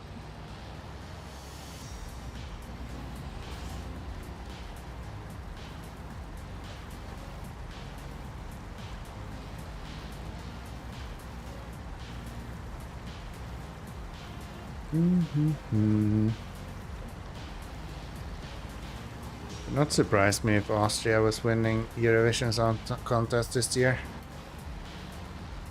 A really fucking catchy song.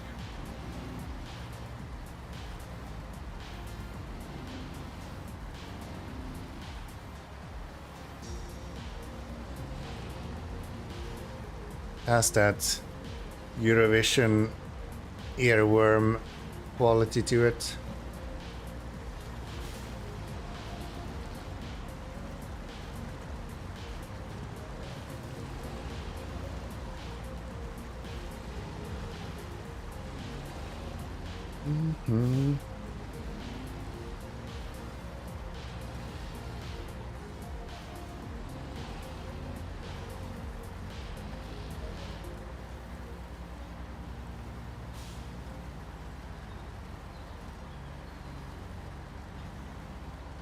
Come on.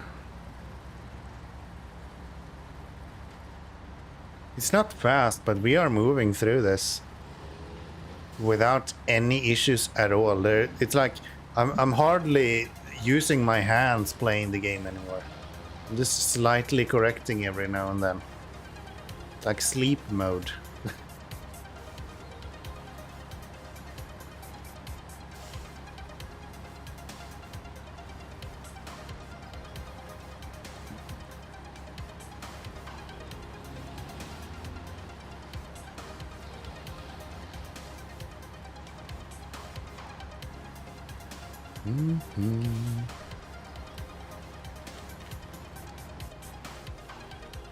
Really?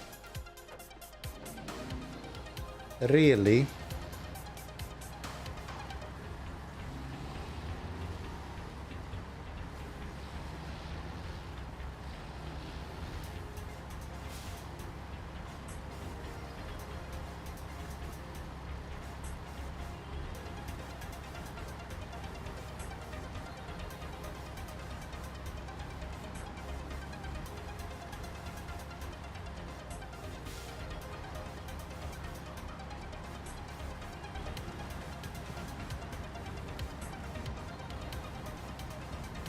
Here we go.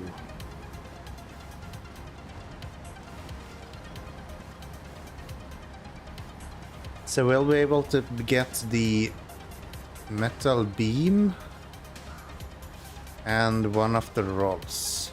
But that's about it. Can't actually produce the cabin itself. Unfortunately.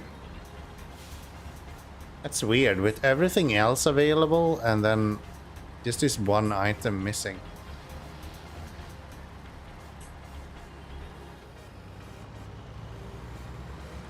Curious. And it doesn't show us the fact that we're missing the metal rolls.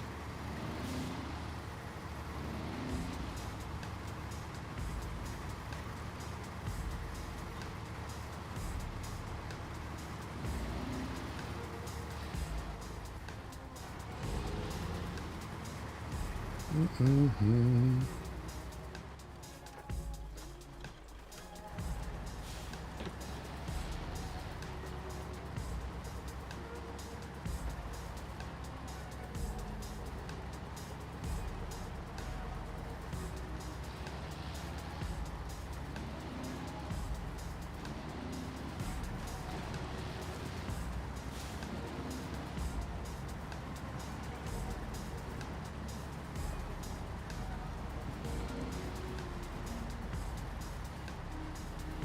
Alright.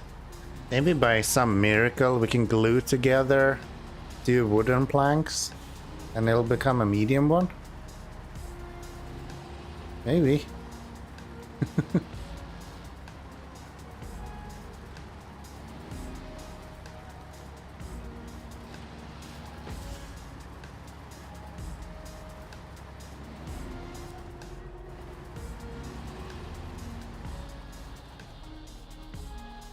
Manual medium logs, not a single one. That sucks.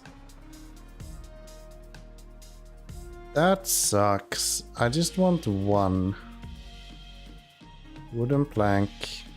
It's just not an option.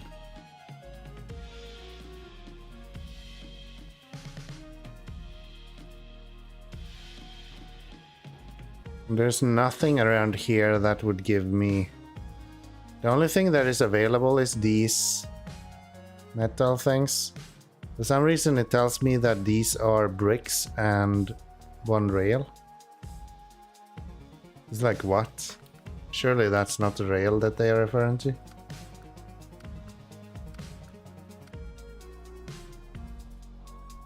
No. Wait, what?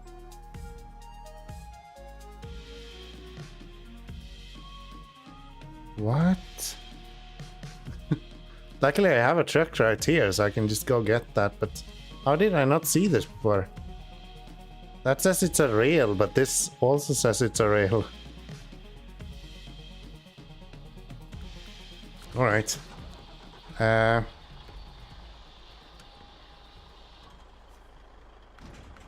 So we need metal rolls.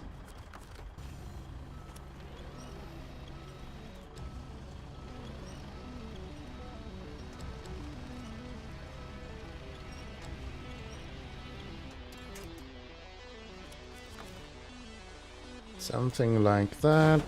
Pack that, restore crane. I don't think we had any... Yeah, no beams here. I brought the trailer for no reason. Okay.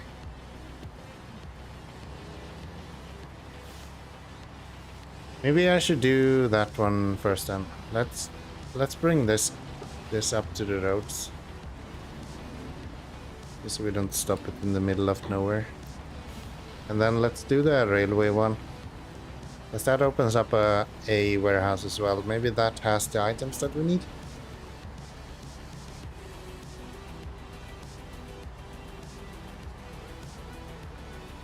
Yeah, how did I miss that? I just took it for granted that it was from the other region.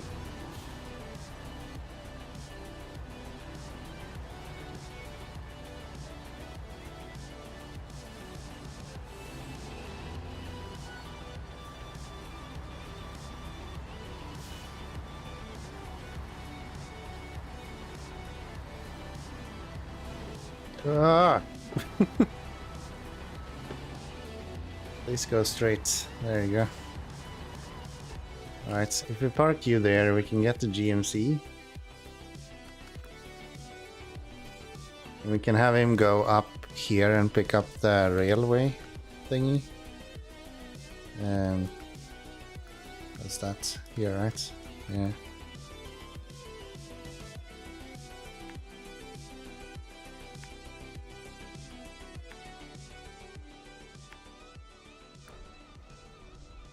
And we have, I think, plenty of fuel to do this.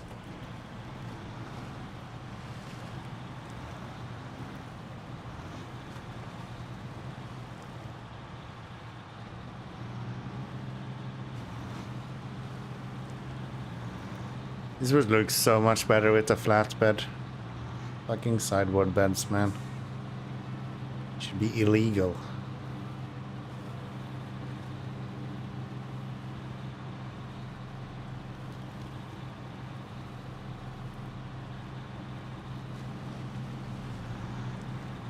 Mm-hmm.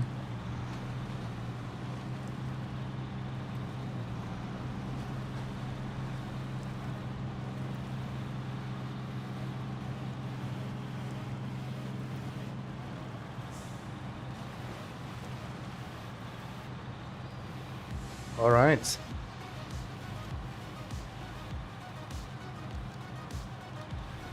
$200 should be fine to get to the railway station. And then at the railway station we have both a trailer and the sticks with fuel, so that should be fine as well.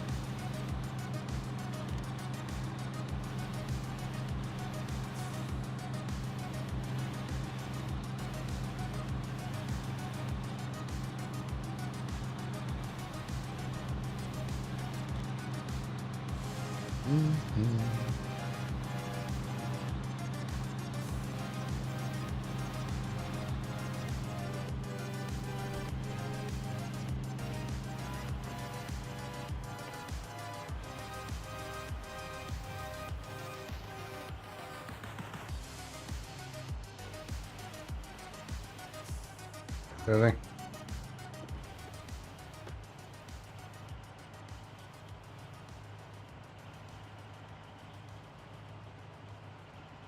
Come on.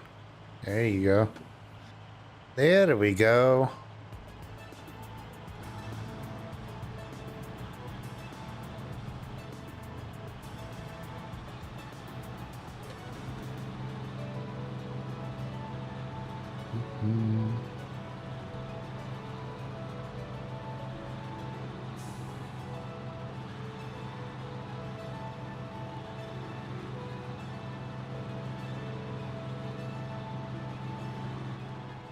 Don't go down there. This slow gameplay that we're going through now, it makes me complacent. I'm not paying attention anymore, and then eventually the truck is just kicking off in a direction I'm not expecting at all. And then I just freak out.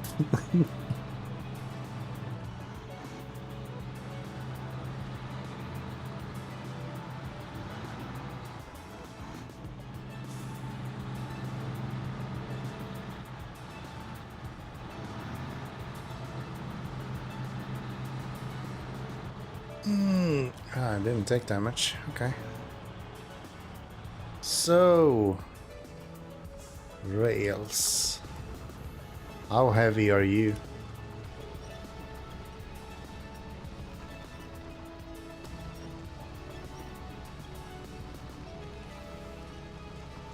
Not too bad. Like normal rails, I guess.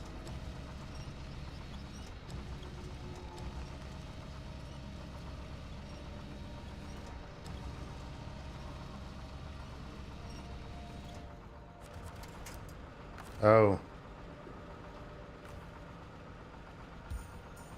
That needs a large trailer. Fuck. And here I thought I was clever. Yeah, that needs a super heavy. Okay.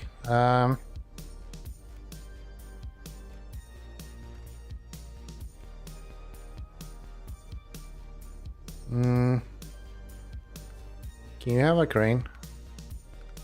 Do we need a crane? I don't think we need a crane. We can do a crane though. Cost us money. Oops. Yeah. Small blunder there. I don't need a crane though. I can just lift that up with the other truck. I need to buy another trailer, however. And I sincerely hope the small one works. No, now you need to haul it without that super heavy. That would be easier than actually hauling it with the super heavy.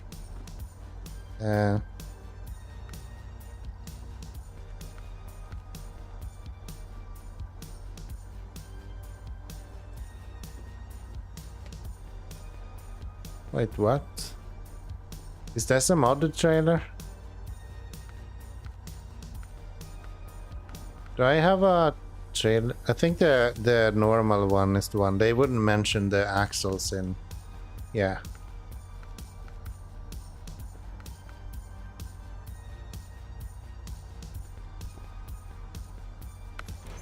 That's the one that we want to use.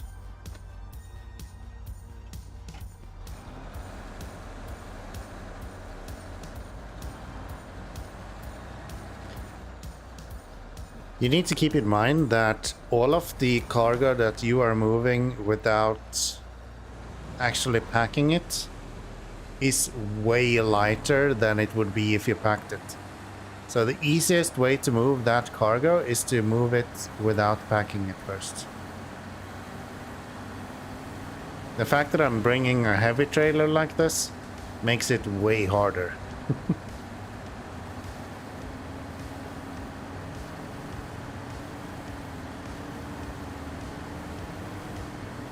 Most cargo weighs about 500 kilos when it's not packed. Almost regardless of what cargo you have. There are some exceptions, but the majority of them weighs around 500. And majority of cargo is 4 times as heavy as soon as you pack it. In this case, I think it's probably even more than that.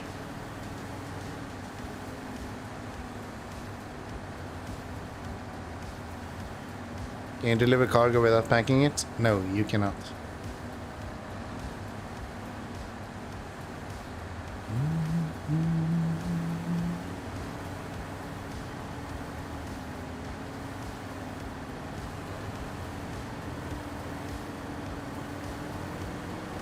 How do you listen to ABBA and not Hum Alone?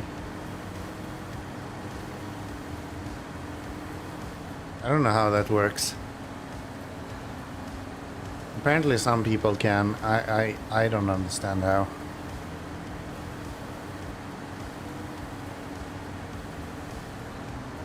How many percent is your Ontario? I am 38% through.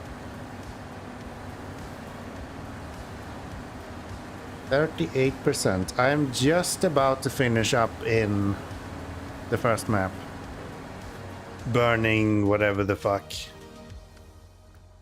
Burning nothing, the Alabama River.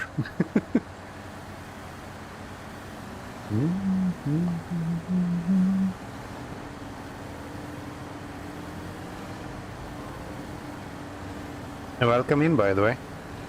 That's a good first question. How far along are you?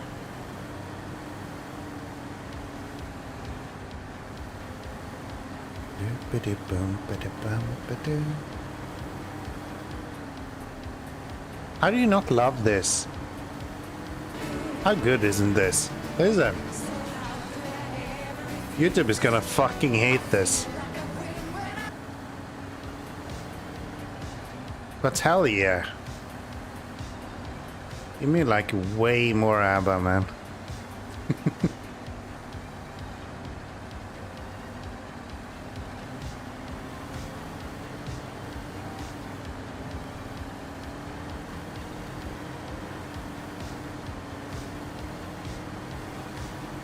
I didn't even check beforehand, but yeah, I do have enough fuel to make it there and back.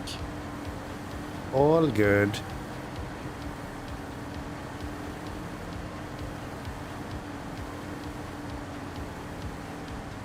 I don't even think I'm gonna steal any fuel from... Maybe I should, because he will go through the... refuel. You will probably pass the fuel station anyway.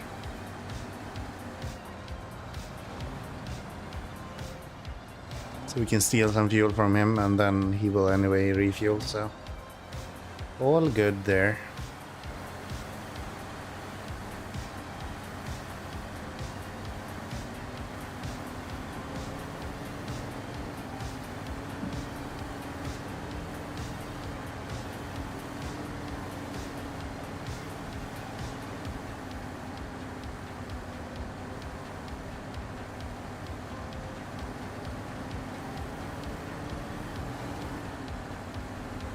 It sucks.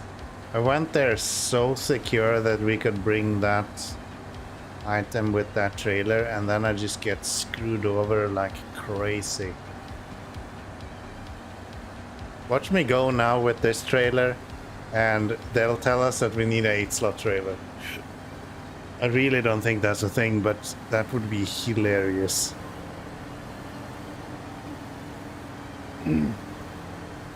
Ah.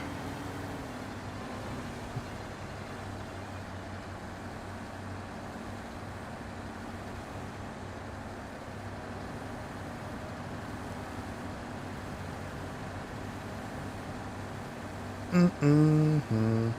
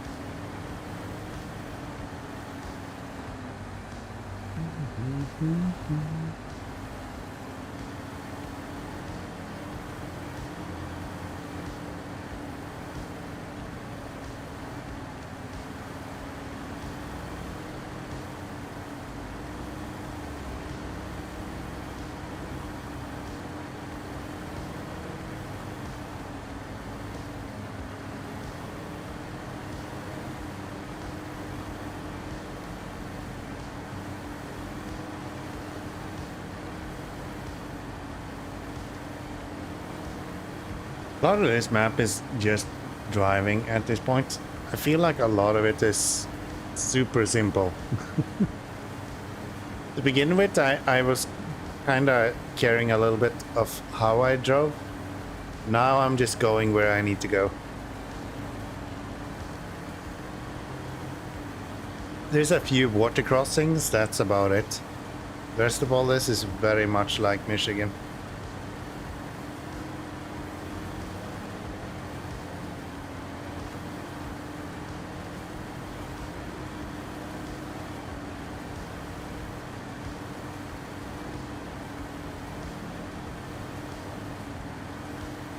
Sometimes you don't even need your hands.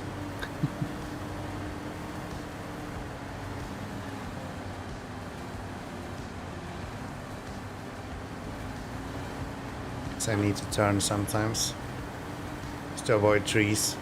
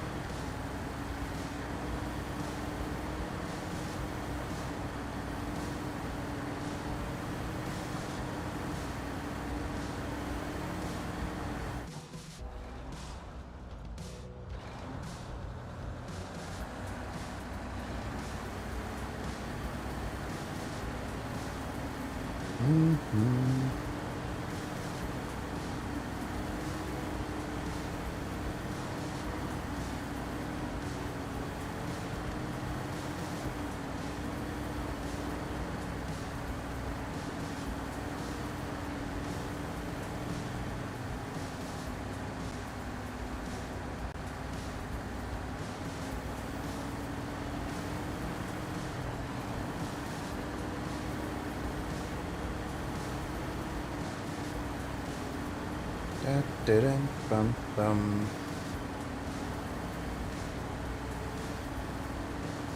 Slowly but surely we'll make it over there. I thought we were done with this when we had the metal beams done, but it looks like we have one last Yahoo to go here.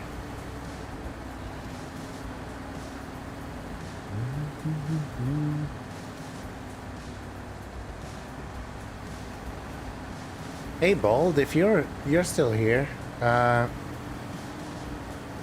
Orangequake just like maybe a week ago dropped Mass Effect in my Discord.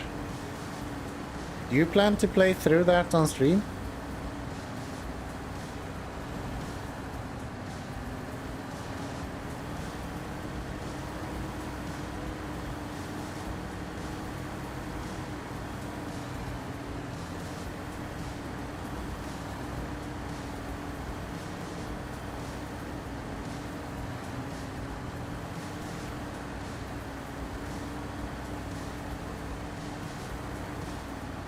I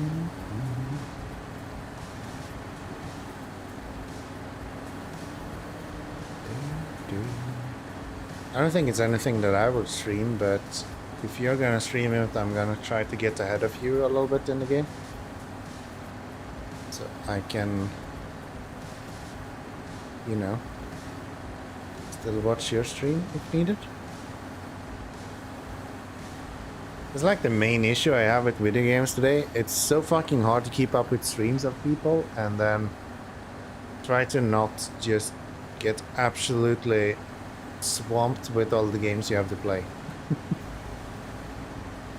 I have that problem with Hades 2 right now. Like, I want to watch Day 9 play it, but I haven't even started the game myself. At least want my first impressions to be my first impressions. And I'm so busy playing FlyCorp, I don't have time to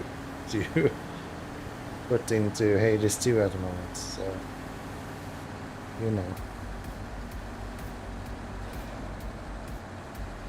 Hard, man.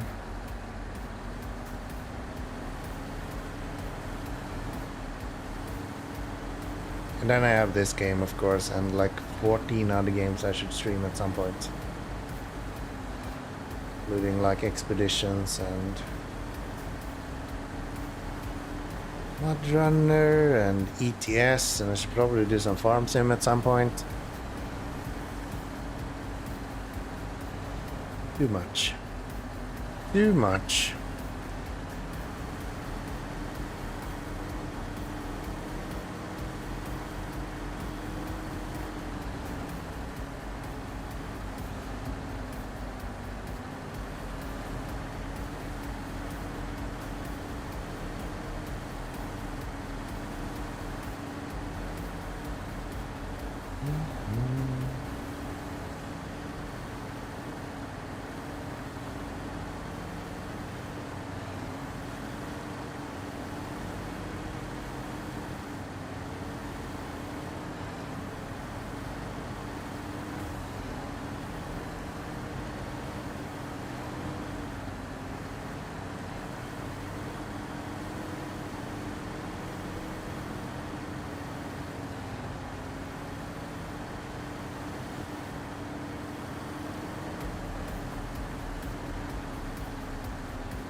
Alright.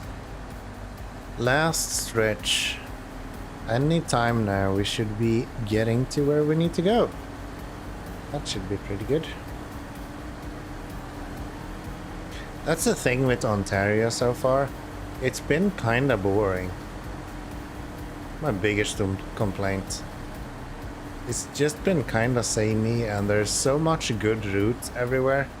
Like, I don't feel like I need to compromise at any point. Just kind of follow the road. Feels like a slow ETS. Like, worst mistake you can do is select the wrong vehicle.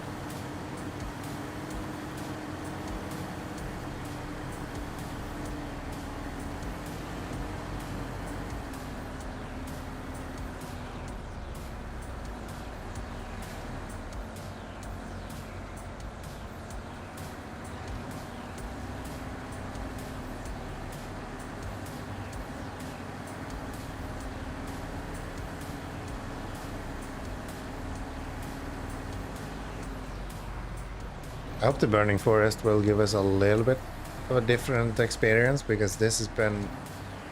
It was interesting to begin with, but now I'm just feeling like I'm driving the same route over and over again. And it's not much to it.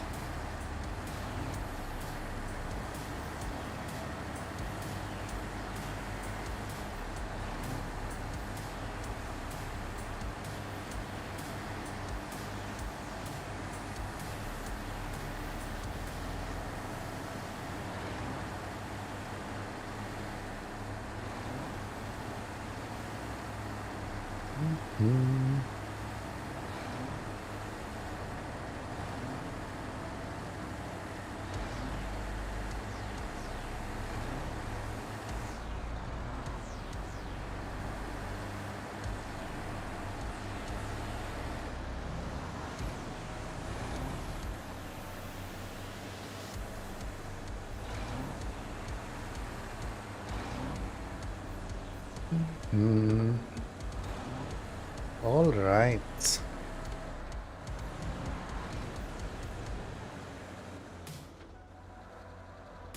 So we want to park the trailer right next to you.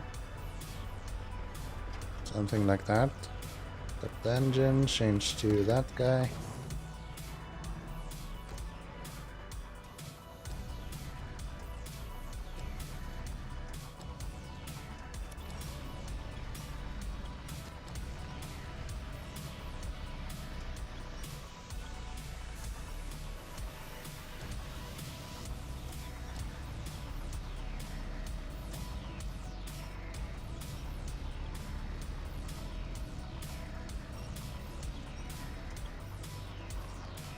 What are you doing?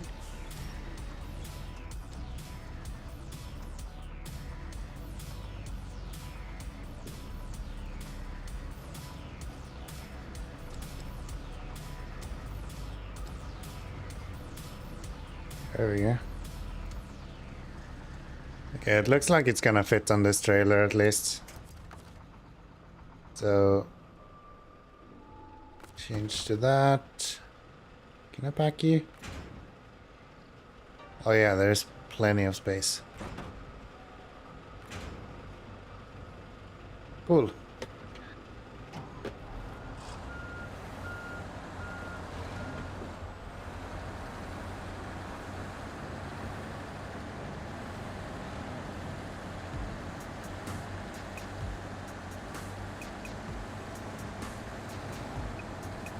Cool, yeah. Then let's go around all this.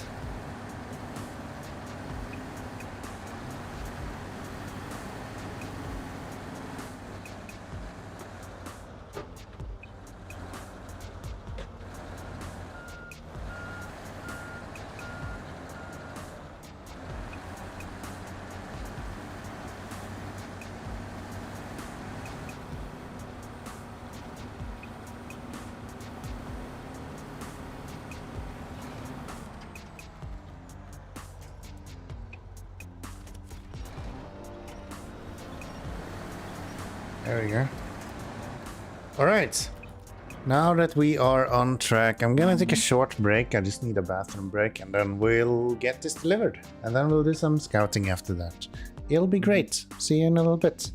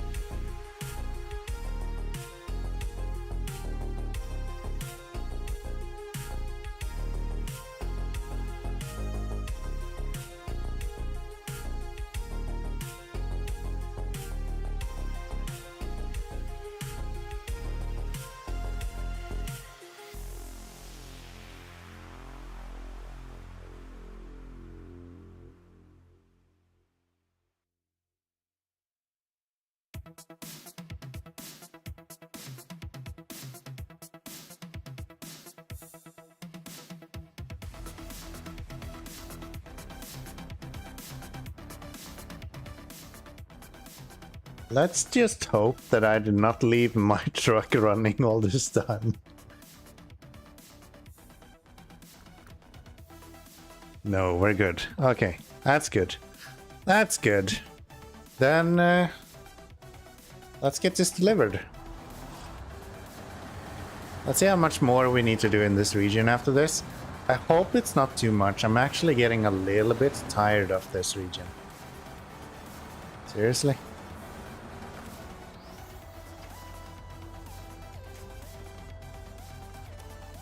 That's not...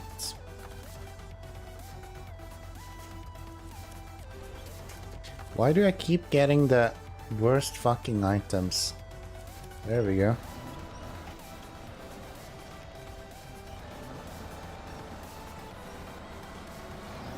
Oh!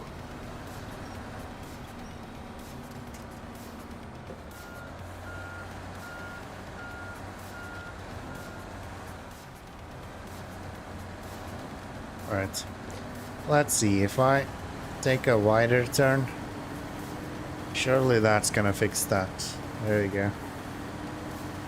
There we go.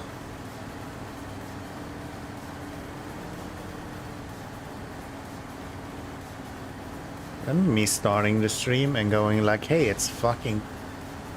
Oh wow, he just ate half of my suspension in one go. Okay. Remember how I started the stream and I went like, oh shit, it's really warm, I should open a window? Now it's cold instead. I hate spring.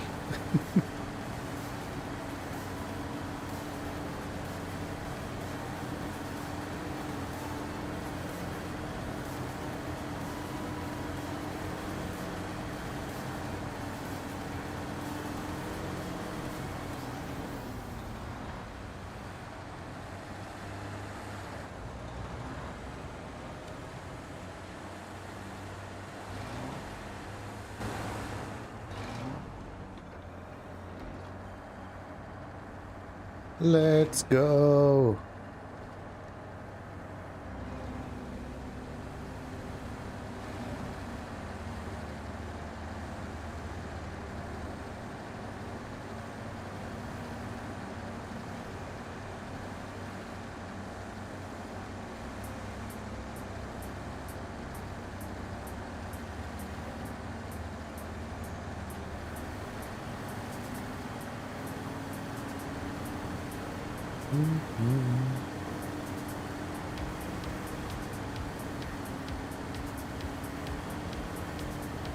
Da da da do do.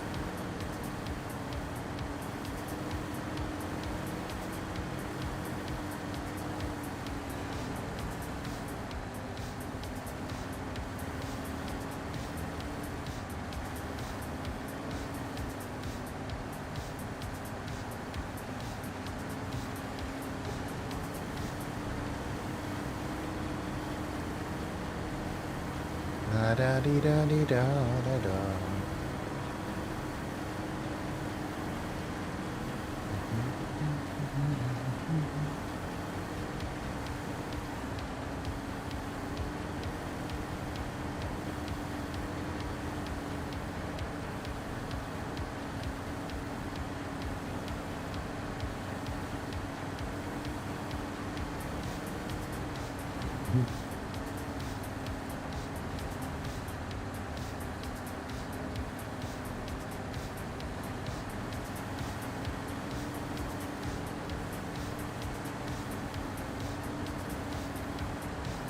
Uh-oh.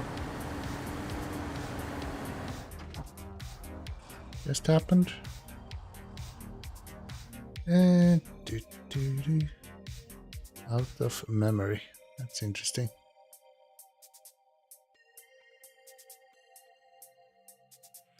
There we go. Where are we? There we are. Sorry, my Eurovision Song Contest stream just broke. Can't have that. I need to be aware of this stuff. It's gonna be all of the gossip at work next week. We all know how this works.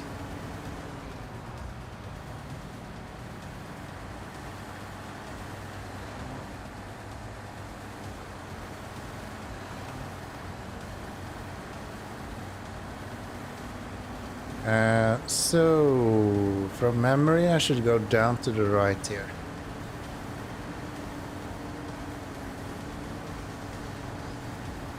What the hell are these for?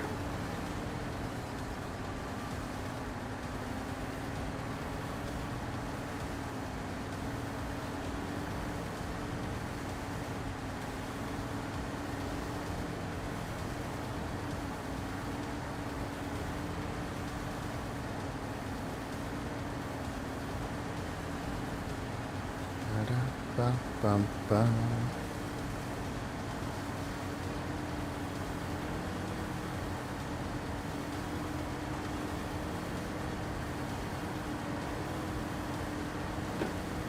Oops. Oops.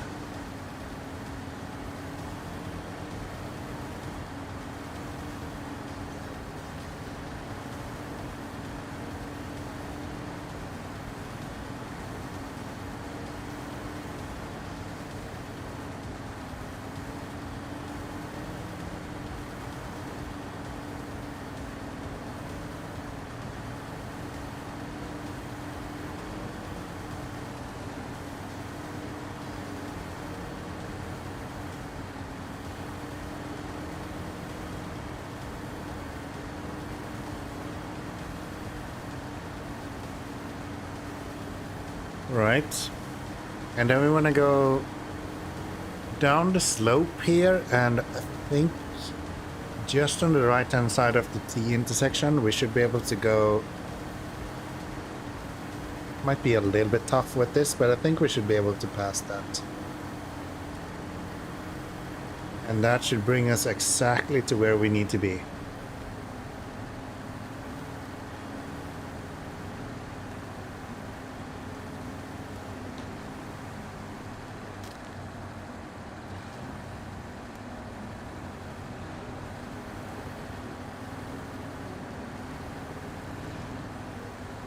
Come on.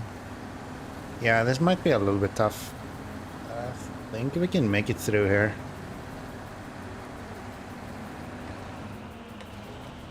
It did not need you to stop here.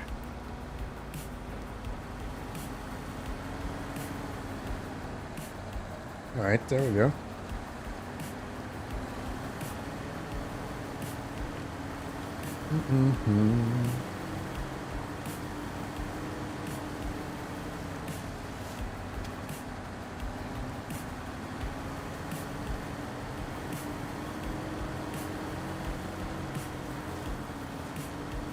Come on.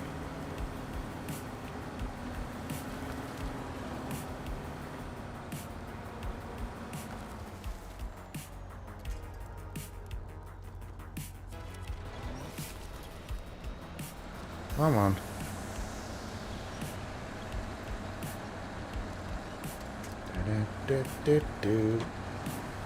Looks like Switzerland is gonna win this year. Oh, are we going left? I think we're going left.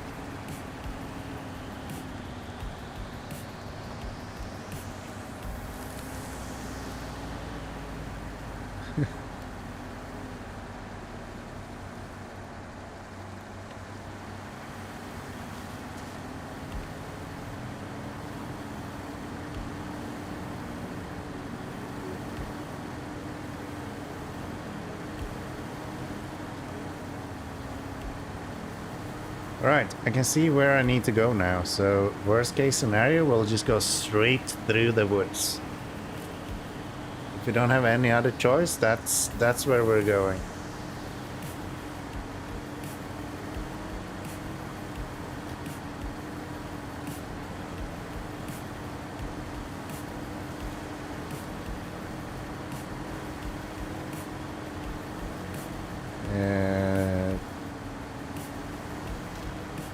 don't fucking know where I am. Should I go right here?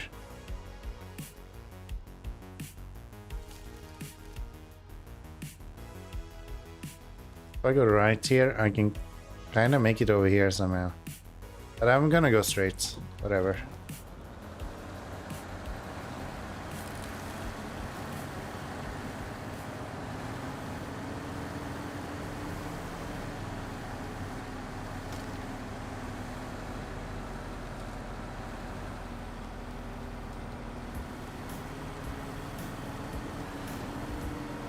Not that impressed by the performance of this guy so far. He's just stuck every single time he gets a chance.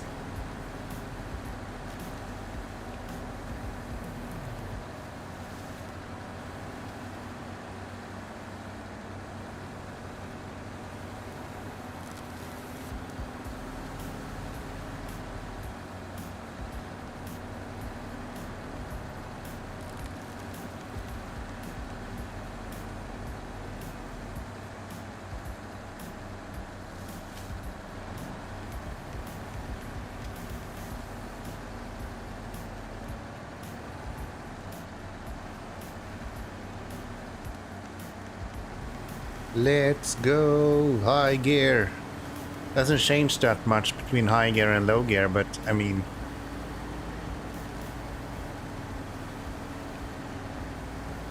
it's the sentiment of high gear, right? You're just trying to eke that little bit of extra performance out, and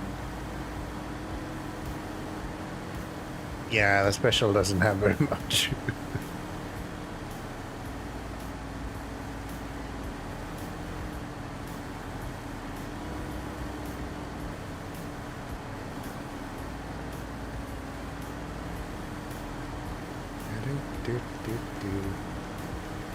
Wow. I watched the semi-finals and I said that Switzerland would win the Eurovision Song Contest. And it is just fucking wiping the floor with the competition, it seems like.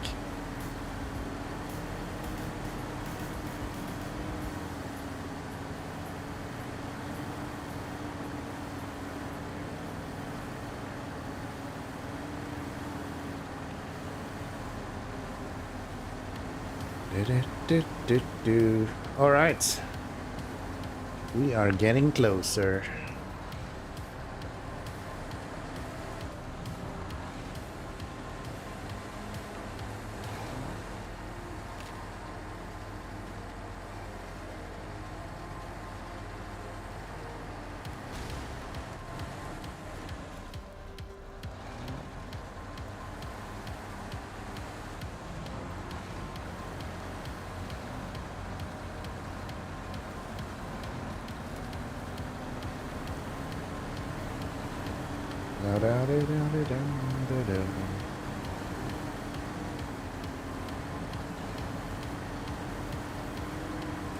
All right, this should be the last stretch.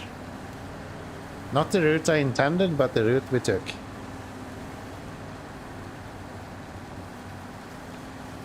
And we did it without waypoints. I only checked the map once.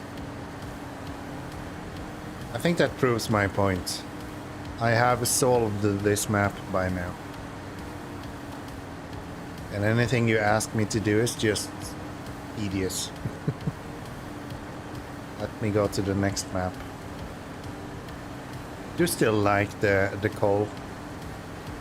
The glowing embers.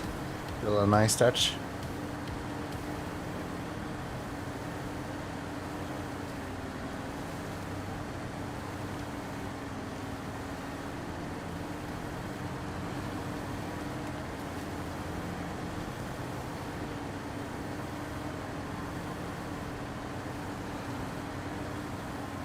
All right, here we are, just as the engine turns off.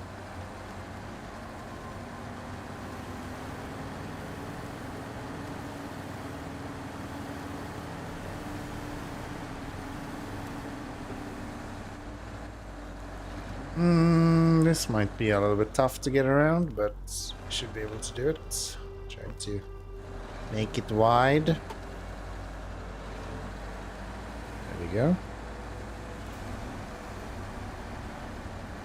Yeah, I didn't even touch the 6 there.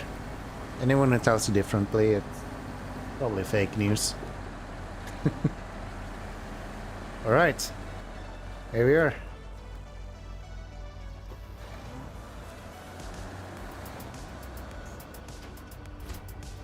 There we are.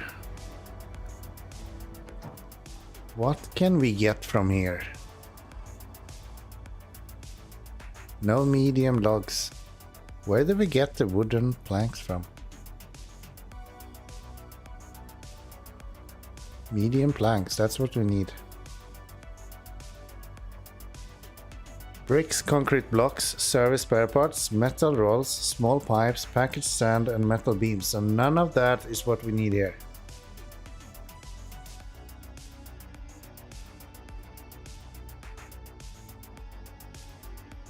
Yeah.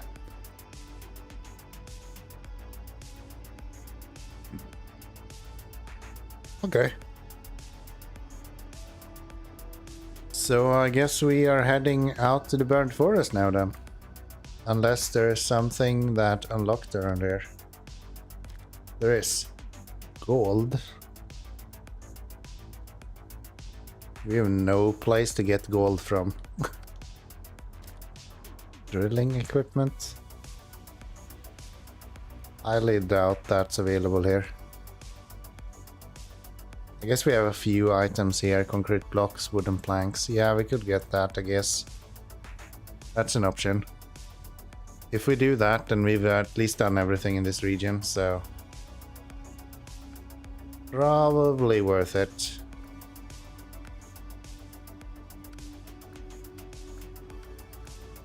Everything else is burnt forest. Yeah. So we wanna go... Freightliner, right? Yes. Probably get that delivered. Concrete blocks, wooden planks. Can we get both of that from here? No. Oh wait, do we not have enough concrete blocks even? We do have blocks here. No wooden planks though. Okay, that's kind of fine.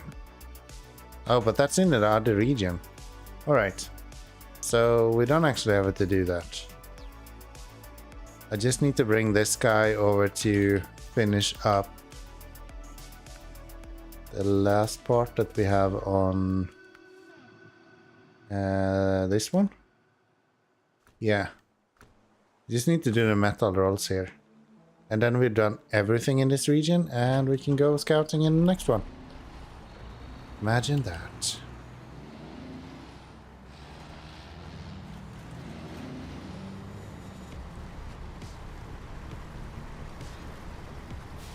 Mm-hmm.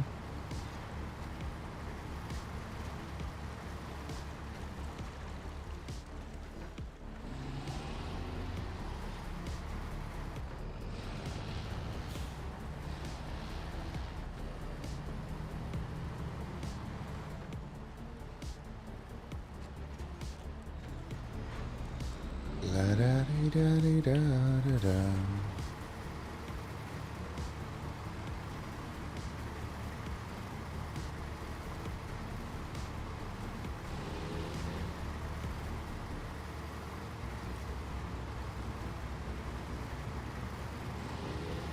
So, slow down, but not too much.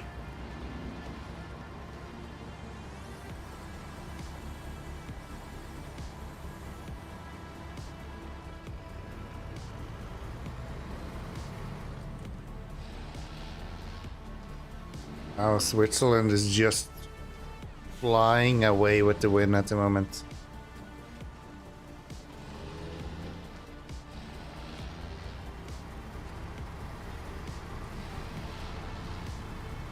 Do, do, do, do, do.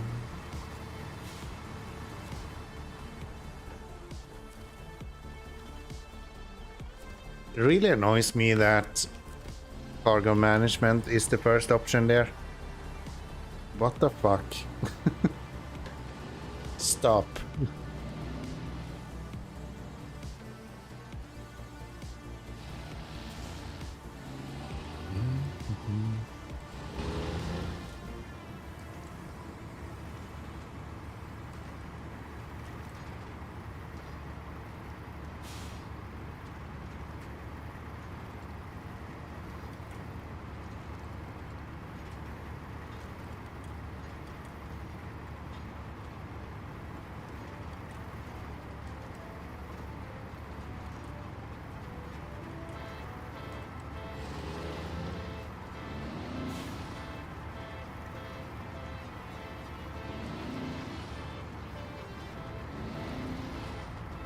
Anything we need in the garage? I don't think so.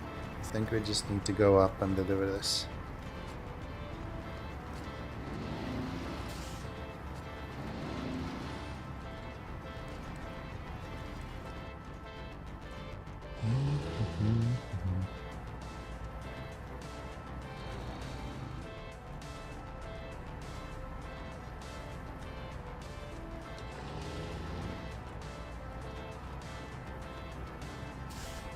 La-di-da-di-da-di-da. Nice to play in first person mode every now and then. Especially when you are kinda bored with the map. You can easily just hang out.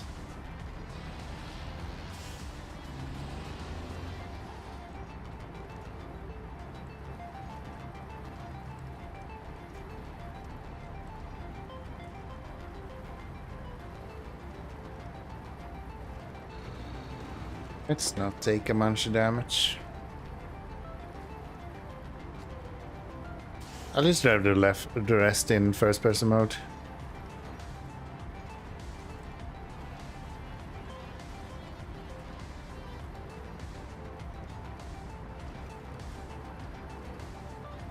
Make this a little bit more fun.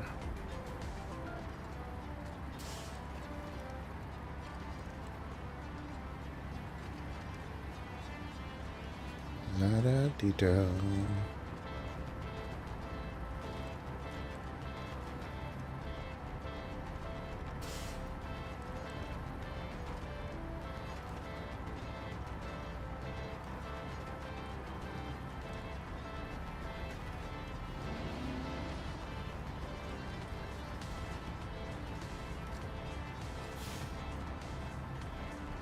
Like how the rocks actually looks a little bit blue almost.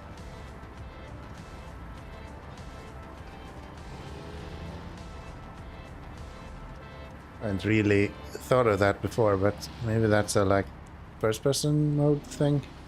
No, they do kind of have a blue hue to them.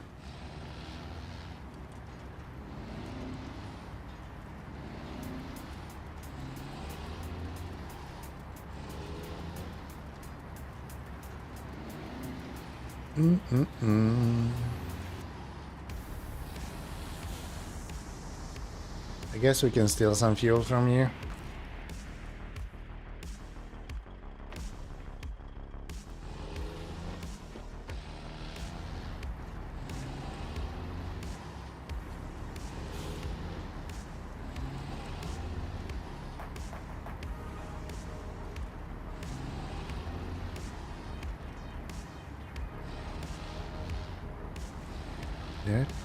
Do.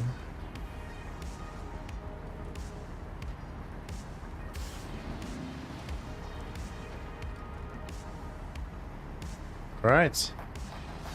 That's the delivery that we were looking for, so let's get 2 metal rolls done. Perfect. Turn off your engine for good measure, and let's get the crocodile over there. Oh, there was a mission where we just needed to go somewhere.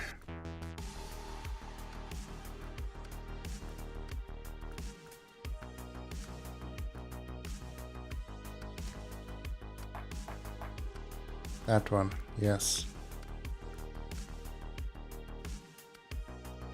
Where the hell do I get the gold for this? Oh.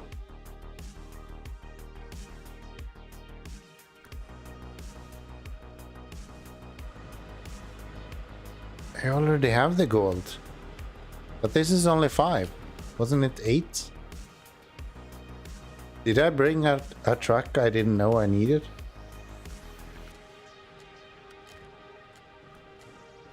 I needed 8, right? That's only 5. Where's the rest of them? Oh, the rest is over here. Oh, I wish I brought the trailer.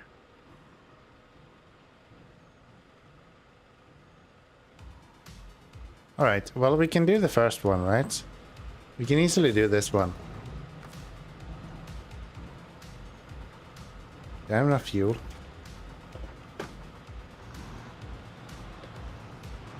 I just wanna fucking scout the next region, what the hell? It's giving me more and more stuff to do all the time.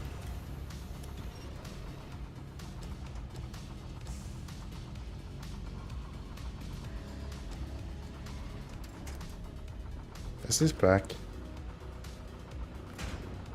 It does.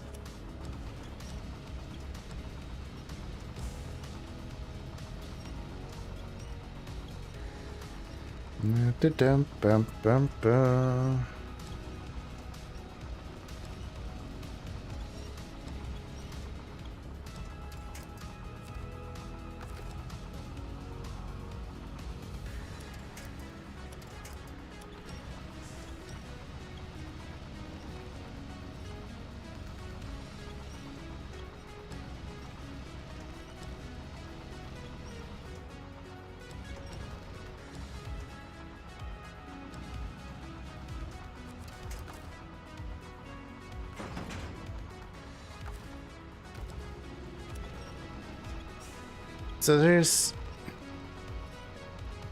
Those 3 really annoys me, because I need to bring a trailer over there. I would like to not have to do that, because I already have a 2 slot guy over there.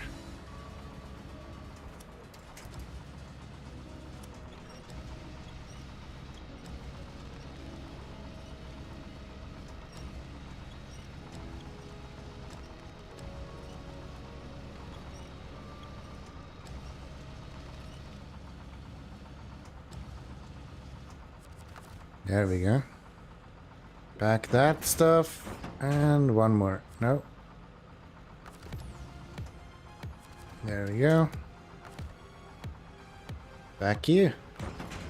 So that's 5 of them. That's probably as tight as I've ever packed anything. I did not expect that to actually fit. But yeah, that's probably as tight as you can get this.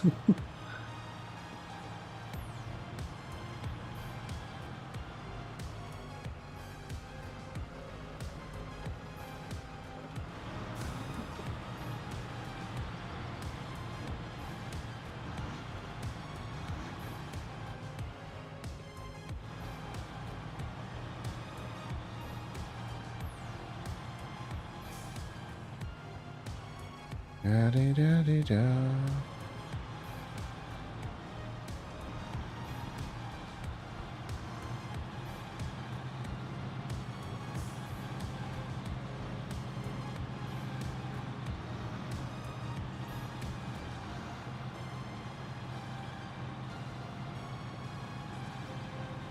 Let's not run into anything now then.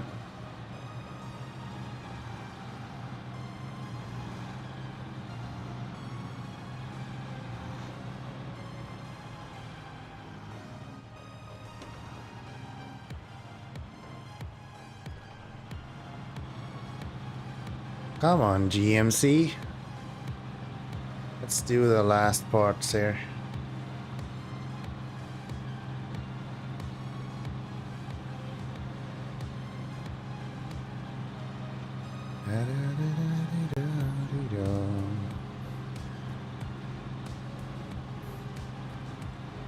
Pause.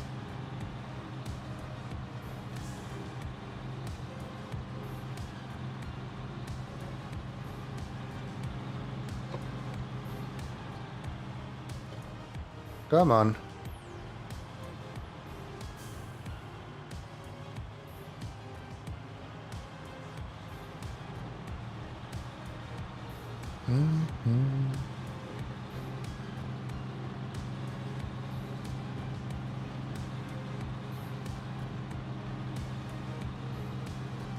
Oop.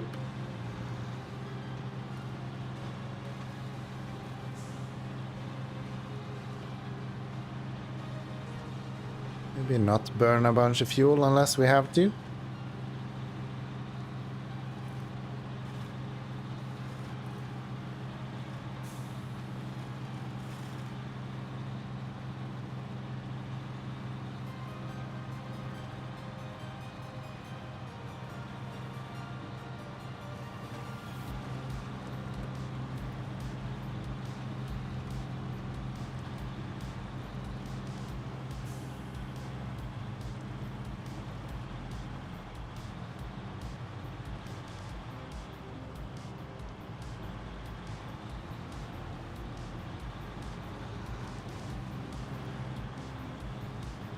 Da da dee da dee da da da.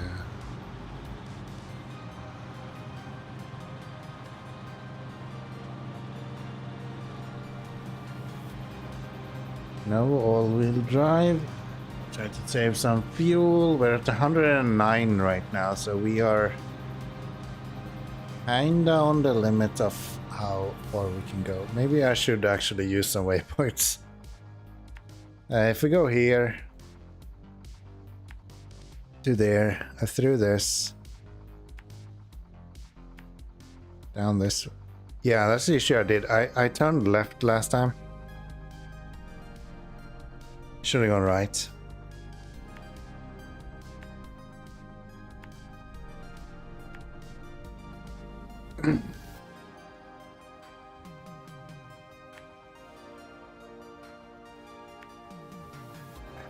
So there.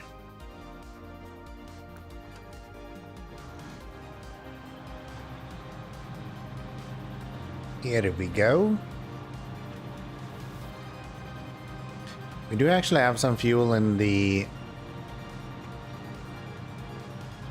twin stair. Maybe I should empty that. That makes sense.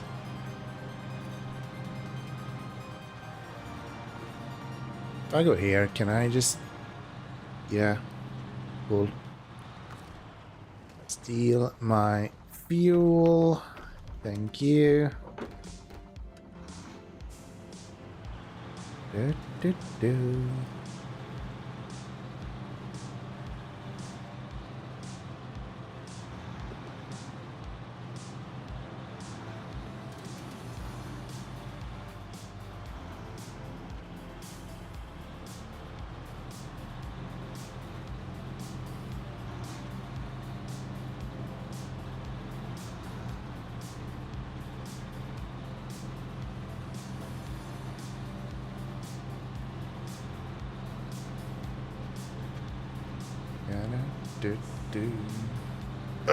Don't tip over, don't tip over, don't tip over, don't tip over. Fuck. Damn. That sucks. We were so close, man. I almost made a whole stream without tipping over. So close.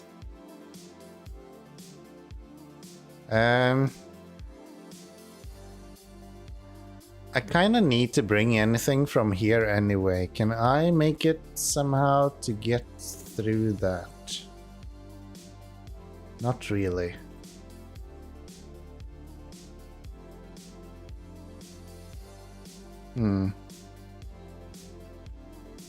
I got that one. You know what? What if I bring the heavy lowboy trailer? That's 3 slots. That's exactly what we need right here. And we'll bring that all the way right to this guy. And bring all of that around to here. Why not, right? Where's the special? Fucking hate you. Why is everything on the opposite side of the map? Complete opposite side without fuel in it. Ah, okay. So that's not a great option either then.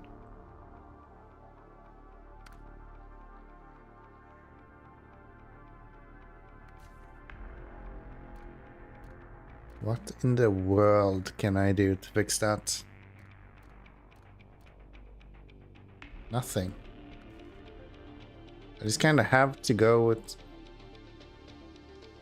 That is so annoying. Why do we not have a trailer around there?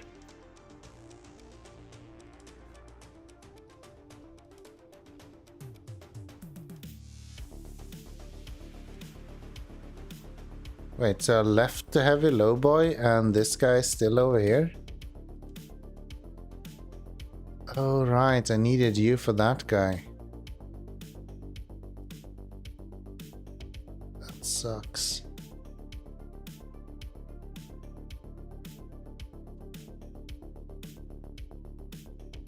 So I would go get this guy just to go back for one cargo.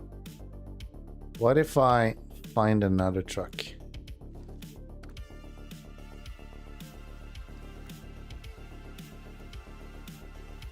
How does our trucks look? I only need one.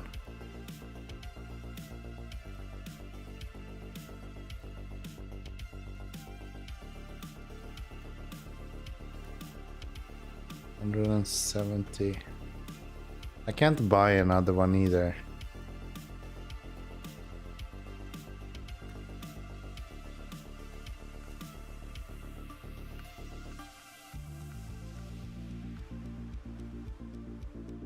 Multi-purpose. A little bit of fuel or a bunch of it. No. Can't do that.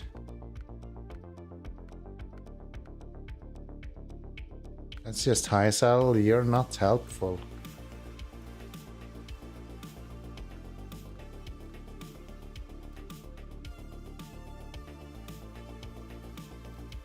Can the 5600 do heavy?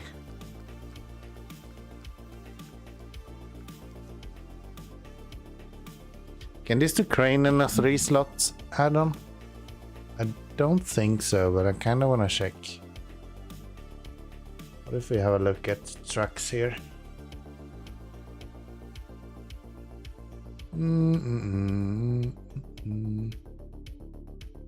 Crane plus 3-slot bed.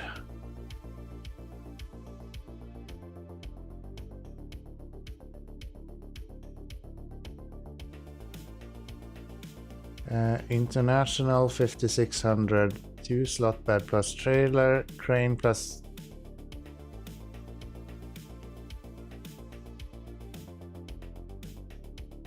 Is that true? Can you really do a crane plus 3-slot bed?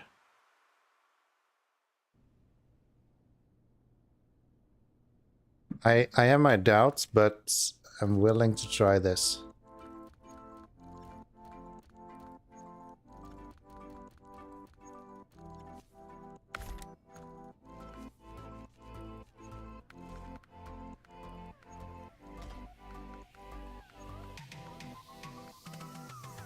You can. Alright, then this is actually a fairly easy solution then. It'll cost me like a lot of money. But I think that's worth it.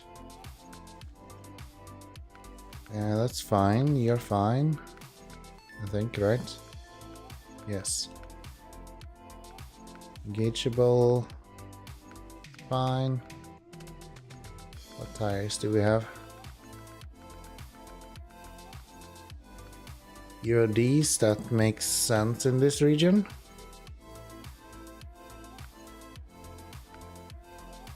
Race suspension, that's good. Off-road is fine. The only thing we're missing is the engine. I don't think I care about that because I wanna try to save some money.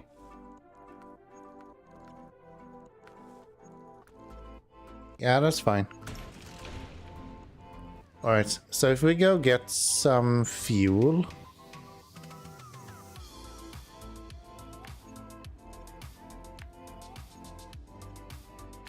I'm gonna burn more fuel than I use. No, we're going up this way. Running the pace star, we're gonna need the fuel over here anyway. And then let's get the... Wait, what? Where's the gold?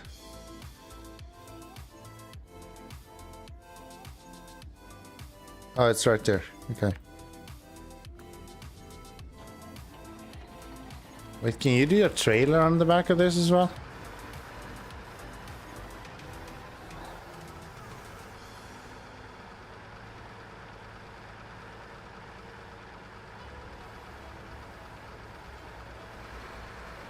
$165 should at least get us up the mountain. I generally don't like to use this truck, but I guess in this situation it actually kind of makes sense. It's the one truck that I think can actually do this in one go without me having to bring a bunch of trailers and stuff.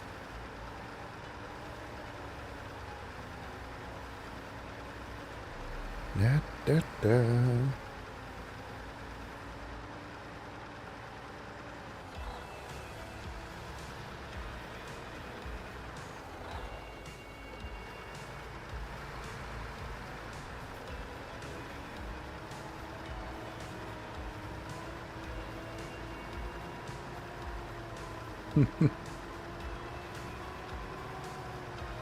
Your points can change everything.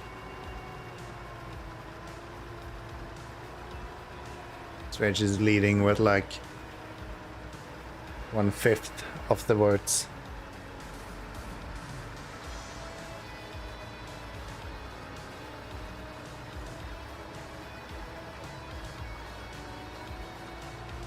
La da da.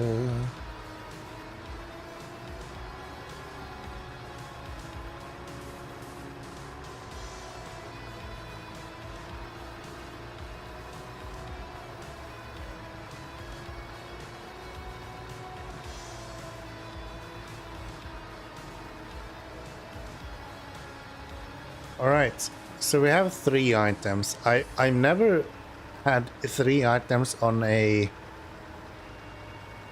add-on before, I think. I think this is the first time I used this setup.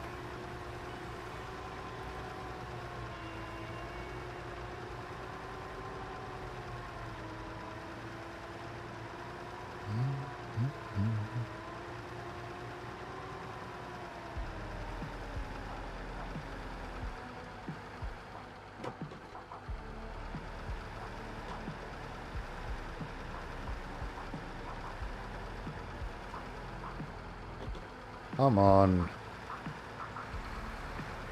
This is why you want to upgrade the engine of this, and this is why this fucking truck absolutely sucks in a lot of scenarios.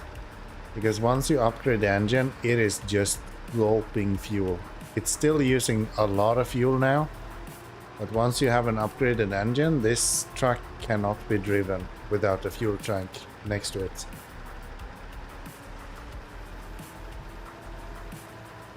Like, this is the worst engine and we're at 26 liters a minute. What the fuck?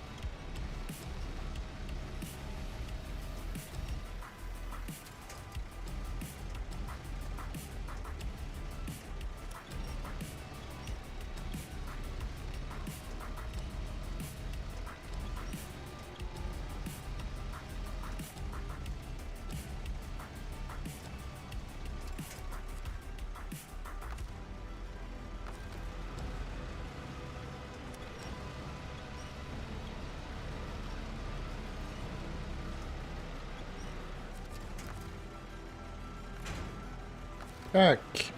And once more.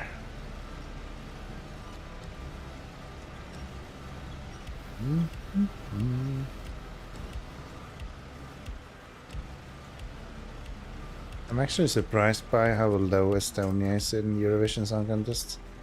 That song felt like a meme song, and that's like TikTok material 2,000 times.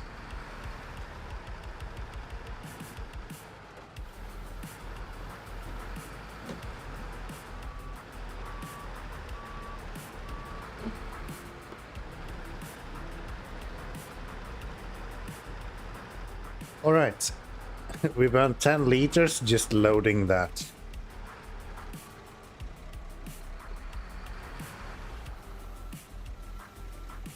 What's the easiest way to get from here to where we need to go? Regardless of what we need to do. What if I go down there and then over here? Ooh. Or that way. No, we go that way. Through here, through there. Across there, down there, over here.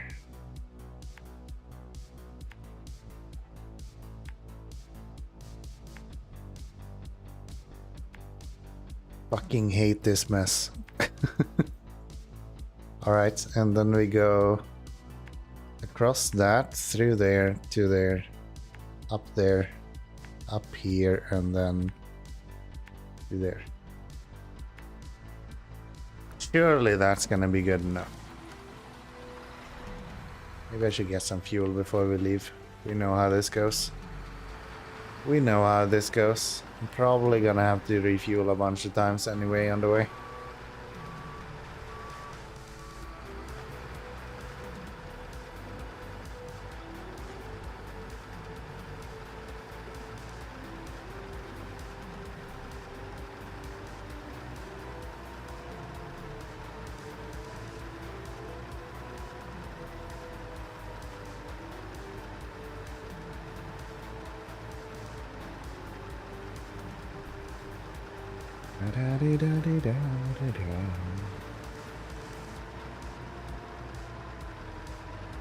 Hello, Freightliner. How you doing?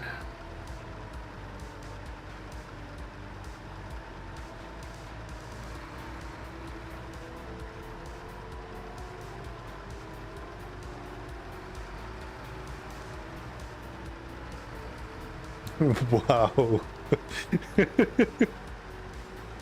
If you're not watching Eurovision right now, you don't understand what I'm laughing at. But UK just received 0 points from the public.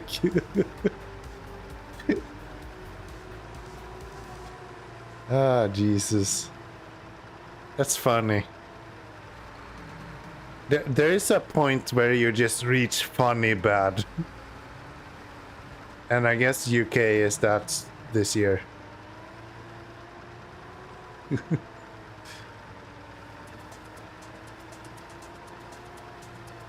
The most fun part of that is that the most people that travels to Malmö to do the Eurovision Song Contest this year is literally people from UK. So the majority of people in the audience this year just received 0 points from the audience. It's just, I don't know why, but that's really fucking funny to me. I just turned off my engine for no reason. There we go. Wow, Israel is actually leading right now. Unless Switzerland gets a lot of fucking points. Here, coming up next. Israel might be thinking this. I think Schweiz is still gonna win though. That's like stupid.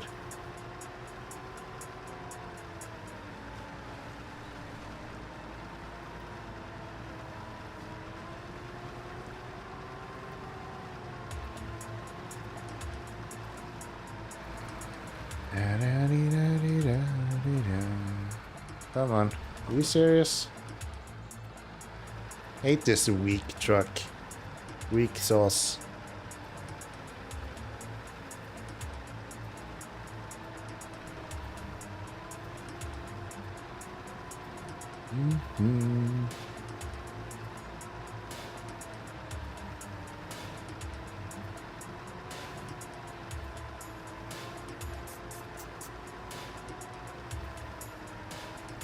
Wow. Ireland dropping in with 136 points.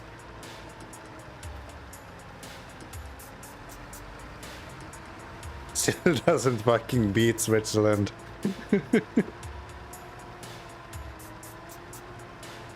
There is no way anyway takes this away from Switzerland at this point. Surely.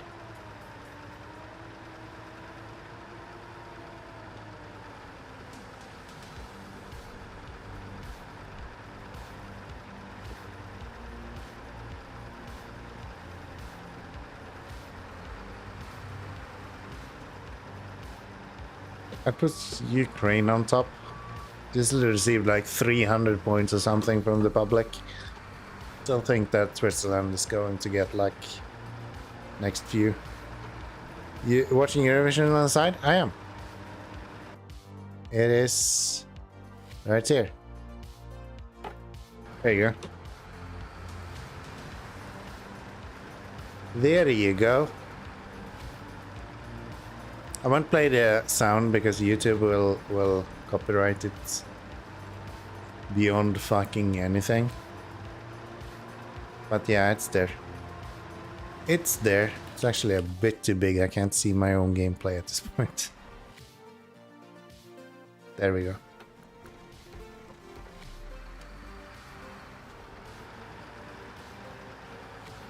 $337 for Croatia. Holy shit.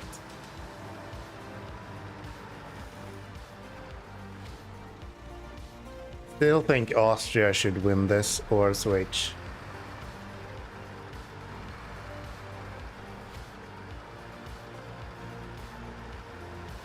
Croatia was good as well.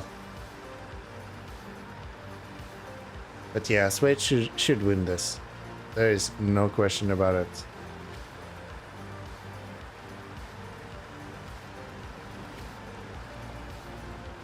Next we have... She just told who won next. What's your favorite? Still Switch. I hate the performance. I think the song is really good.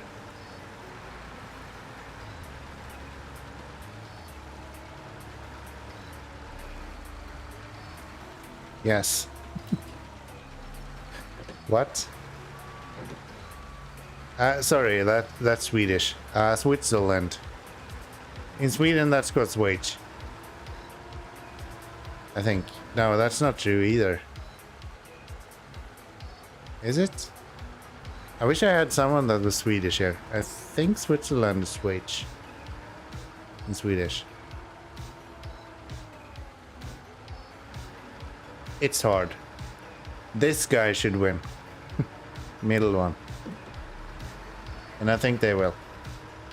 The only one that can actually win above them would be France, right?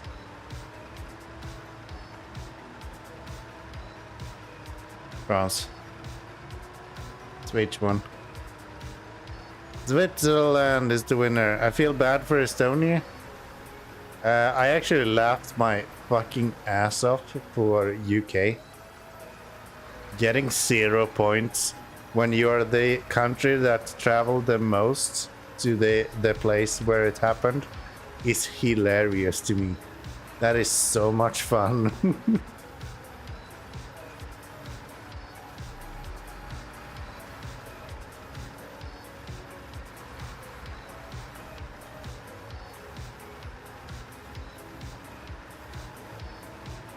Croatia or Swiss? Yes. Simple mathematics makes Switch win.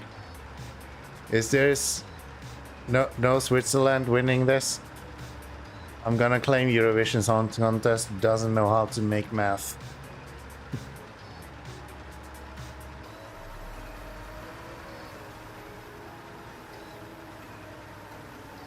Yeah, last one was like 300 points. And they need like 100 and something.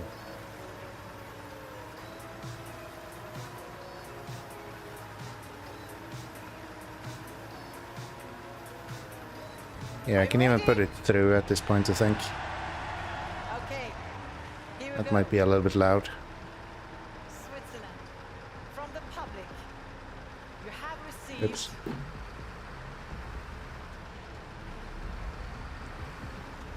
Who will win? 226 Told you. points. There you go. Switzerland is the winner after all. I said this in the semi-finals already, that Switzerland is the ones that should be winning this. And I was right. What a surprise.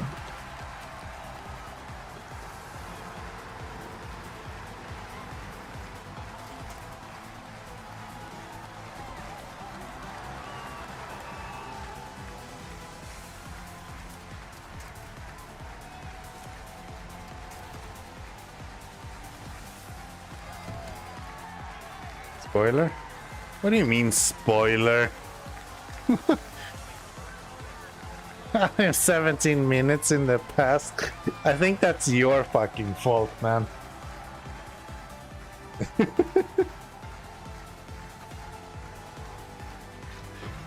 I think that's considered your fault. That ain't my fault. Okay, this is not gonna work. Restore crane. Okay, this is really annoying. Let's just kill the music. There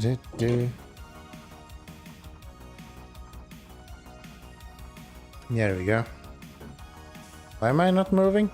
Because I'm in the menu. That would be why.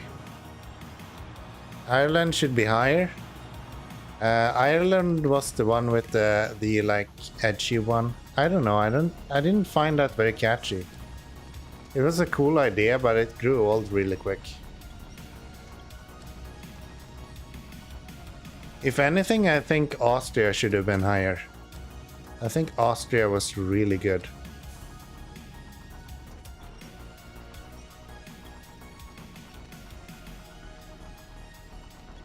That really grew on me. I didn't like that song to begin with, but after listening to it a little bit, it has that like disco bop.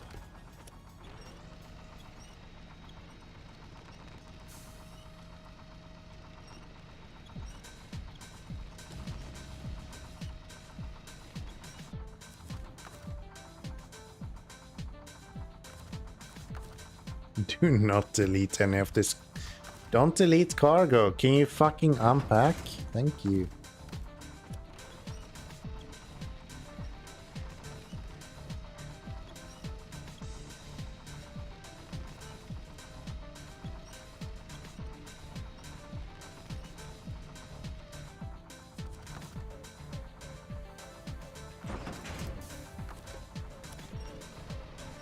Austria was so generic, forgettable.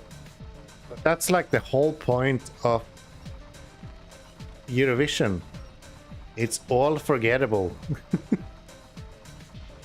Like that's the whole point.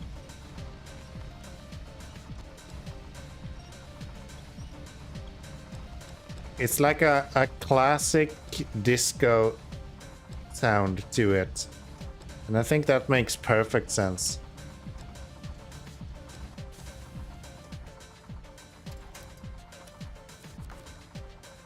Can I pack that? Sure can. And let's go.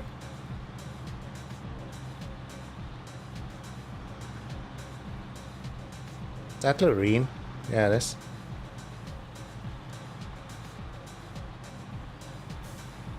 Loreen.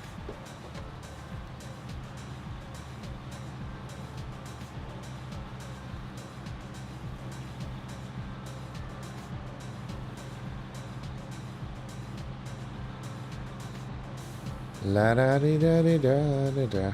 Nah, of course it is. Like the whole point of Eurovision is just to be boring. It's like everything there is to it. There were a bunch of performances that stood out, and Austria was so boring. But that's the whole point. Like, no one is watching Melody Festival and or Eurovision because it's interesting or groundbreaking ideas. Can I go here?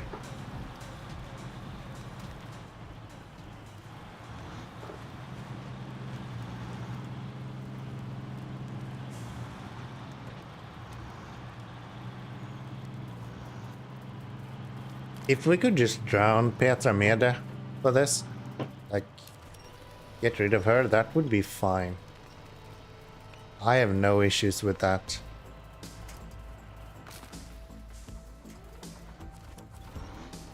Move.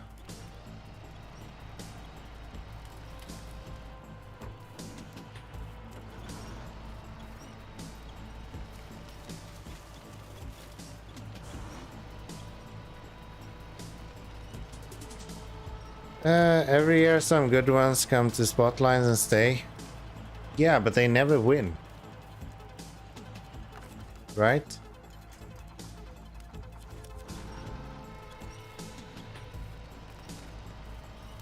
There's never a situation where the best song has won Eurovision Song Contest. It's always like a generic fucking boring bullshit. Even this. Like how is this that special? It's so generic.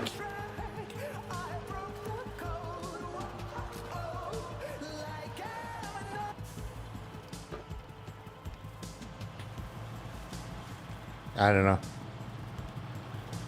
Eurovision is fucked.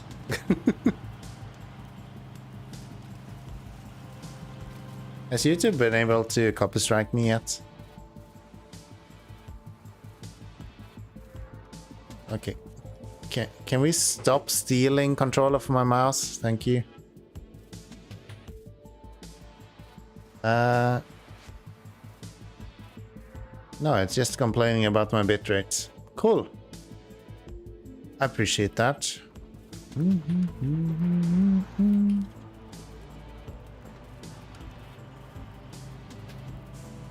All of a sudden, I am not moving at all.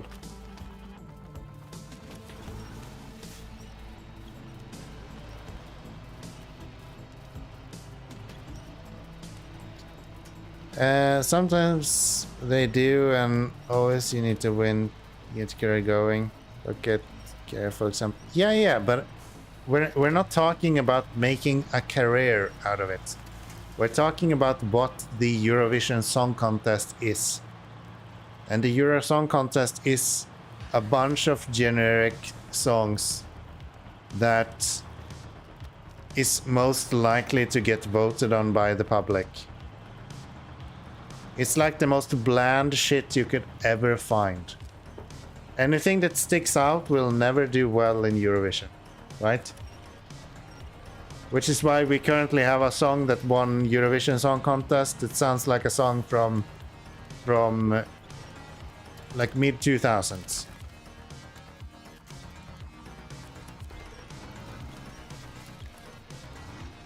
I'm not saying it's wrong, it's just like realize what you're watching. How the hell did I get this stuck?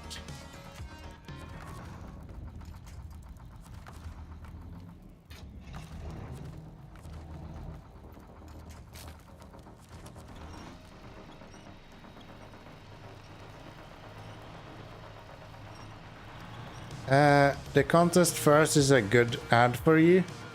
There's a lot of people that would not agree with you in regards to that, especially in Sweden.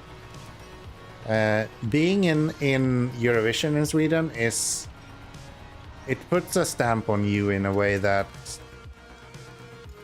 it's really hard to get out of.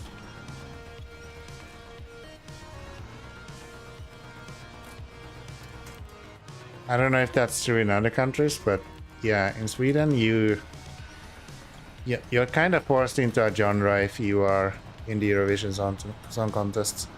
Sounds like a Sweden problem. I mean, a lot of Eurovision comes from Sweden, so yeah, that might be a Sweden problem, but it's a Eurovision problem from the fact that it's a Sweden problem.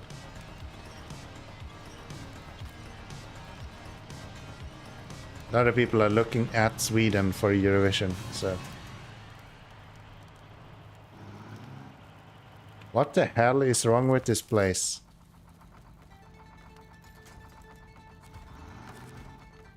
Maybe I should just do this to make sure I don't tip over.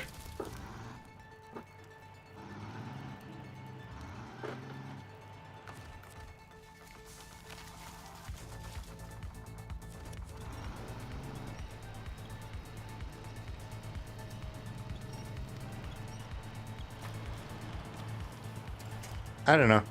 I'm not super positive in regards to Eurovision, but I'm also not a hater. I think I have a balanced view of it, and at the end of the day, it's a way to advertise yourself,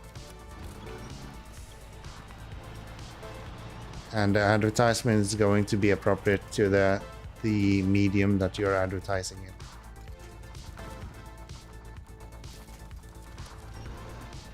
People would know Loreen if it wasn't for Eurovision. Loreen is not a big artist by any means for Swedish people. She has 2 songs that is big in the world, and they're both from Eurovision Song Contest, right? So I think Loreen would be doing better if she wasn't in Eurovision Song Contest, to be honest. I really do think that's the thing.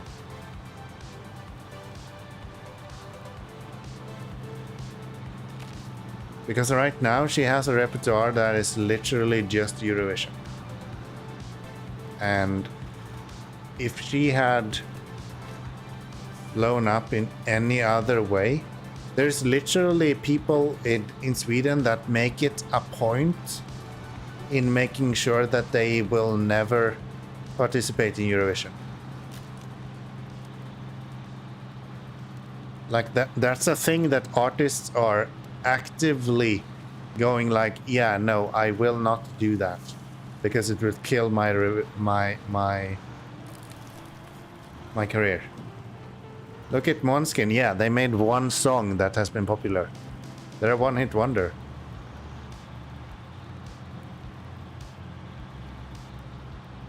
They're a one-hit wonder. They don't make a career out of it. Being a one-hit wonder is not making a career out of it. What the fuck? Not what the fuck. It's literally how it is. They literally aren't, but they are. They have one song that is like famous, and that's all they have. The one exception to this is ABBA, and that's why ABBA is so fucking big, and why everyone is trying to replicate that exact thing. They had multiple world tours. Yeah, they sure had, but they only have one song that is specific. Like they only have one song that people would mention. They're a one-hit wonder.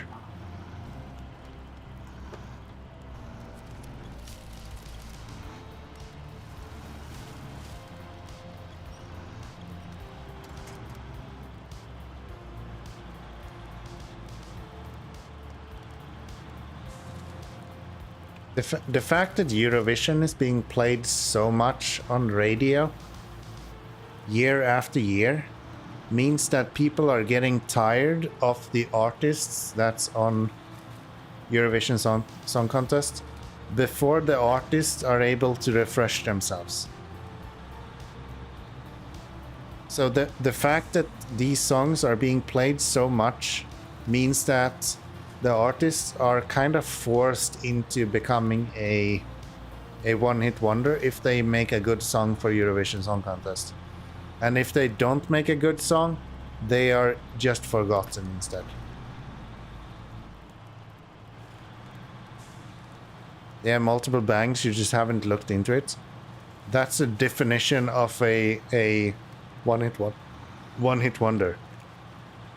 If I need to look into it, that means that they are not bangers.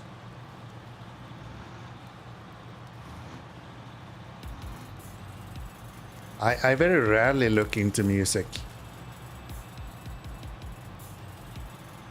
And most people aren't looking into music. Yeah, they probably have better songs. And don't... or even good songs beyond that.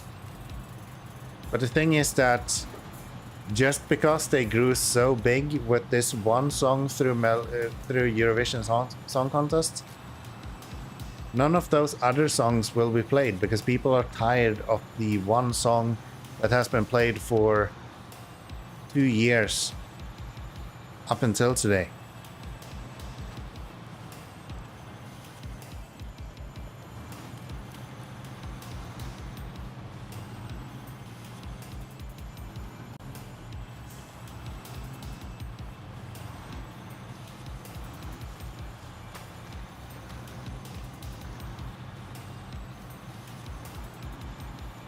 I really do think that Eurovision is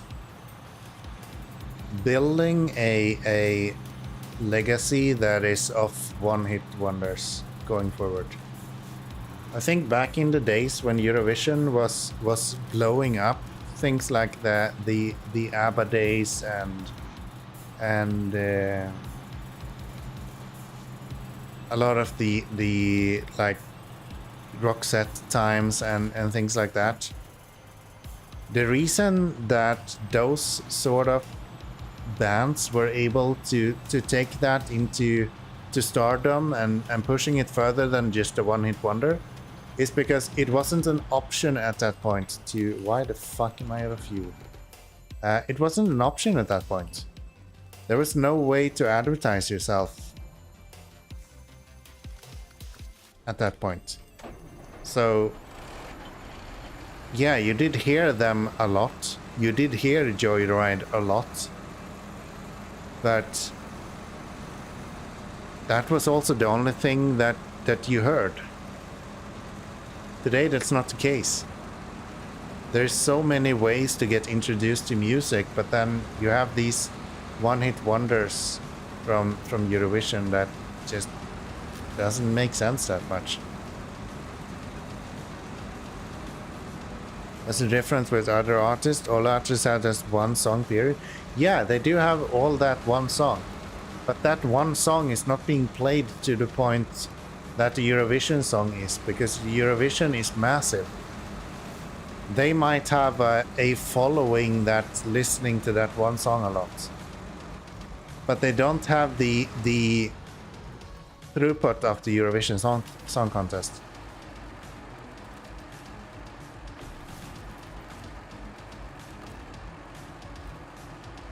I really do think this is an exposure issue.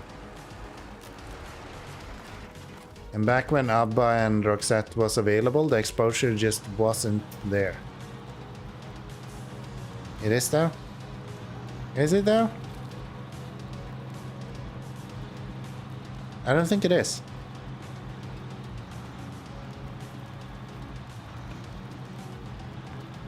Even like if you're looking at like TikTok, where a lot of music is being identified or like found out today,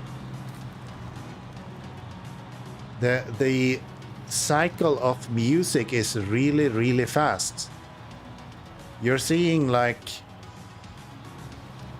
weekly changes or monthly changes to when music is changing. But then you have Eurovision, which is once a year. And the winner of Eurovision is being played for a year, when music is changing from week to week or month to month. Of course, people are going to get tired of it. I think it's an old formula. It's an old formula that worked back in the days and just haven't been updated for today's world.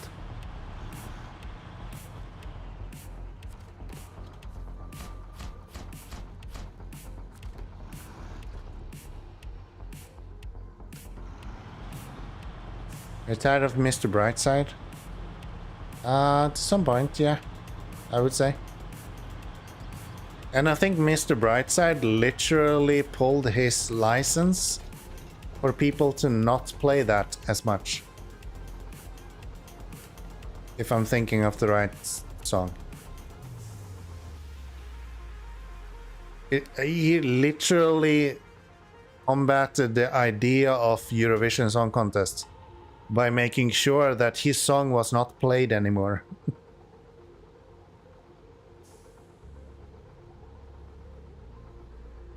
Find that very interesting.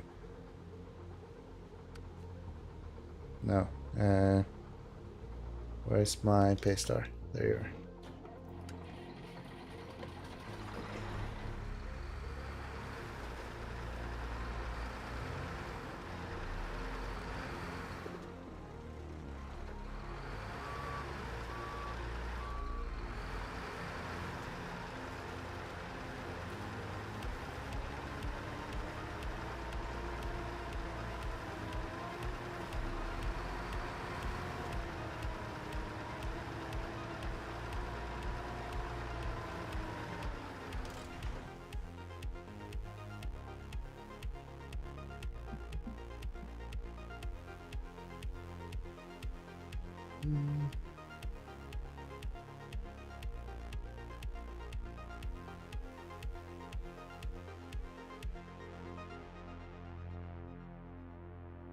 Here you go.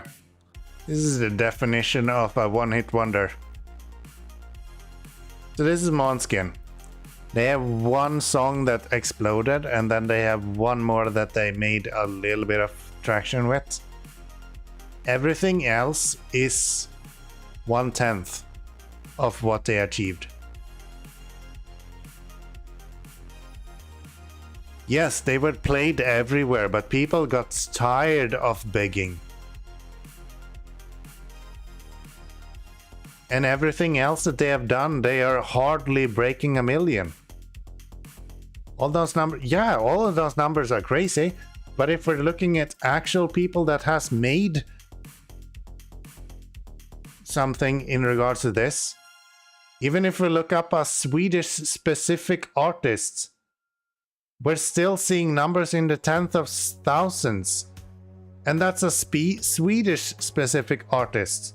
Like, that's crazy. If we go to something even like remotely national, we're talking about hundreds of thousands of plays, like 40 years after they has been released. And it's all of their songs. It's a one-hit wonder. I'm sorry, but that's literally what Eurovision is. It's a generation of one-hit wonders.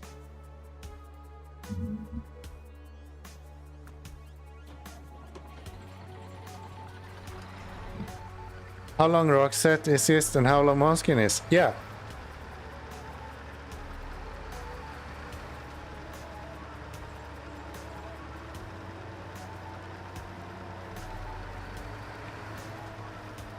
Roxette is way smaller than Måneskin, because Måneskin was boosted by Eurovision Song Contest. Roxette has way more CDs sold than Måneskin. Like, don't fool yourself, there's no comparison there.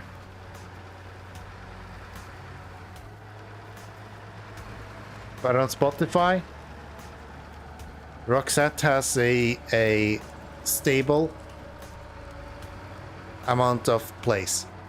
Måneskin is playing 1/10 of their plays on one single track.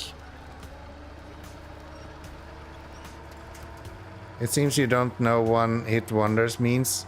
I mean, we can continue. We can continue.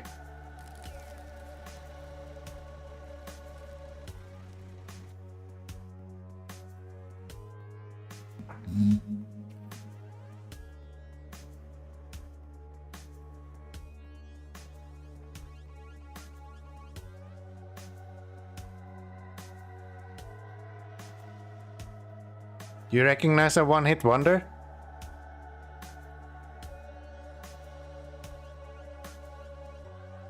Do you need more?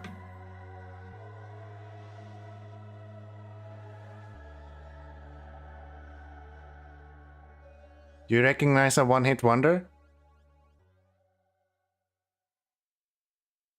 It's the same, all of it. Måneskin is a one-hit wonder by literally definition. Not a single one-hit wonder have a bunch of world tours. They don't. Have you not seen No Doubt go on world tour during the early 2000s? Literally everywhere.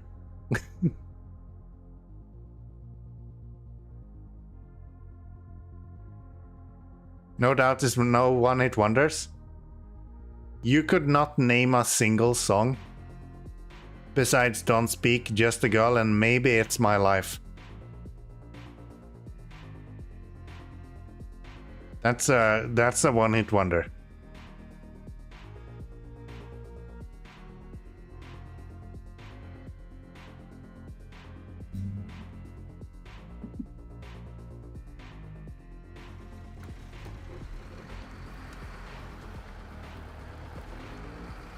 These people that are making it to Eurovision Song Contest, they're not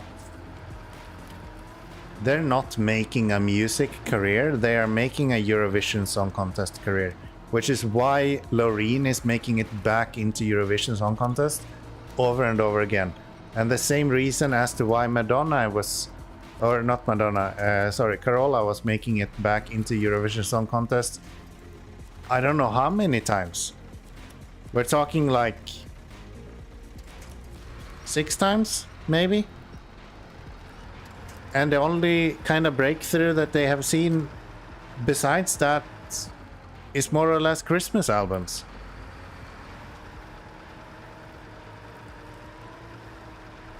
I don't know, I thoroughly do believe that Eurovision is generating one-hit wonders. Just from the function of how it works. It's completely against how media is being consumed today. Media is not being consumed once a year today. It was back in the days. Back when ABBA was big, back when Roxette was big. Media was consumed over a year. You were buying an album to enjoy over a year. That's not being done today.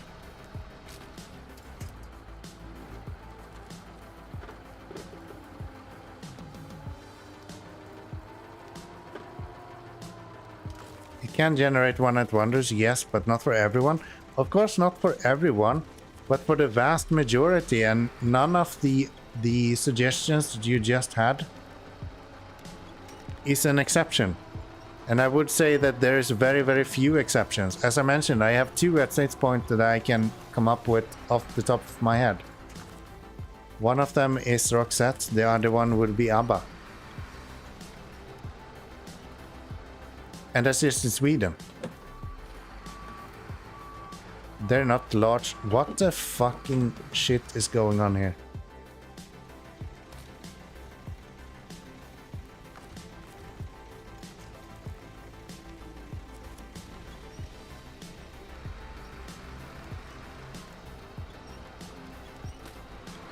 Something's bugged about the game right here.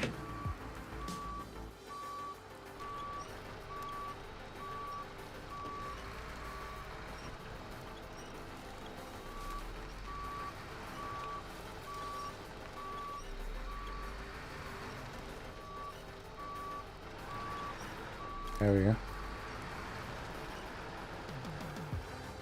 Somehow got stuck in the ground, I think.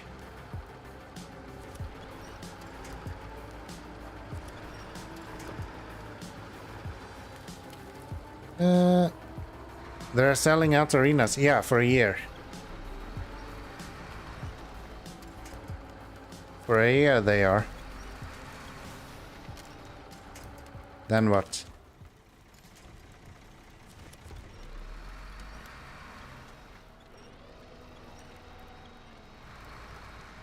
What the hell is going on? I guess I'm out of fuel.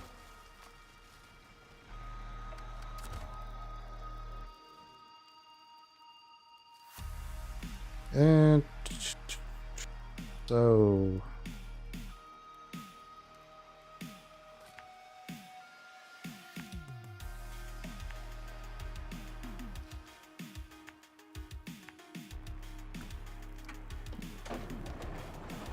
Like, having temporary success does not mean that you are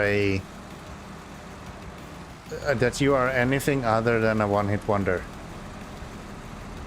The only way to consider yourself as being anything other than a one-hit wonder would be if you have continued success.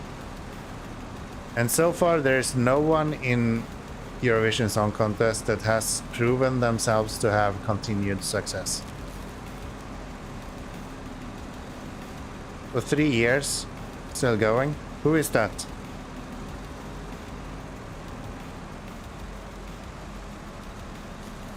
Who has been going for 3 years from Eurovision Song Contest and is still going?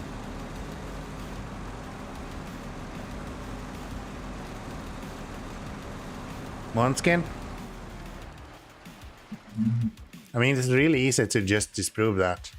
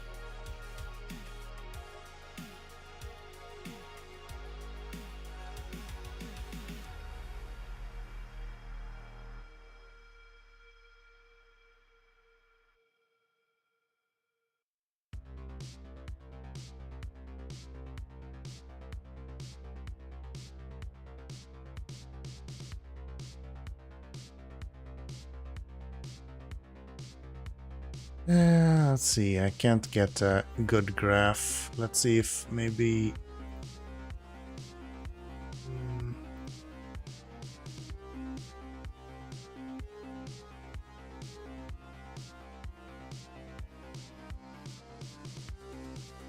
we can get the events here.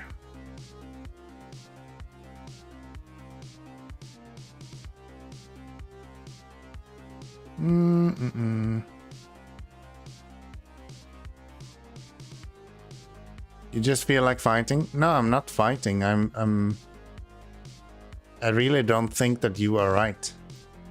So these are the upcoming events, right?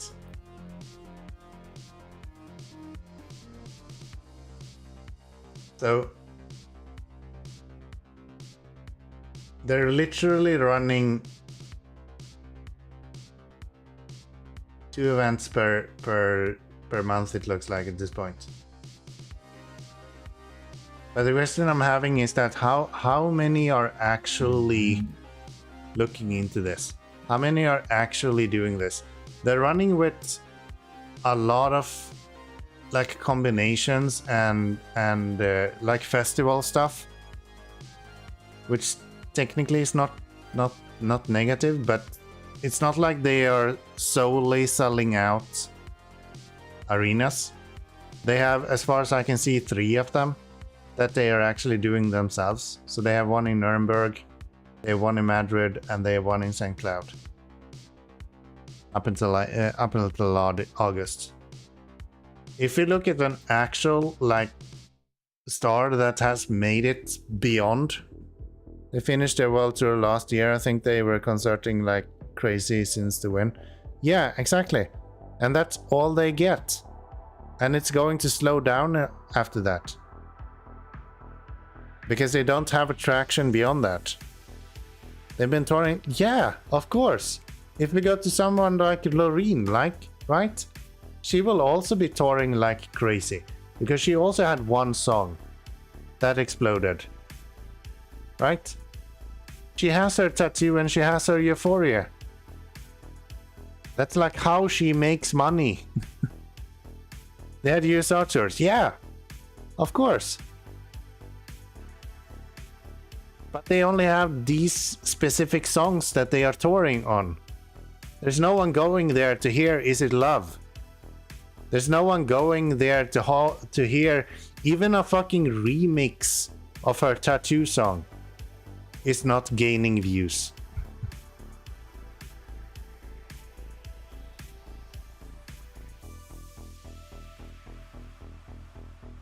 The top 6 of her songs is the same song, except for one. And they're all from Eurovision Song Contest. And everything else is below 10 million plays. That's not a large artist. Yes, she does tours. Everyone does. That's part of being an artist. If you look at any one other, I don't even know what we would look at. I was saying, I don't know, Miley Cyrus. She's not that big anymore. How do you even spell that? Miley Cyrus. Blows it out of the water. Right? It's not even close. Eurovision is just building one-hit wonders. And these numbers are not that far away. With Flowers and Part in USA, she's quite close. But the difference is that the 900,000 here is close to maybe a 10,000. I realize that it's 900 million, but still.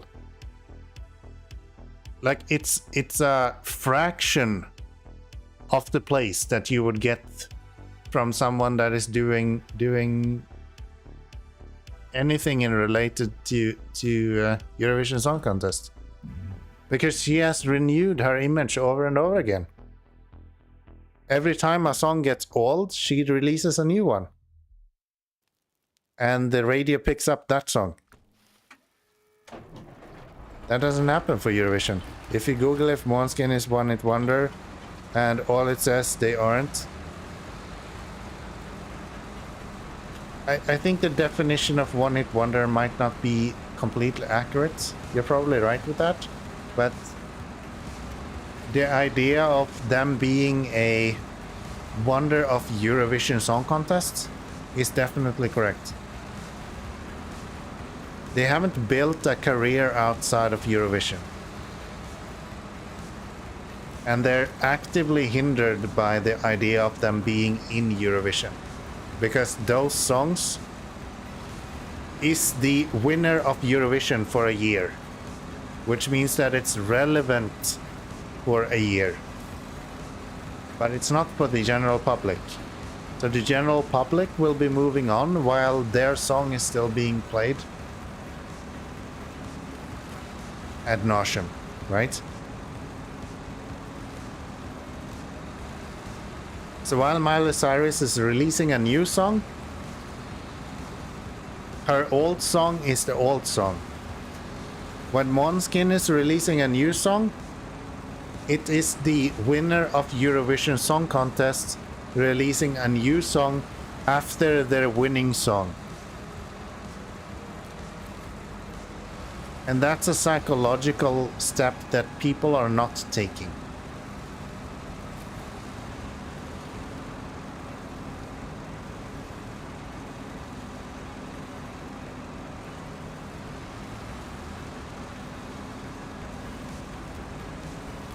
I firmly do believe that Eurovision is by definition, a dated format. And saying anything else just doesn't make sense, to be honest. Because it's literally a format that has been the same since the 50s. So if you go into something and you say that Eurovision is not a dated format when it's from the 50s, I don't even know how to argue with that. That's obvious to me. Of course it's going to be a dated format. It has to be. It's like 80 years old at this point. 70 years old, 75 years old. There's nothing from the 50s that lives today. Why is it a bad thing? It's not a bad thing. It's something that you just have to kind of realize, right? It's not. I'm not saying Måneskin is bad. I really like their begging.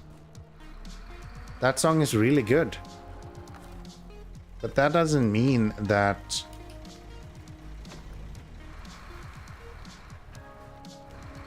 that we can go, oh yeah, no, you should go into Melodifestivalen or Eurovision Song Contest because that will make you world famous and build your musical career.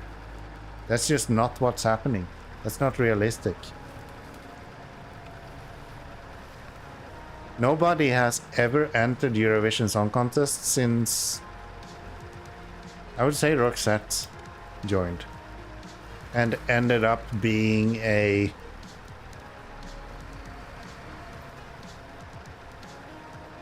generic music like phenomenon. It just doesn't happen. Everyone that has been winning Eurovision Song Contest lately has been people that did not make a career afterwards beyond Eurovision Song Contest.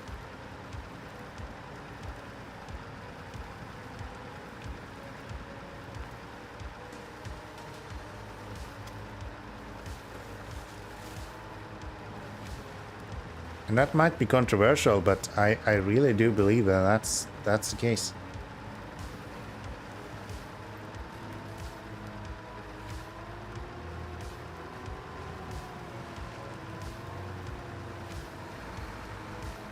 The kind of stamp that you get from joining Eurovision Song Contest,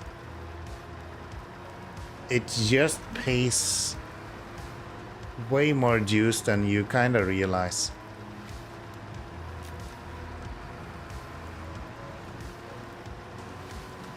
And not the fact that you were in Eurovision Song Contest, it's more the idea that the winning song of Eurovision is the winning song for a year.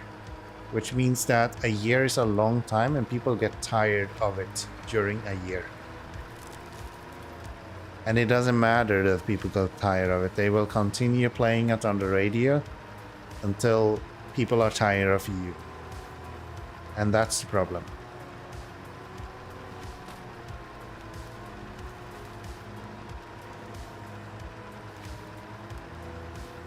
It's actively hindering your likelihood of success.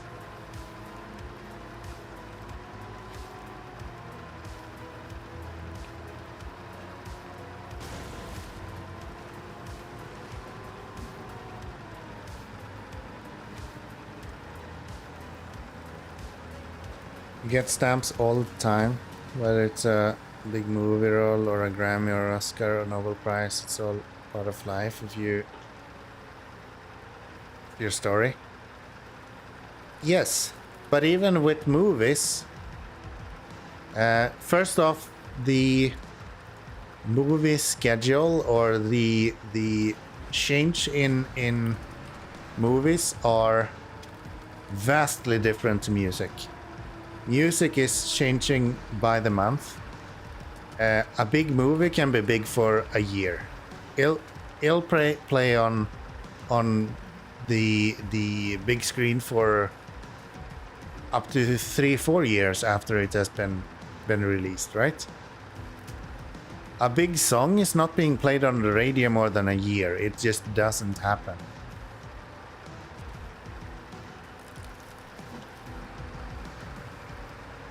I don't think it's an event problem, it's a mindset problem. the issue with the minds, or the issue with the event, is that it's not taking the mindset into accountability.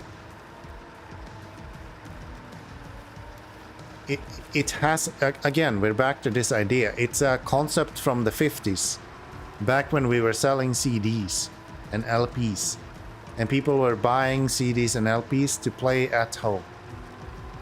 That's not how music is enjoyed today. But that's how we are still being served music from the Eurovision Song Contest. And that is going to be a dated format. That's just how it is. The concept is fine. No, it's not. I'm sorry, you're wrong. There's nothing about that concept that is correct.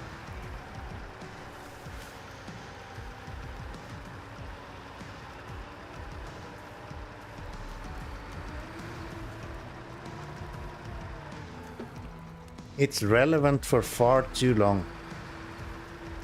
That's the problem. The idea of Eurovision Song Contest should only exist for a month. Everywhere. And then it would actually grow people. Grow artists. Right now, that's not what's happening. Eurovision is... That's your opinion, yeah, of course. What am I gonna share if not my opinion?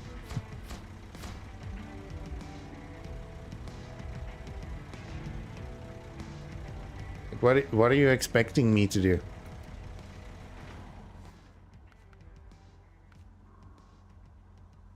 Eurovision is a concept. Yeah, the fact that it is a concept does not mean that it's a good concept. That just means that it is a concept. That can still make it a bad concept.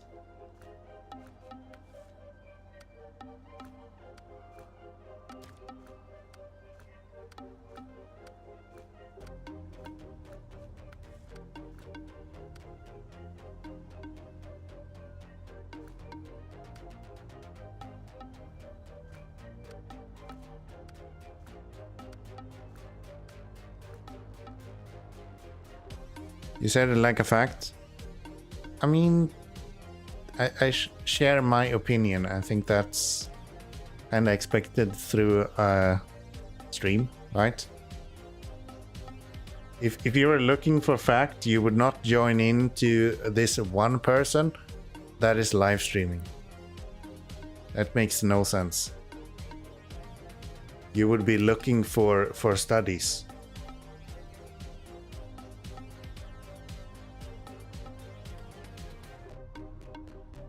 And I think for me, it is a fact.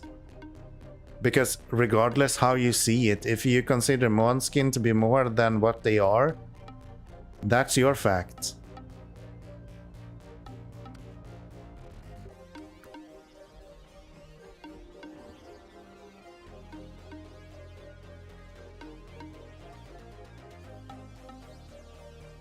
You don't say you're sorry, you're wrong if you're only saying an opinion.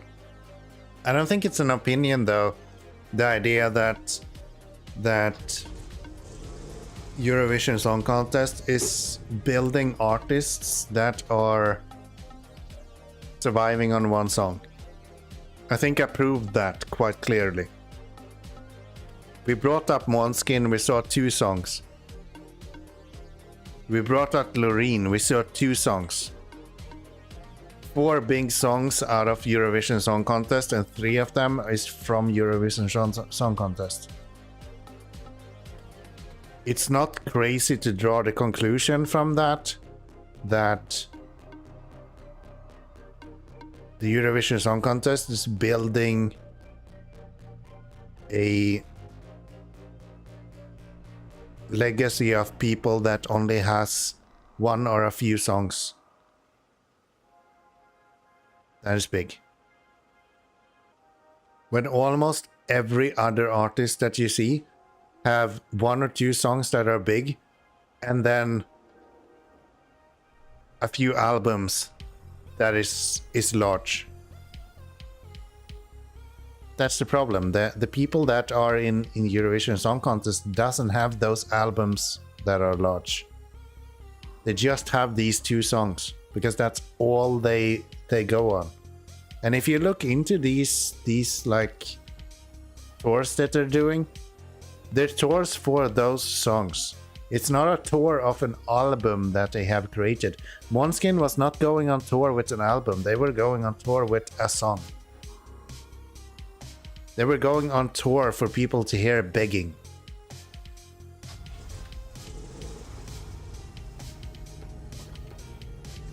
I don't think that is that controversial of an idea, to be honest. I think the data kind of proves that. They were going at an album. Which album?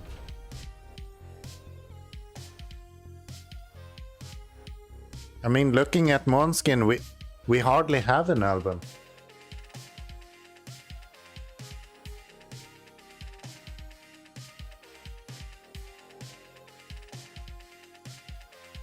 Right? What album are they going to go with? Gossip? With like not even 1/3 of the plays of their most played song. No, people are not going to hear the album of Gossip. Not gonna happen.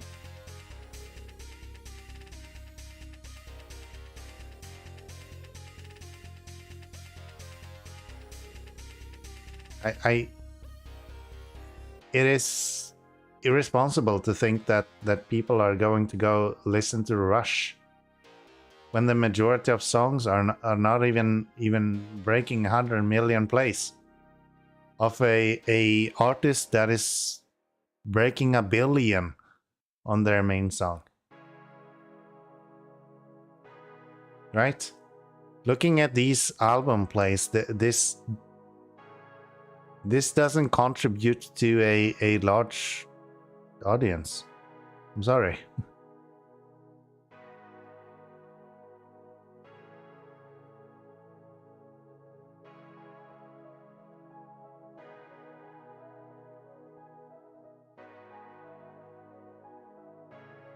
None of this is. They're one song. It's the only thing to break through. This is the only one that I have liked myself, because nothing else out of these guys actually live up to standards. And the reason for that makes sense. Because what you see through Eurovision Song Contest is a compilation of way more than what the band is capable to do. There is so much more people being involved in a Eurovision Song Contest song than what you get on a general album from a band. Like, if you look at the creators of Begin and you look at their other songs, there is so many more credits and so many more songwriters involved in making Begging compared to other songs. I'm not even looking at this. I can just tell you that this makes so much more sense, because they're gonna be on TV. People are going to be interested in showing their face, so they're going to get way more input than what they do otherwise. And it's going to make a completely different song. Sometimes you hear these songs from Eurovision Song Contest winners, and it doesn't even sound like their other music, like even remotely close.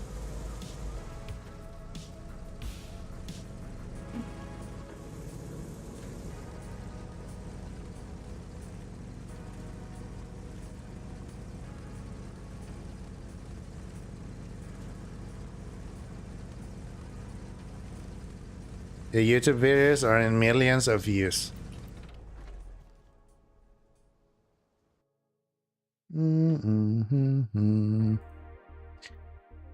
Let's have a look.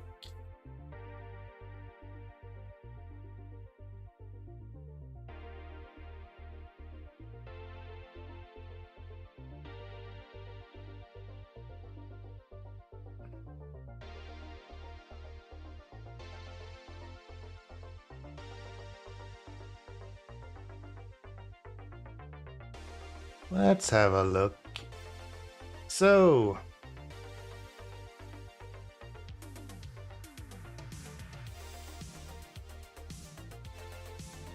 Måneskin. Is it Banyo? Apparently that is being played a lot by people. Which is a Eurovision Song Contest winners. It's literally tagged because that's the only thing that they're building on, right? And then we have a few really old videos. And then we have the one, I Wanna Be a Slave, which is the one that is really, really big, right? I don't think they even have the right to put begging. They have one video from begging, but I think they probably have sold those rights through Eurovision Song Contest to someone else. But again, we see a drastic drop. Yes, they're having millions, but they're not having hundreds of millions as they do on their top ones. And if we're looking at begging,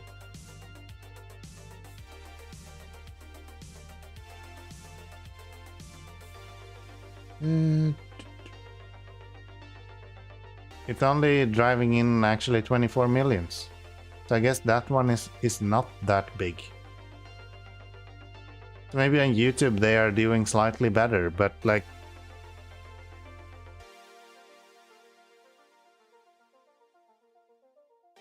they do have hundreds of million multiple ones.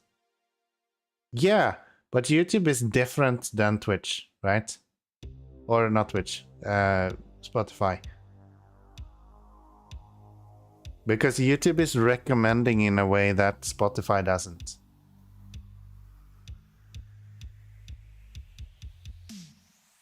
Mainly because YouTube is not actually paying the same way.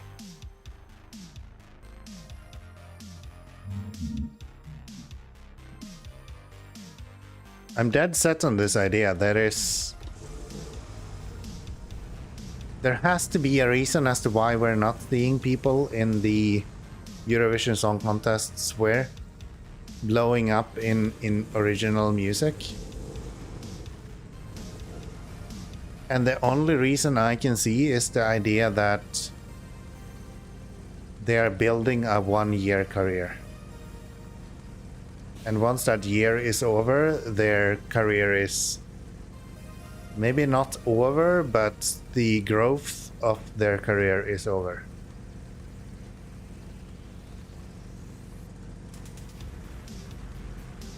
And yes, there is some exceptions. I think Måneskin is probably one of the few exceptions that have shown some sort of growth beyond just Eurovision Song Contest. But let's face it, that's like 2 years ago, right? So what happened to everyone else? There's so many other artists in Eurovision Song Contest. What happened with all of those? 3 years ago. Yeah. Still. What happened with everyone else?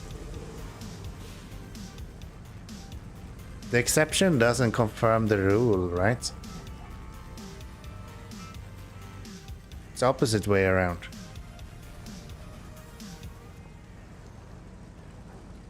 There's always going to be an exception, but that doesn't mean that the rule is false.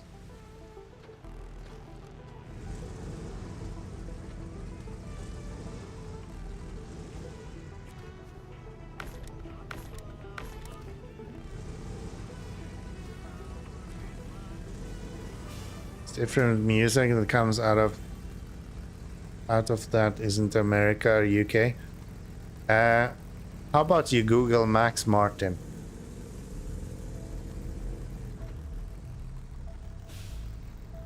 Most music is not coming out of UK and America.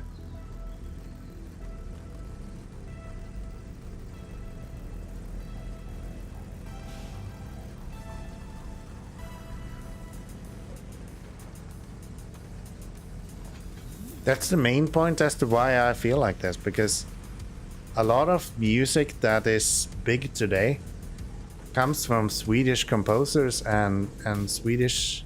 Max Martin is American at this point. So am I Latvian then?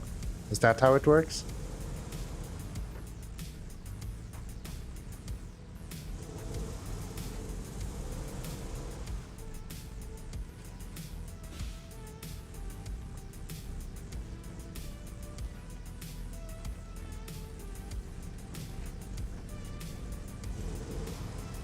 I don't know. I don't. We have so many good composers in Sweden, and almost everyone that is in mainstream music in any extent has completely rejected Eurovision Song Contest. You won't find a song in Eurovision Song Contest that is composed by Max Martin. It doesn't happen.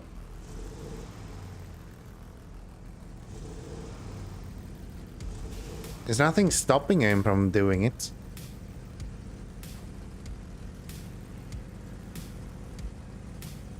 But there is something stopping him from doing it. And I don't think that is the downside of having one song being big for a while.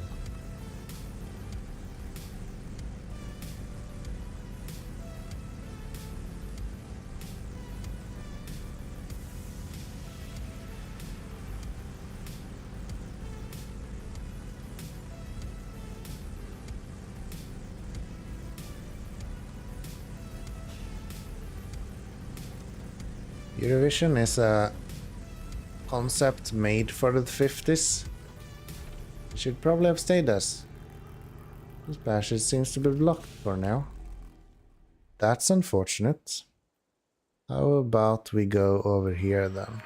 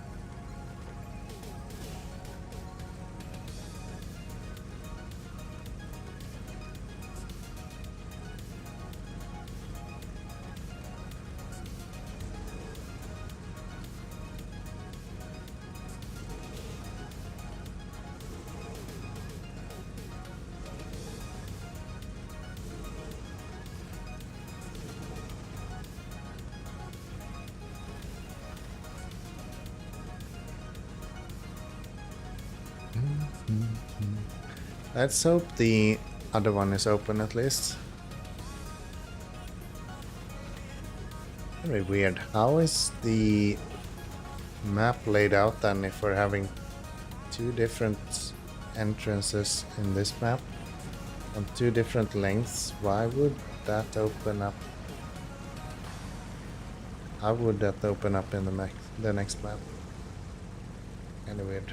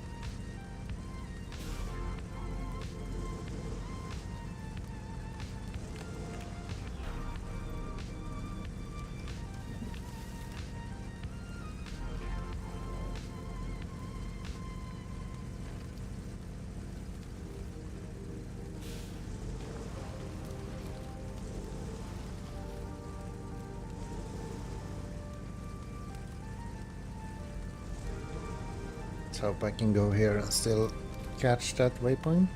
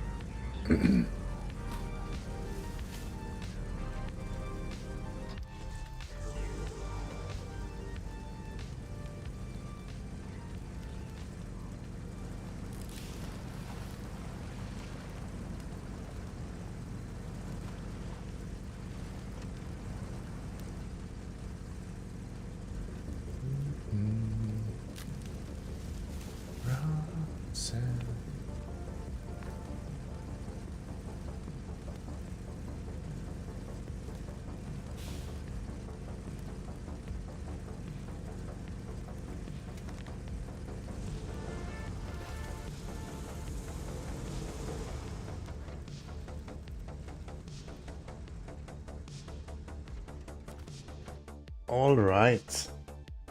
Burned forests.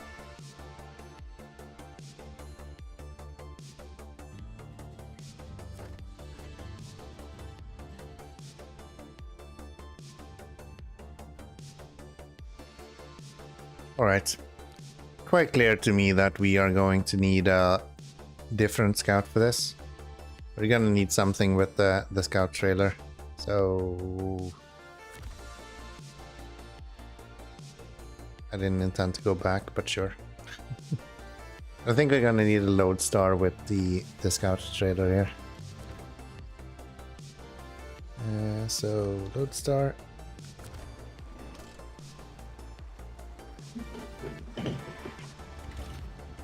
Get you back to the garage. Ooh, are you out of fuel completely, or?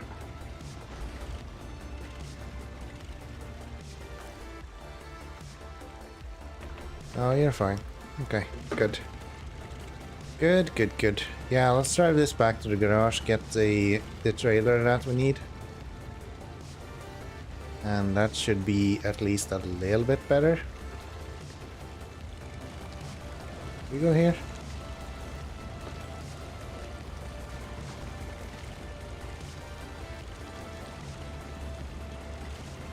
Yeah, this is fine.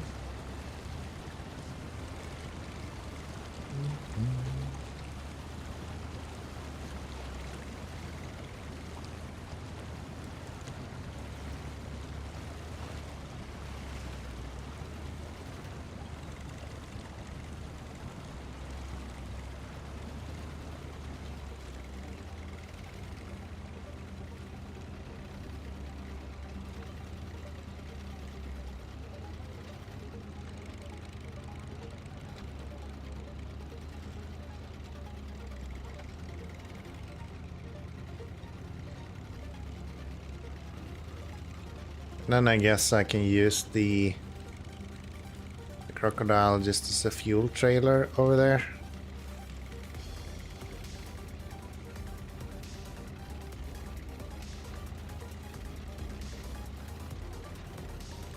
That should be fine.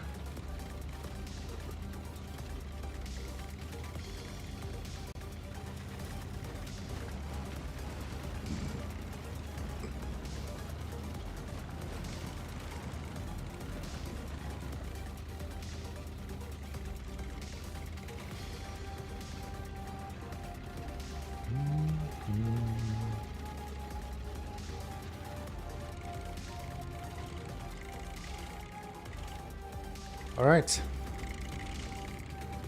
Should be fairly smooth sailing from here.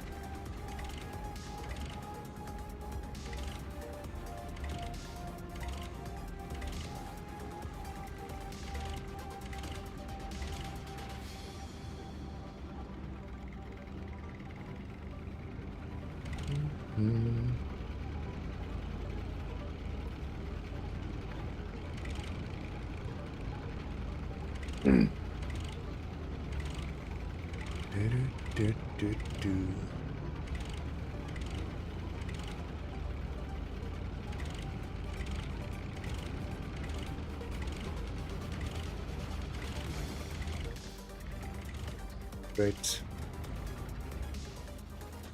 Those small trees, man. Worst ever.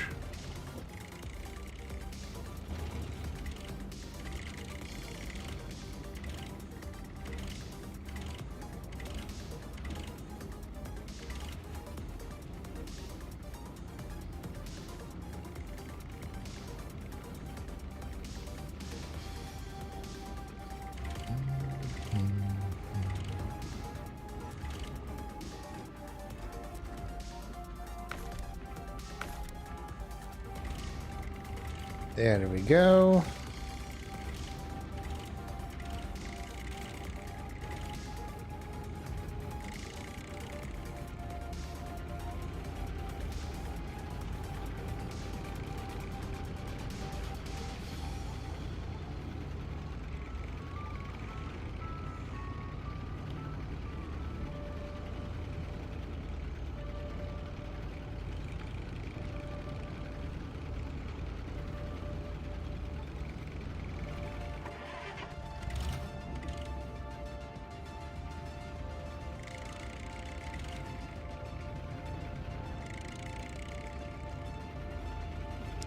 And here we have our garage.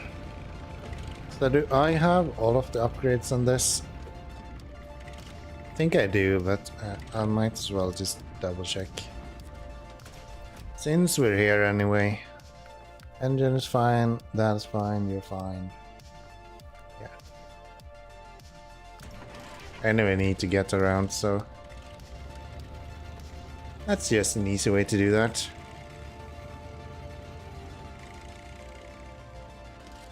And then we're going to get the prototype exploration unit. And we're gonna stop the engine, and we're also going to stop the stream at this point.